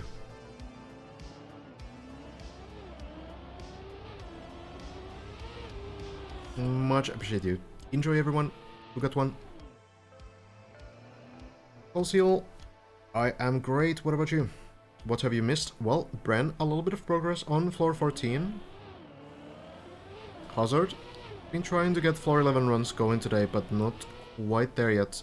Virtual got to the very first part of floor 13 earlier today off stream, and also not on the server, but we have a screenshot from Virtual of that run.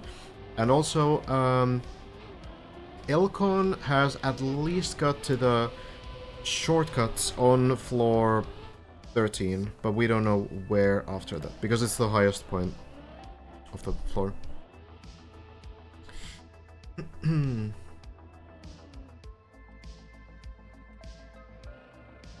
I would say it's definitely worth it, Andy. You get to play my maps. They're good sometimes. Sometimes they're bad. Yeah, Bren with the wild record right now. Hazard still a few sections behind. Lars doing this kind of like higher variant of the low jump line. It's very interesting though. I can't really form an opinion on the desert car because I tried it for a grand total of 5 seconds today. But I'll give it a good try.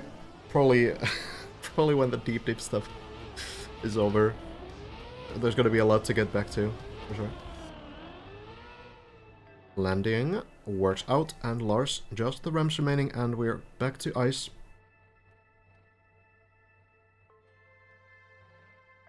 Why would a desert car be good in water? Well, the thing is that the snow car is also terrible on snow, so I don't really know.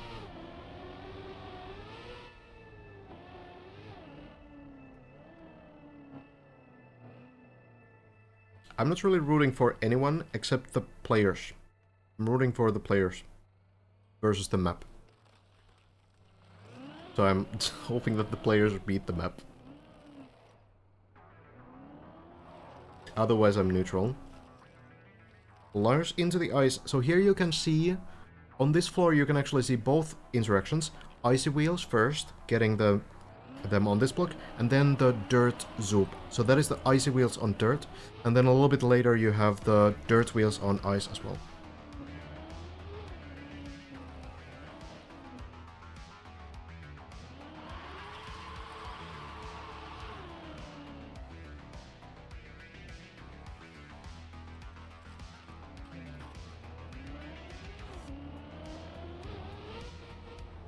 Here we go. No issue on these parts. Water crashing on purpose to slow it down. So then here, Lars will go on the dirt. And then as you see Lars go onto the ice, back onto the ice, you might notice the small zoop. It's very small, kind of unnoticeable compared to the ice wheel thing, but you can kind of see that like upwards movement that usually doesn't happen.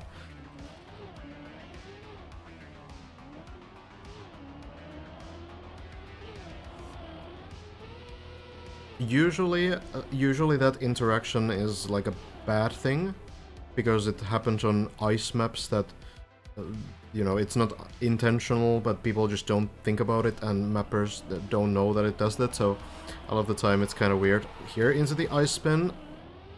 Works out. Well done.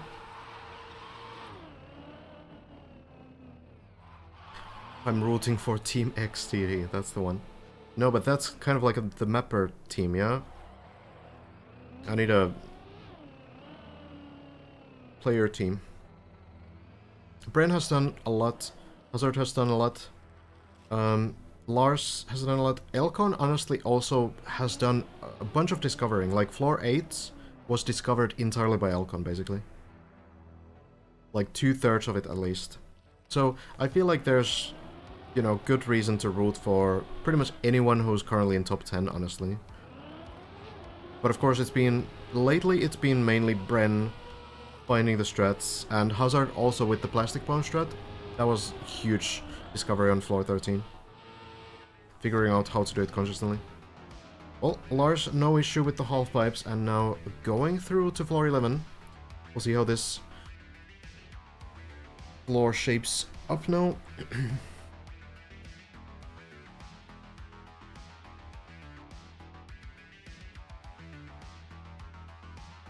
They essentially discovered a consistent plastic punch. More or less, yeah. Can't remember the last time someone failed it. Lars discovering the hidden wet wheels was also huge, yeah. Lars did a lot on the ending part of floor 13, for sure.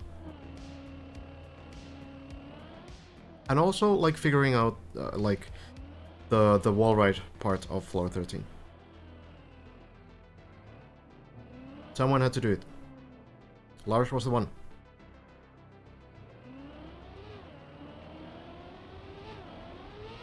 Landing looks good enough. Clean jump. Very tricky part of this early floor 11. There is a pool right below, back to floor 10 if you fail it, but you would rather not, you know? Now, this is the part that's not so easy. Not so easy to recover from. Getting into the high jump. Not sure if this has any name, any official name, maybe the Jeepers jump. But yeah, we've been talking about this a lot. If you overshoot this, it's all the way back to the beginning, so you need to try to slow down, clip the left wheel. Lars a little far, but still lands. Doesn't quite get the back wheel, but it's all good. Works out, and Lars will be going this plastic half-pipe now, angling the car very low, getting a stable line into the pole. Really, really consistent on this trick now. Lars looking really nice.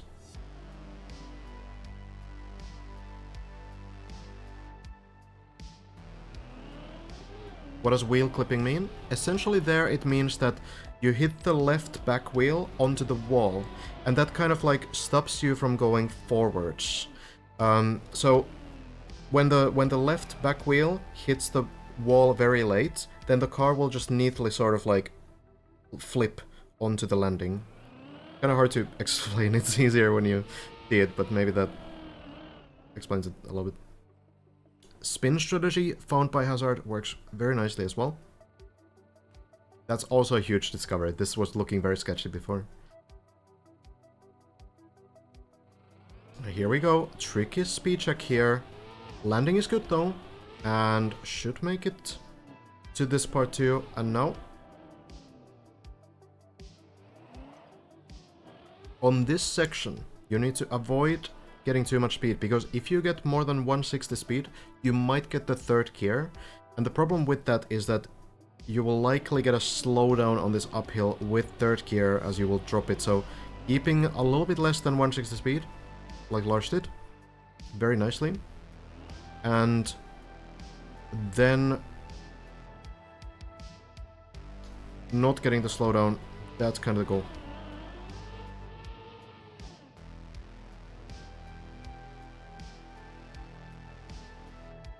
Well, Lord 12, that final jump, kind of trivial. Haven't seen anyone fail it. So we go through. That's super clean. Okay, a little bit scary line, but car will not turtle. So we go again, lining up the car right around here. Back wheel next to the Trackmania sign, or Lars just goes, I guess. Well, let's see how it works. Feeling pretty confident. I feel like just about everyone else is still doing a little bit of a lineup there at least, but aiming towards the moving block in the ceiling, and it works out. Here on this third section, you want to absolutely minimize airtime, because you only accelerate when the wheels are touching the ground. So you want to get super clean ground time, and Lars manages to do it.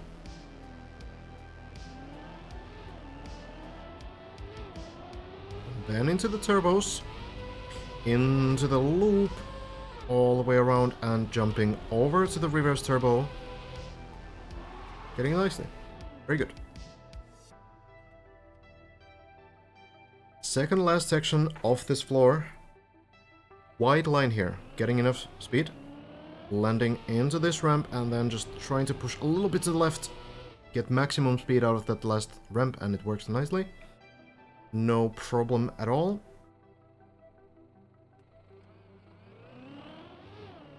Now the final part. Land into the turbo. A bit of a release there. Not really a speed check this one. Just want to get through, and Lars does it.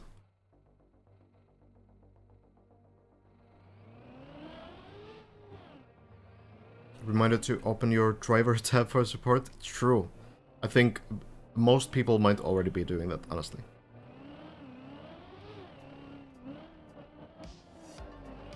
Let me do a shout out in just a moment. I need to alt tab for it, so a bit awkward, but maybe on this next landing. Lars getting the flip onto the turbo, jumping through. Just speed runs, honestly. Well, okay. Maybe in the next part, yeah, after the bobsleigh loop. I do the Fenar.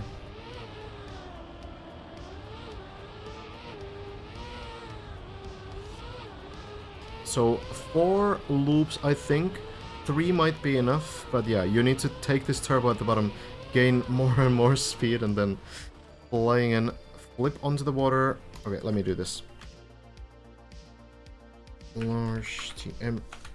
Does it work? It works. Yes. Definitely check that out.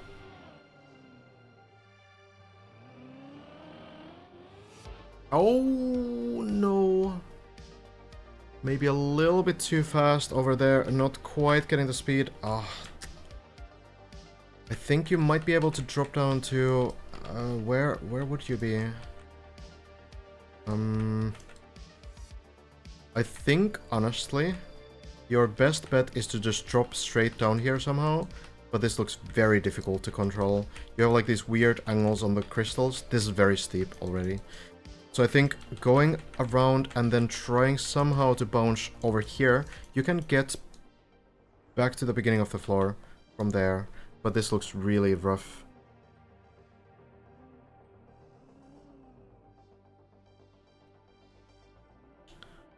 I have no idea where we are. Lars, oh god. That's not good.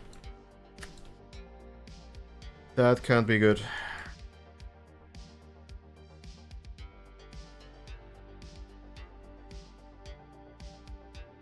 Could have been a bad gear timing, yeah. Could have been it.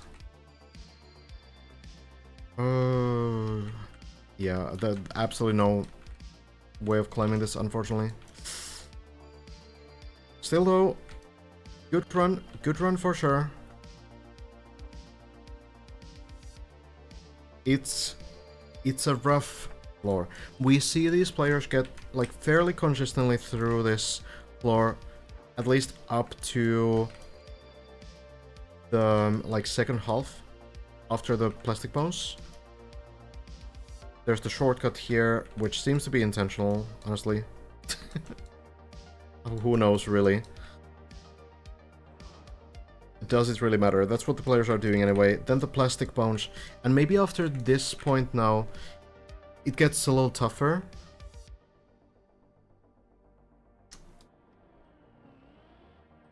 But yeah, this is kind of like a reminder that these things are still not easy at all.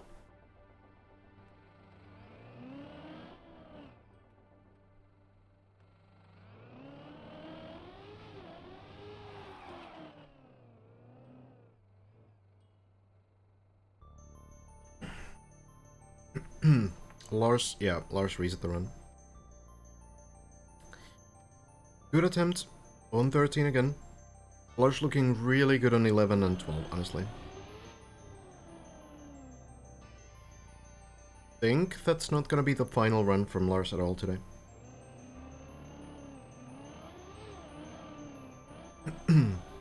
Hazard. Back to floor 9 as well.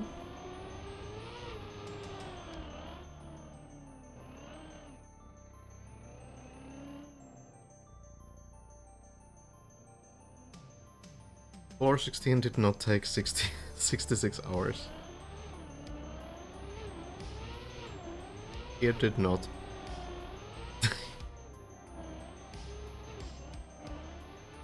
Daily reminder.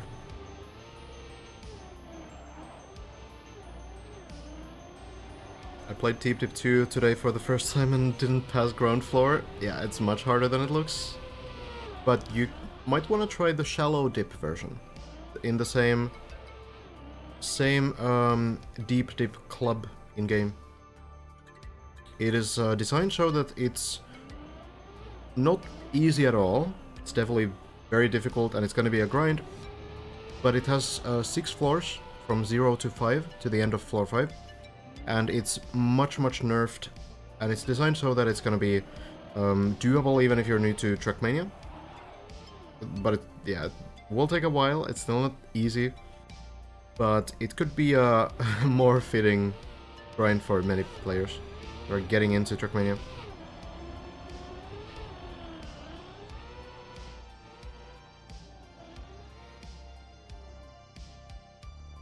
I did Ion. It's a shoutout thing. It should show at the top of the chat. There's like a follow button.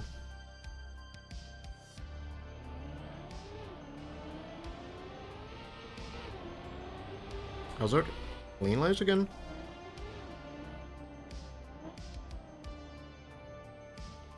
Haven't tried shallow dip either.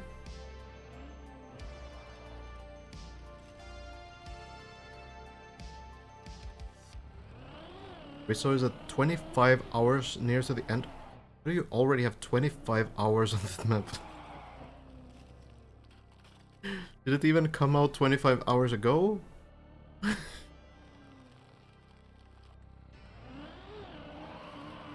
That's some serious grind.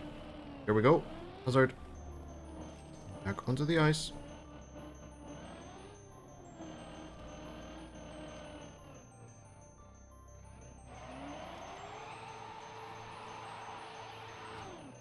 Yeah, maybe I am.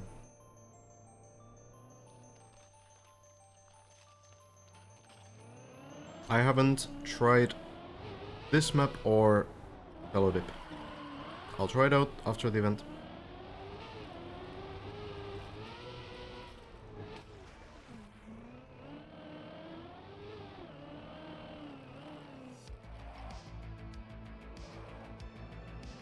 Here we go. Hazard, back into the dirt wheel part, zooping to the side, a little bit uphill. There we are. I still remember when players were waiting for these icy wheels to go away before continuing here, but now it's kind of whatever, you just do the next part. It works out fine. No icy wheels anymore, now just the pull, jump. Jumping through, looks great. We go to the spin.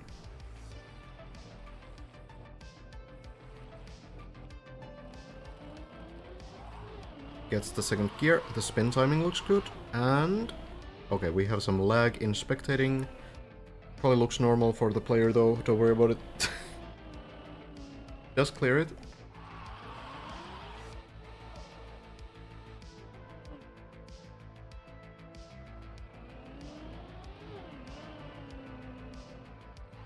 Here we go.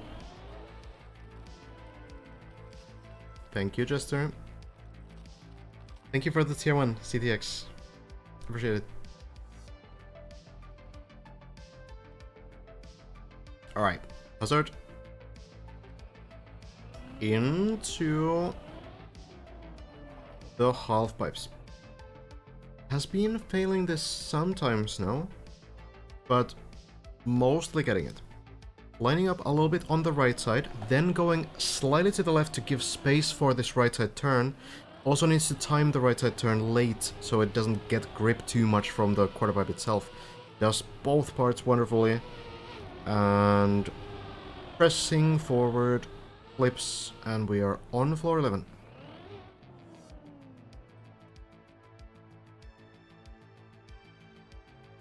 There we are. The previous run on floor 11 for Hazard ended pretty, unfortunately. The high jump claims another victim, but let's see. I'm gonna guess that we might have someone finish next week, but I wouldn't be surprised if it goes to the following week still. Thank you, Darwinist. I try my best.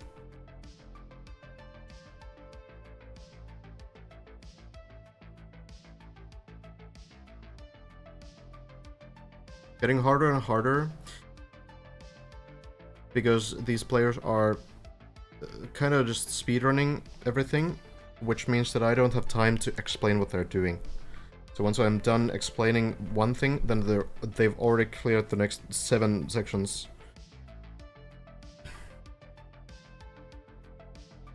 I don't really think so, Onik. A lot of these players are extremely well known in the community.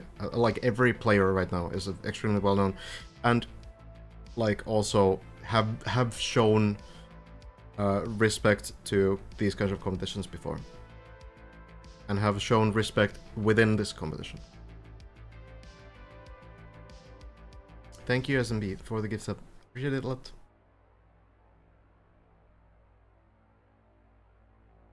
Can you commentate Hazard's AFK position? A little tricky, but I think, you know, taking a small break. What is the difference between end and fin? The end is essentially on the left side here. It is the end of jumper's floor.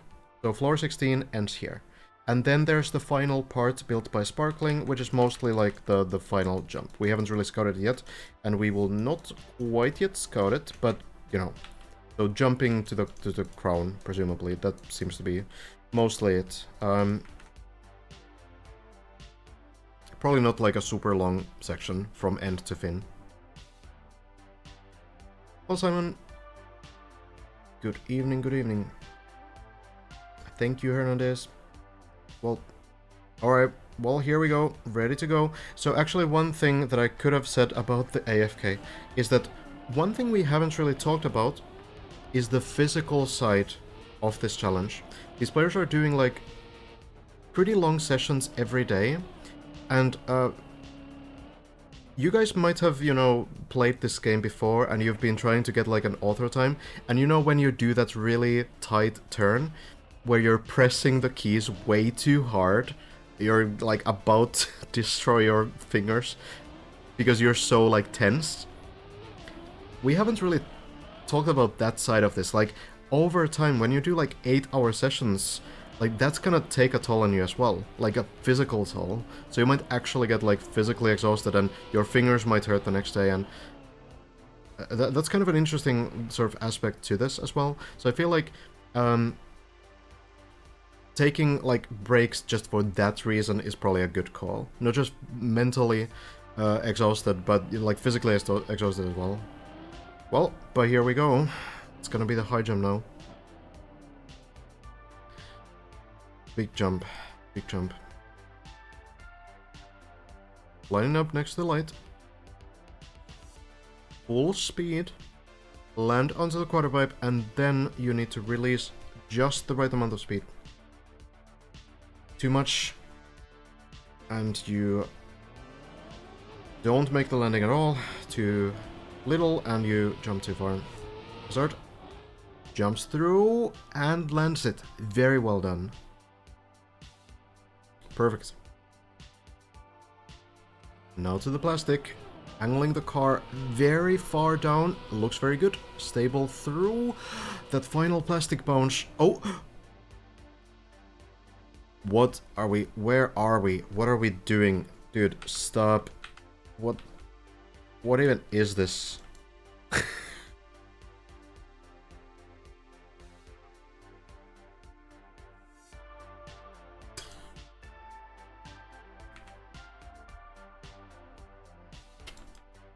Well, I mean, Hazard kind of says it in the chat, yeah? Kinda. So what actually happened there is that at the very final point, the car like bounced off the plastic.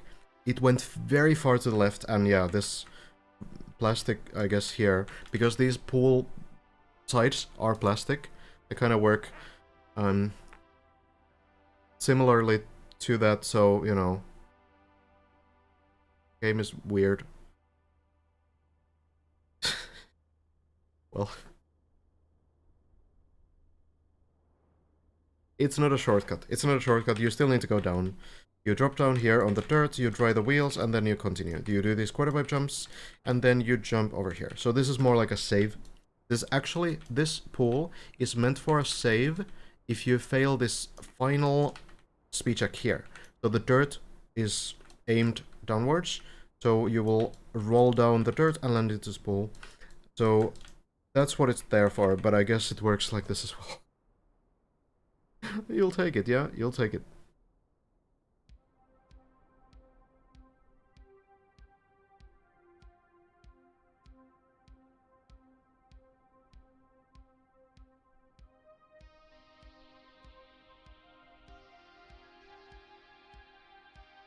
As happened to someone, I kind of forgot who, but someone did do this roll down.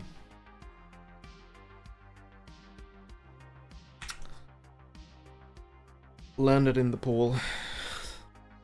Villa, I want you to cast my wedding, please. How would that work? I'll need to think about it.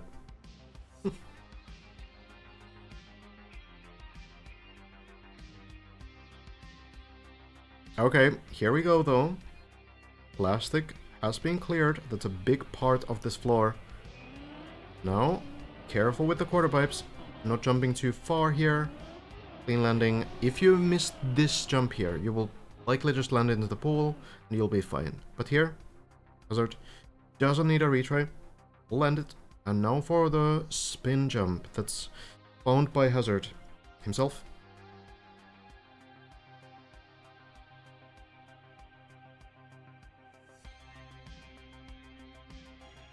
Trying to play this map really makes it appreciate the player so much more. For sure, yeah.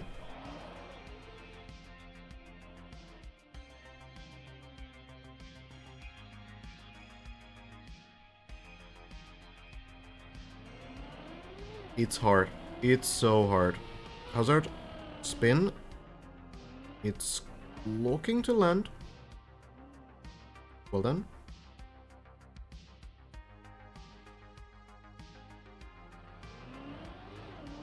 And we go through.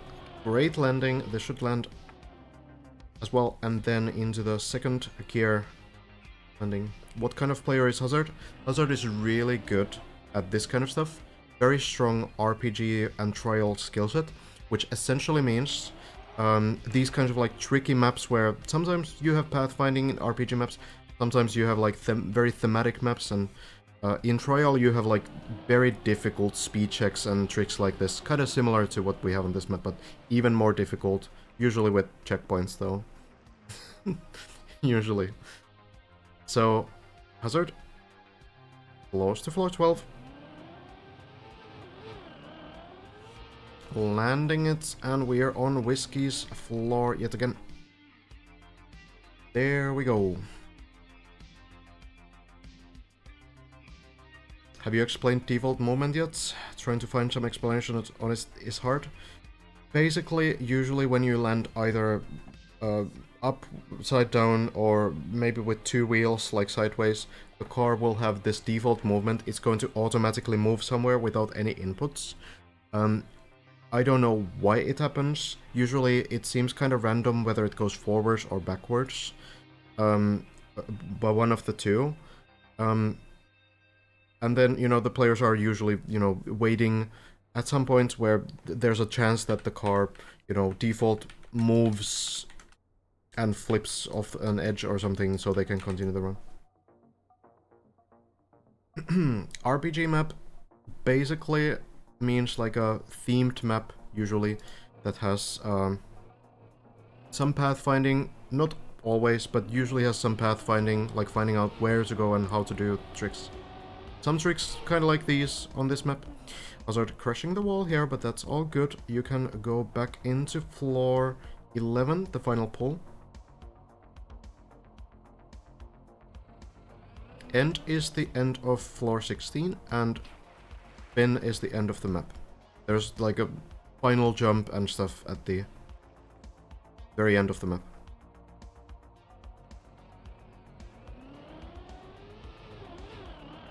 Here we go. It could be some floating point errors or something similar. I really don't know. Well, goes back again.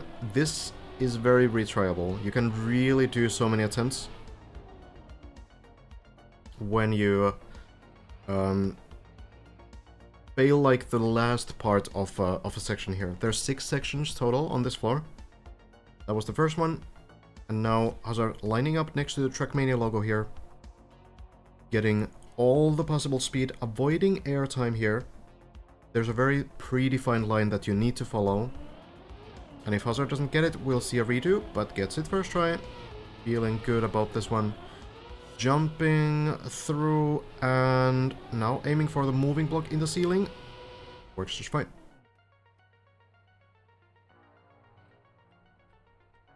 On this part, third part now, just avoid airtime. Very low line here. Gets it. That should land. What was initially causing people to dead turtle at the first jump? I feel like it was lack of speed, at least partially, but also like jumping towards the middle pole. Here, into the red turbo, and now just getting the right line into the jump, getting over on the backwards turbo, drifting over it a little bit carefully. I did see the Hazard shortcut attempt. I wonder if we're gonna see it again. It didn't look that... like, I don't know if it's enough. But I guess Hazard might have a better feel. GS means grass slide, which is like an older term for bug slide. Sometimes people say bug slide, but say GS. Bren said it's possible after the attempt? Maybe.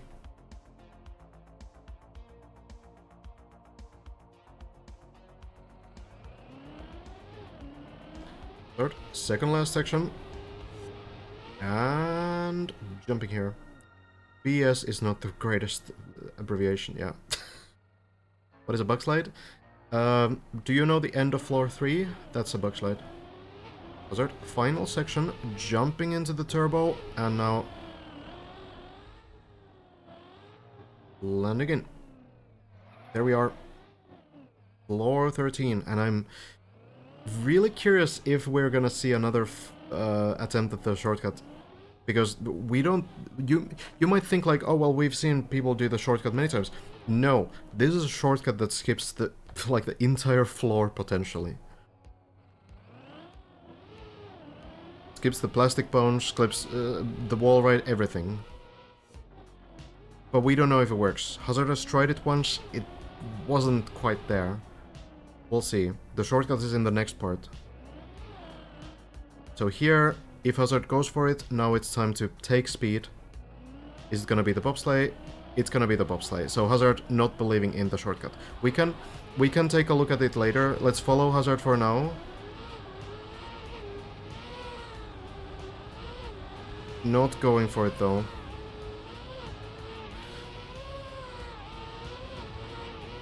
Doing spins on the bobsleigh into the pool.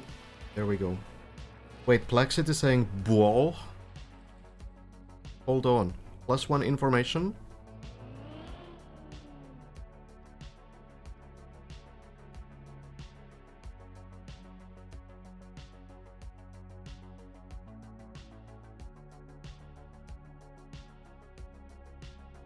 Been lurking here for a few days. I wanted to thank you for the comments, SBVilla. It's been really entertaining and helpful for a non-Trackmania player to understand what's going on. That's what I try to do. Thank you, Ponen. I'm glad it's working. Just wanted to say XTD, but with not only saying XTD. So I added boah. Or did you hear the term new shortcut and think that maybe the players found something that you intended? Okay. Wooden grip here. Need to be careful. The turn rate on this surface is kind of ridiculous. So that makes it. And now it's an actual shortcut though. It's an actual shortcut.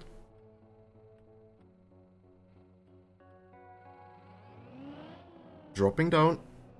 Landing. Oh. Thanks, server connection, for that one.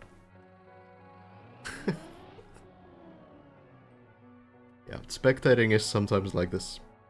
Hazard actually not falling through blocks.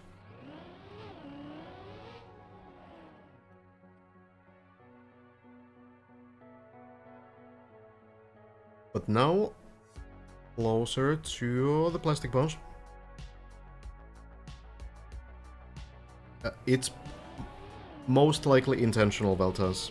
And most likely we're actually missing some even better shortcuts that are also intentional. This floor is kind of, you know, it's an XTD floor, yeah? Hazard jumping a little bit to the left. And it looks like a good line. We're floating a little bit in Spectator, but it's working. Working fine for Hazard. And then just dropping down from here, hoping that the plastic bounce works. Small air brake, perfect line. It's so consistent now. Hazard did a lot of science there, figuring out what to do. And yeah, he got it. It's working out. Now to the plastic, upside down. Bouncing the right way, hopefully making it into the pool, and it works out. Further and further.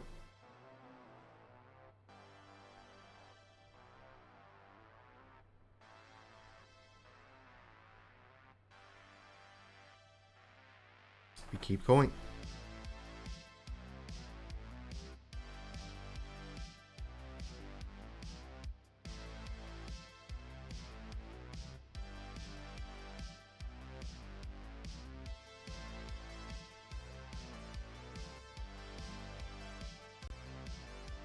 Now that Hazard is not moving, I can quickly do a shout out as well. Definitely check out Hazard. Doesn't stream right now, but streams often.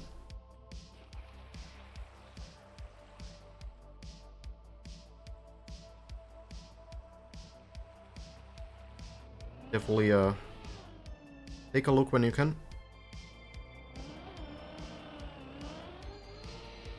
Hazard, unlikely to finish the map right now. I hope it doesn't happen because it will not count when he's not streaming.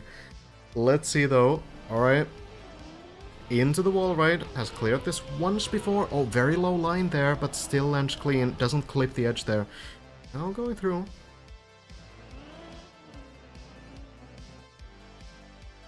And now the final part. It is the World Turtle Day. Is it really?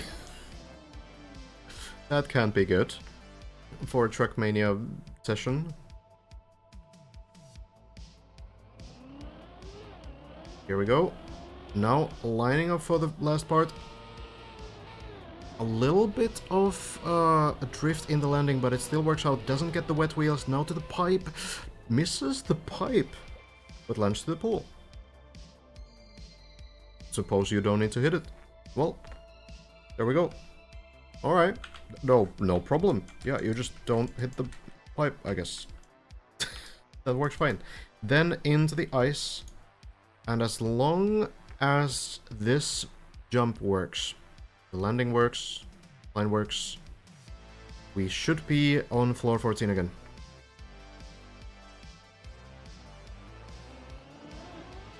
Jump through, hits the pole, small spin there, but it works out. We get into Spider Sense, floor 14 by Viro. And Hazard has been here before. Has cleared a few sections here, but it is a pretty wild floor. First part, probably the simplest part. Going over the sand, slowing down a little bit.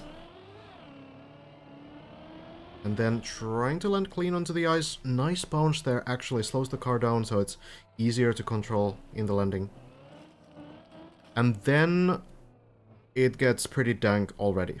You need to fall into this hole halfway through, and you need to bounce over the next border. You'll see what I mean. Slide into the hole. Oh, it works. Nice. First try, very clean. As clean as it gets, really. And hey, it keeps getting danker as well, because now we have this turbo wall. Landing here, air braking, backflipping with the turbo. The turbo pushes you against the wall and you kind of backflip. That's just how it works. Just trust the process. Makes the next jump as well. And we're getting close to Hazard's personal best now. Lands the next part, and now another turbo wall backflip, whatever that is, I suppose. There we go. And this quarter pipe jump, very difficult. Hazard landed it unclean once, so landed on the other side, but then had to do a recovery and tried to jump back with the quarter pipe, so tried to just go back here, but unfortunately landed on top of the lamp and got stuck on the lamp. So I think Hazard, at the very least, there is a better recovery this time, which is to drop down to the pool, do this part again, and then, you know, then you're back, basically.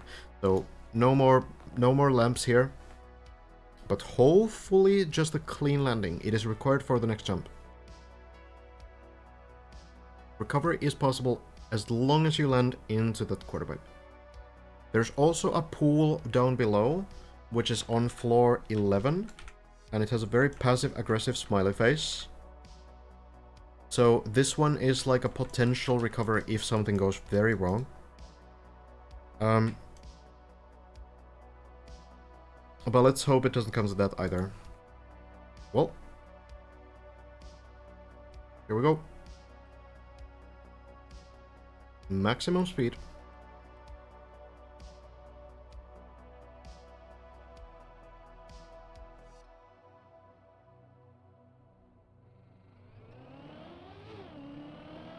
High jump line. It will land clean. Hazard commits. Is it gonna land the beam too? It will, and Hazard stays on the track as well. A little bit of a shaky angle there, but it will land. So Hazard gets to the next part. Not sure if Hazard needs to really check this one through. It is a pretty long sequence. The longest sequence we have on this floor. Going through these transitions over here.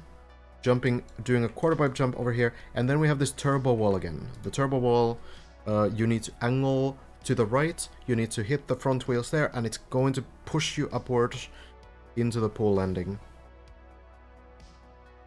There's quite a bit to get right here. Hazard, ready to try it out, it seems. Clean lines, clean transitions, similar to the floor 12 sections that have been going really nicely. Gets the landing clean.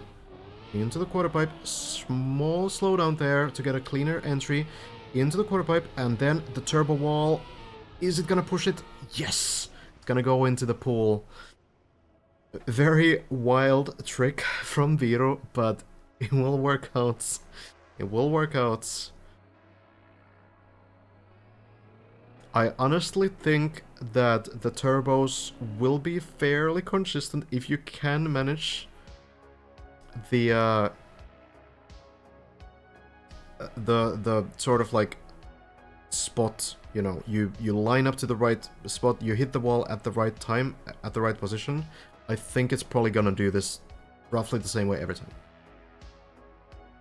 Next jump. Straight line.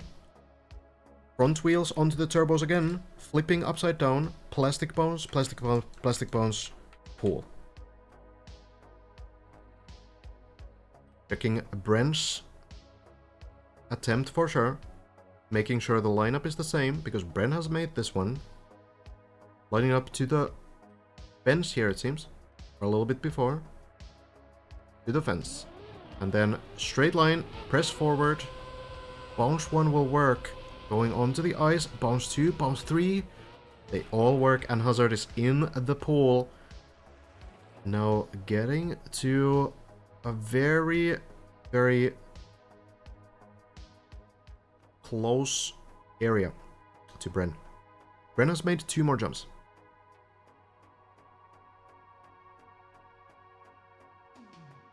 Quarter pipe jump. Now this one maybe shares some similarities to the floor 8 quarter pipe jump if you know that, but this one further to the right. It's a very tricky one. You need to land here. Bren has landed this platform. This platform is going to be the water guard platform. So this sequence Bren has cleared. And the next trick as well, which is also kind of weird. Another bounce slide. Let's see then. Hazard going in. The line looks pretty good. Oh, it's just slightly off though. It doesn't quite land. And where are we going? Excellent air brake from Hazard. Excellent reaction with the air brake. That is clutch. Because now you go back to the plastic bounce. I think. I don't know if there's anywhere else you really want to go here. I think you just go back here and you redo the big jump up and then the plastic bounce. That seems like it. So, not bad. New personal best already. Back to floor 13, which is not the easiest to save your run into. So, yeah. Already looking super great. Does Hazard have some big idea? Oh, hold on.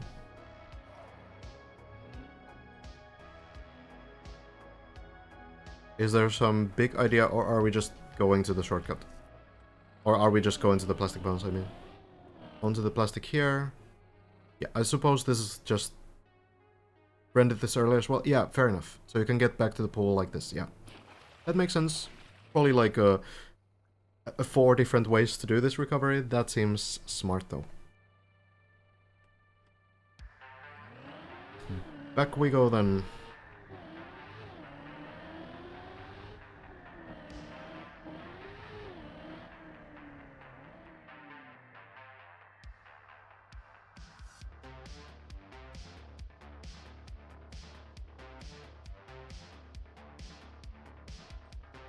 Let's see.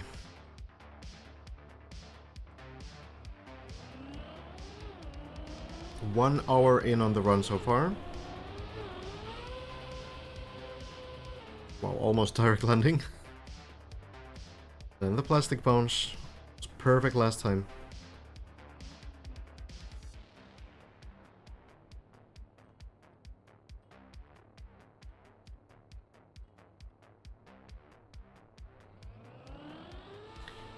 Air brake.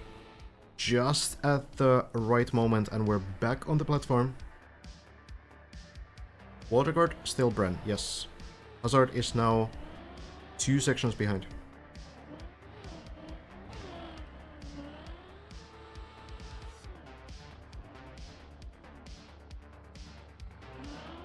Back we go. Upside down into the plastic. Accelerating, bouncing into the pool, no issue.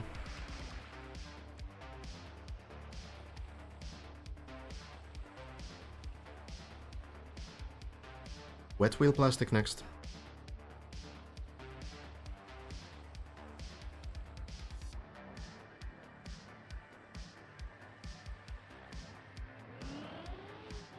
Very important practice on this floor. Unless we find some insane shortcut, I suppose, but that might not happen during the event. If there is one. Well, back to the wall ride. Again, trying to land front wheels facing up to get a clean landing, and it works perfectly. Just land into next part 2. Now the final part. Well, second last technically. Till the jump onto the ice at the end.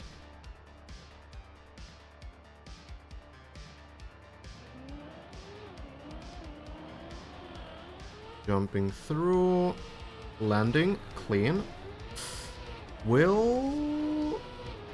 Did that get the wet wheels? That did get the wet wheels, I think, but still lands in the pool. It's so hard to see, and unfortunately in Spectator we can't use the plugin to see if it gets the wet wheels or not. I'm pretty sure there was wet wheels though. So Hazard still able to make it, even with the slight disadvantage. There's a hidden pool there that you can get wet wheels from. Thanks to Plaxity. But we're through. Well, there's the final jump again.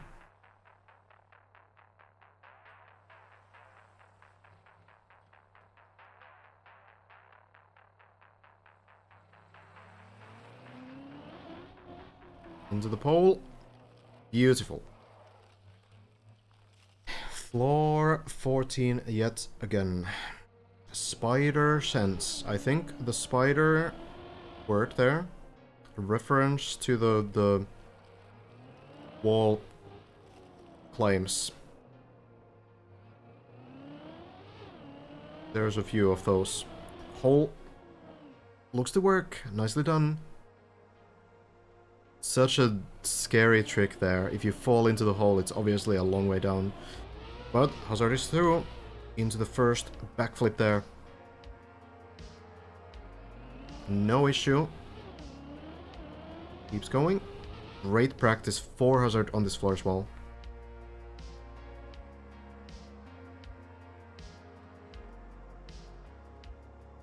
Maximum speed, not taking any risks with this one.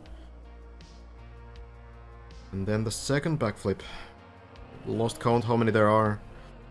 Works great as well. I do believe that as wonky as that looks, I feel like it's probably consistent. Then into the quarter pipe. We go right away. Let's see if it works again. Landing looks very good. Hazard omits and lands. Extremely clean. Only took that one one failed attempt to get consistent for Hazard, it seems. Doing very nicely. And now the long sequence. Clean landing again and into the quarter pipe. Small release, landing a little bit earlier than the wall. Turning sideways, zooming, and we're back in the pool. Backflip number 3.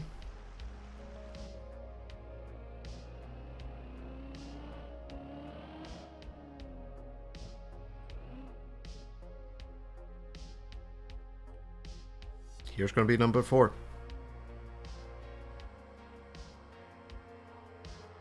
No need for clips anymore. Hazard knows the setup. It's the very straight line. Starting from the fence, pressing forward. Trusting the map to do its thing. Bounces once. Oh, that's gonna be close. Oof. The car turns, rotates a little bit too much. But Hazard, fortunately, lands somewhere. There is a recovery path here, it seems. You can take this ramp up here and go back to, suppose, the first turbo wall. So, okay, there's a recovery. Maybe there's another one as well that I didn't spot, but Hazard will be going for this one, it seems. So, semi-forgiving floor, in a sense. Not every floor has given you these paths.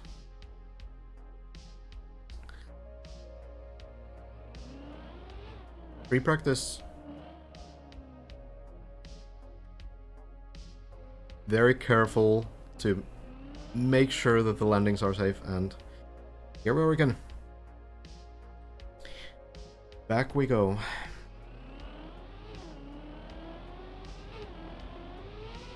Turbo wall number 1. Works. While it might look scary to kind of stay in the turbo as you leave the wall, turbos only affect you as you have contact with a wall, or ground, or anything at all. So if the wheels are not touching anything, then the turbo doesn't affect you anymore. So the flip, while it might look kind of weird if you stay in the turbo, as soon as you leave the wall there, as soon as the car is no longer contacting the wall, the turbo doesn't do anything. Here as well. Backflip. There we go. Back to the quarter pipe then. Good night, Black City. I'm from Finland. Thank you, Spes, also for the tier 1.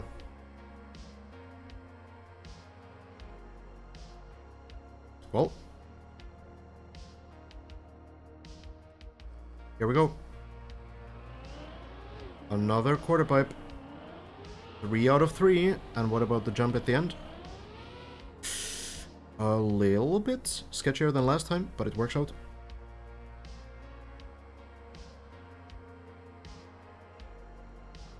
Then the long one.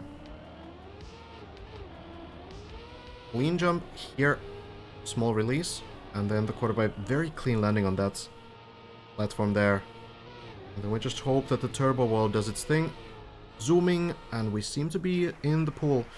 3 out of 3 on that one as well. Very consistent already.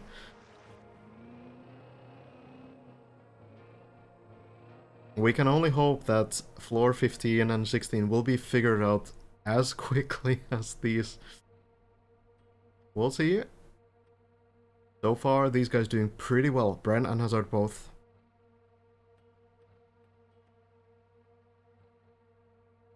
Back we go. Hope that this works. Hazard can potentially do some small counter steers if the car is about to turn a bit too much, but this looks great. We bounced 3 times and we're in the pool again. PB attempt. World record height, was it? Okay, world record height, but not in terms of progress. Bren has cleared 2 more sections. So, the height, sure, yeah, but the height is a bit of a meme.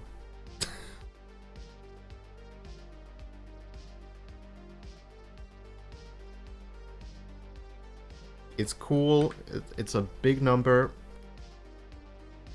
but Bren has gotten a little bit further.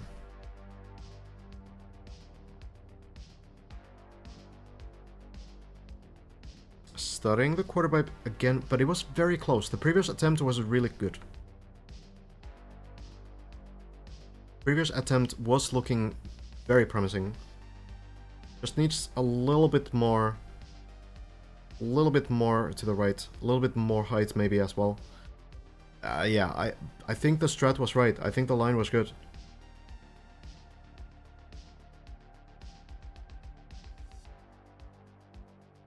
Let's see it.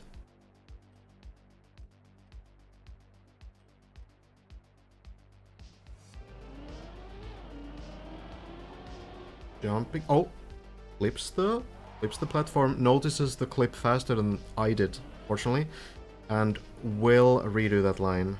Very quick. You need to slam the brakes super fast there to be able to save that. Doesn't want to commit with even a slight speed loss. So, try again. Not comfortable with that line. Go again.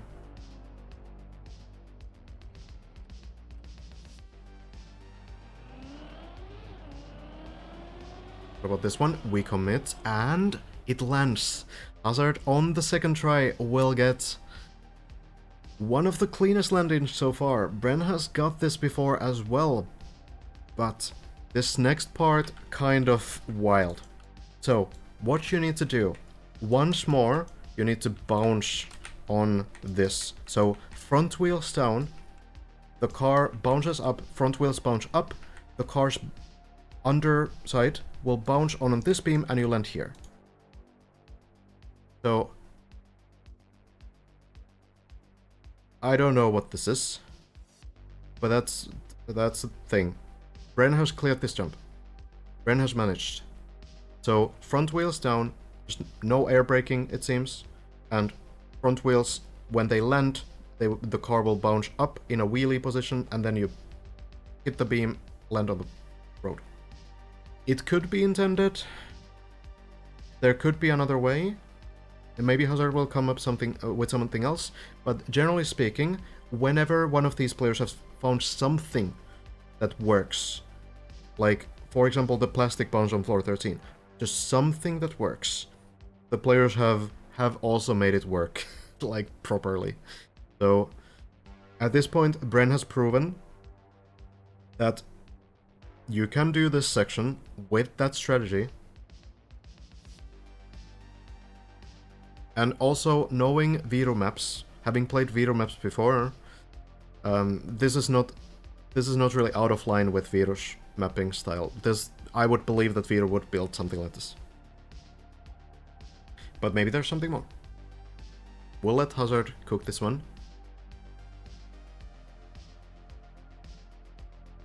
We can kind of look around afterwards. We're gonna just look into this. I don't know what Lars' idea was here.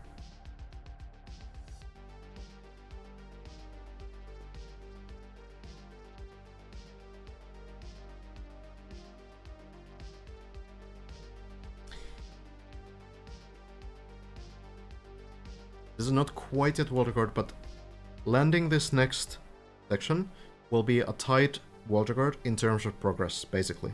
Because the next section seems to be a chained section and Bren hasn't cleared it. So technically it's 3 more jumps, but starting from the next landing, everything after that seems to be like chained until the turbo quarter pipe thing again. So we could say that in terms of progression, in terms of like clearing sections, in some sense landing this would be tight wall record. It's about, you know, how do you want to define it? Exclamation mark is part of floor 15. We'll get there. It's there in the distance. We'll see. See how long it takes.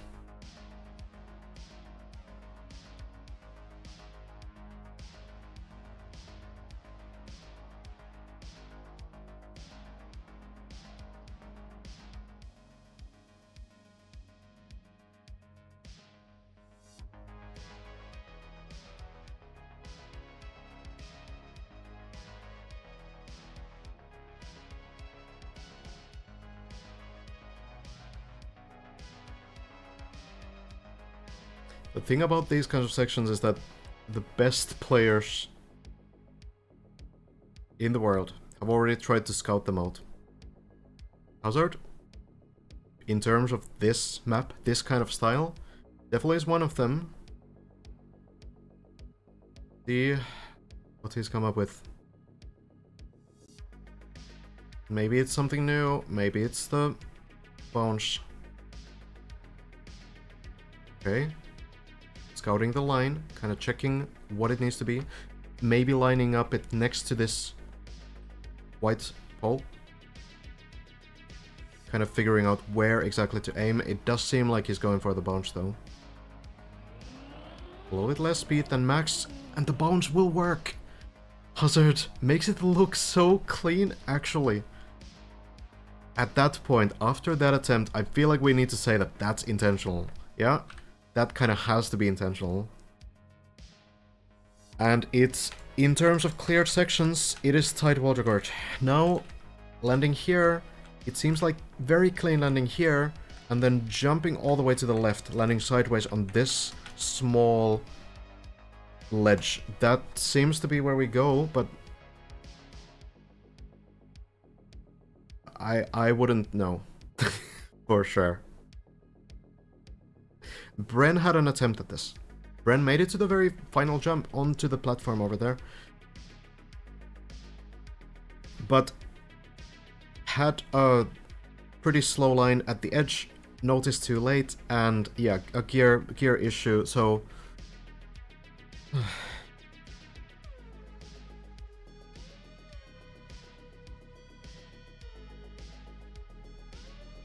Oh, I'm not discrediting Bren at all. Bren has done a huge job discovering these sections, and has, like, honestly figured out so much on not only this floor, but, like, floor 12, for example, was entirely Bren, right? And so much of floor 11 as well. So, Bren, absolutely huge contributions. Hazard has been the other one, doing those huge contributions. And I think the two have been kind of taking turns.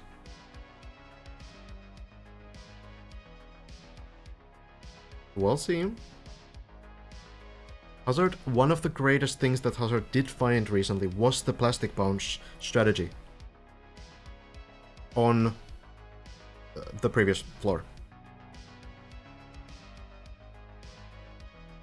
Elcon has done a lot as well. Elcon figured out the, like, 2/3 of floor 8 entirely alone as well.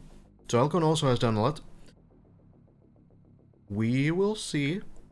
Elcon has apparently maybe been playing a little bit in solo. We're not 100%.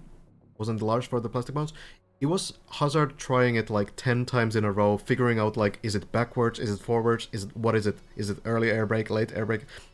Hazard was really the one to, like, figure out the strategy, and then Lars also got super consistent right after. Lars did figure out the final parts of floor 11 though, which was really great.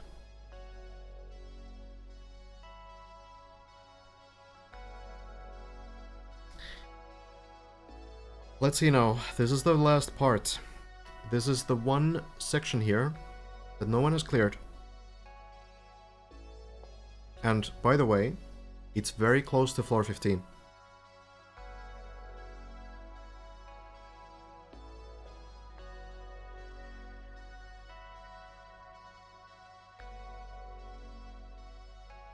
The Kuba's floor.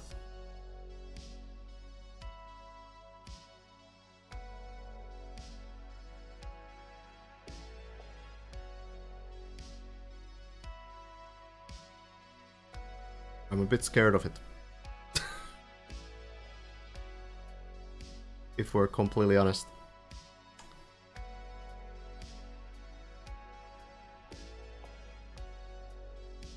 So we can see the ledge here. You can see a little bit of the turbo there. Hazard seemingly needs to go there. Maybe there's something else as well. But seemingly, dropping down onto the road there, then jumping into the platform, very clean landings. Here, here, and here. That's what it seems to be. Maybe Hazard can come up with something else. Wouldn't be the first time. It's not a very long sequence, but you probably need to get extremely good landings to make this work.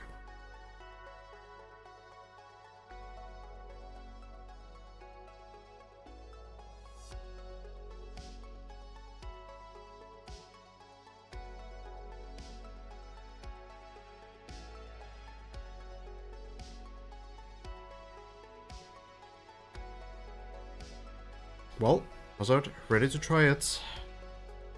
Been brainstorming, thinking of the lines. Might test this out a little bit. Usually that's what players do, or maybe we just go.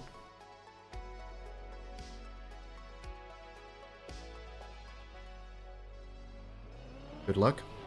Landing here. Eclipse slightly. Oh, that seemed to slow it down. Is it going to land? Oh god, it's so close to landing, but it falls at the end of it. Floor 10 at best. Floor 9. Well, floor 9.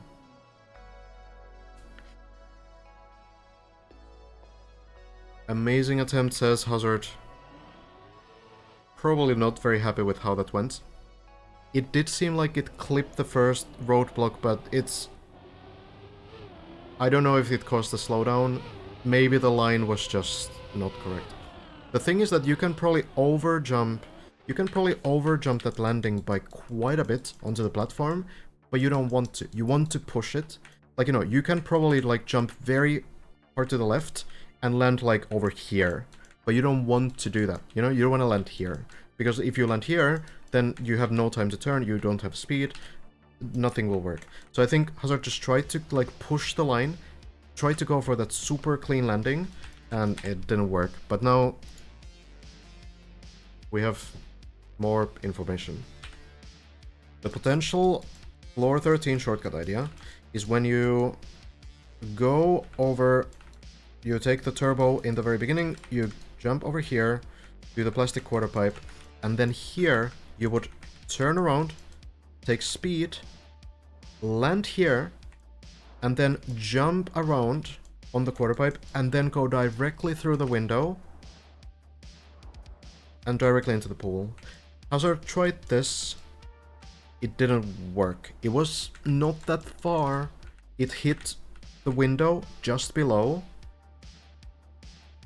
So it's difficult to say if that's actually doable. It's gonna be extremely tight if it's possible. To me, it honestly looked like Hazard's attempt at it was insanely clean. Like, no drift when turning around on the quarter pipe, no drift on the landing, really, really clean line, and jumping through. You only have like 160 speed, and you need like 200 speed to speed slide. So like you can't even do any wiggles here to gain a little bit more speed. It seems really tight, honestly. Well, you would get wet wheels, sure, but you can do the next part with wet wheels. Possible. Maybe with high percentage wet wheels, like if it takes a bit longer. Maybe, yeah. I think I still have cooldown on the shoutouts. Yeah, 27-minute cooldown on the shoutout, so...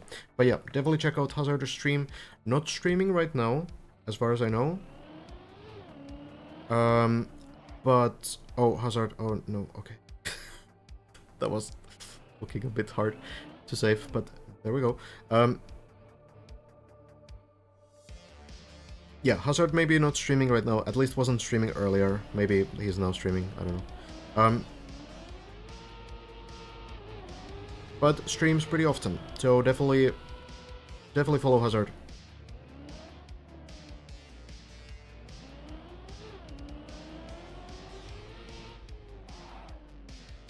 Does the Elcon drift optimization strategy for a little bit more speed. Yeah, I think at this point, you know, Hazard probably still thinking about what actually happened and what you might need to do differently.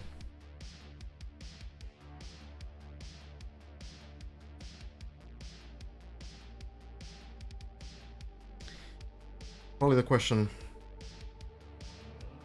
Can you show the rest of floor 14? It's really just 2 jumps, but sure, in just a moment.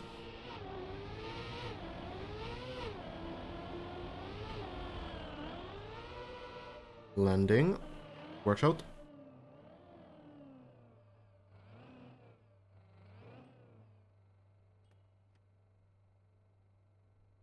Yeah, who knows what's happening with Elcon. We do know that Elcon has reached 1487 height.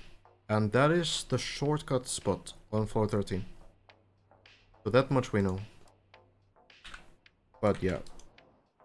So the rest of this floor 14 is you land here, presumably jump here sideways, take speed from the turbo, presumably also jump here. The turbos push you upward, so you land into the pool, and then it seems like you just take speed and you take a wide line, jump over here. That's floor 15. Oh, and as I say that, oh god.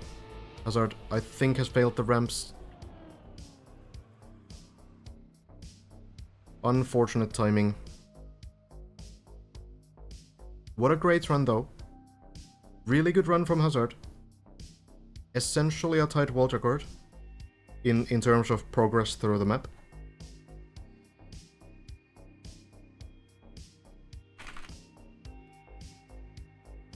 Where he left. So yeah, I think Hazard can be proud of that one. really well done, for sure. Lars still on the grind as well. Deserves the rest, yeah.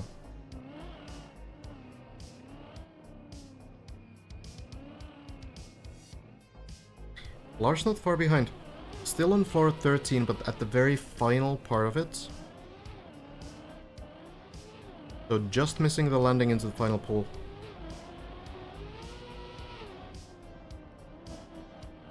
Set this on Lars' chat. This line made sense to me, considering the turn for the next jump. Yeah, fair enough.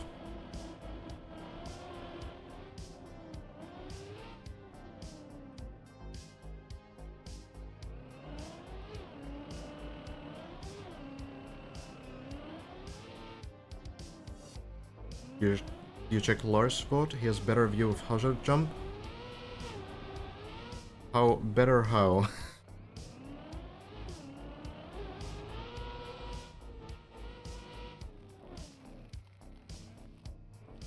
Like, surely we were spectating the same run. Okay, well, I can check later. Can't change camera angles in spectator either. Unfortunately, it would be nice. Oh, Lars accidentally switched to his own car. Oh no.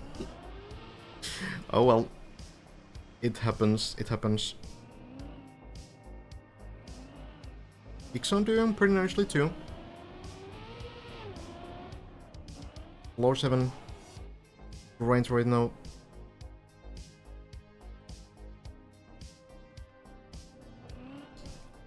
Lars did get some decent runs going today as well, but not quite contesting the personal best just yet. Did get to floor 13. But yeah, not to the end of it.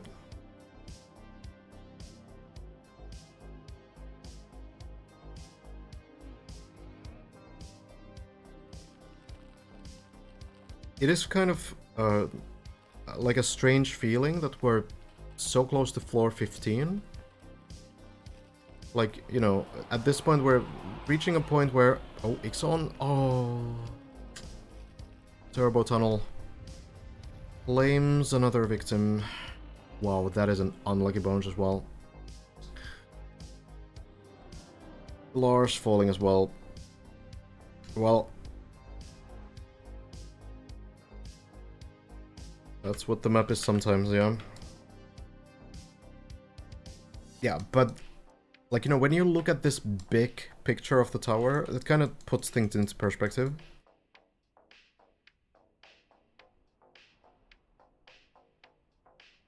Like, we have currently, in 20 days, we've gone all the way from down here to this point over here.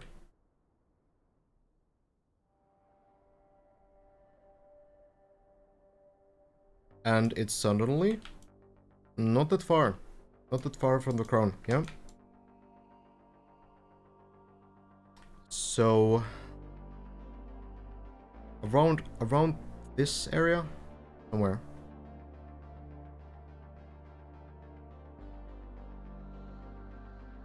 Over here. This one. So you can actually, like, kind of already start seeing the final parts there. They're not so far. And then, yeah. There's the crown. You get speed. You fly in there. We'll see what it's actually about. Yeah, but hey, we're moving further.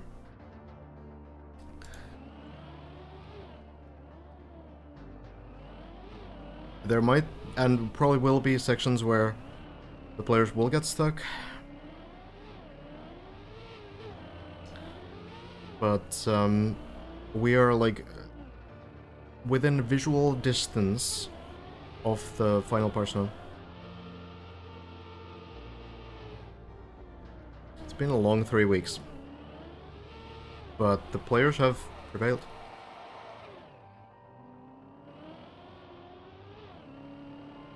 We'll see. I think, you know, the hardest is still yet to come. But, like, yeah, floor 14 has actually gone really nicely for Brendan Hazard so far. We'll see what the last 2 jumps are really gonna be.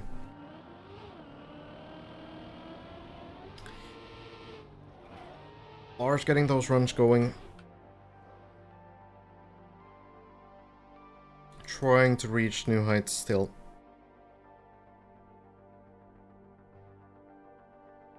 We'll see what the first attempt to the crown is gonna be. What are your plans for streaming after Deep Dip? Well, I'm gonna try the map myself at that point when the competition is over. But then, you know, we usually do mapping. Do some mapping competitions as well. Map requests help mappers improve their maps. And yeah, some big mapping projects usually. A lot with mapping, building things. Maybe not quite like this, but similar in scale. Sometimes. Haven't played Shallow Dip yet, but I'll try that as well after the event. Okay. Do you see any of the top 5 players failing the final jump? I don't know. It's hard to see what it's really gonna be like. It's probably not easy. You probably want to be extremely careful. But who knows how much speed you need. That's, I guess, the beauty of it, that we don't know, right? We don't know what it's gonna be, so... yeah. Yeah, if you fail it, then it's straight down the middle. You can see the crown from below. If you go right here and just look up, there's the crown. So it's a long way down. Yeah, Hazard getting some rest. Some well-deserved rest as well.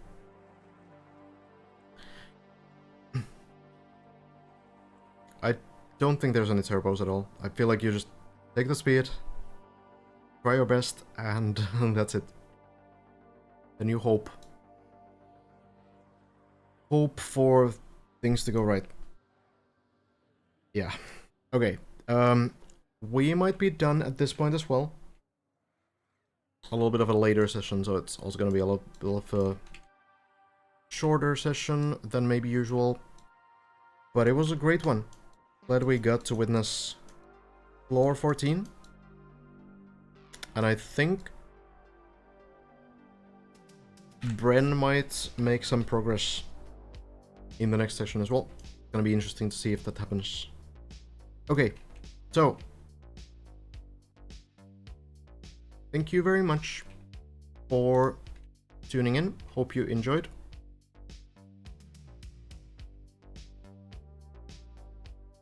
It's been a very fun journey so far.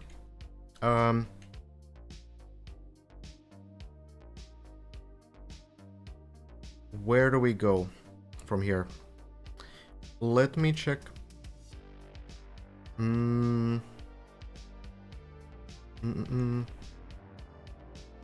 If you fail the final jump, yeah, it's all the way down. Most likely. The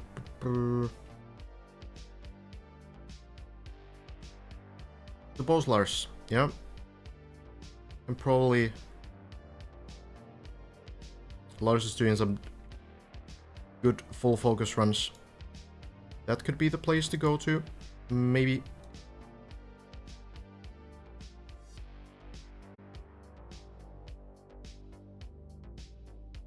Let's do that.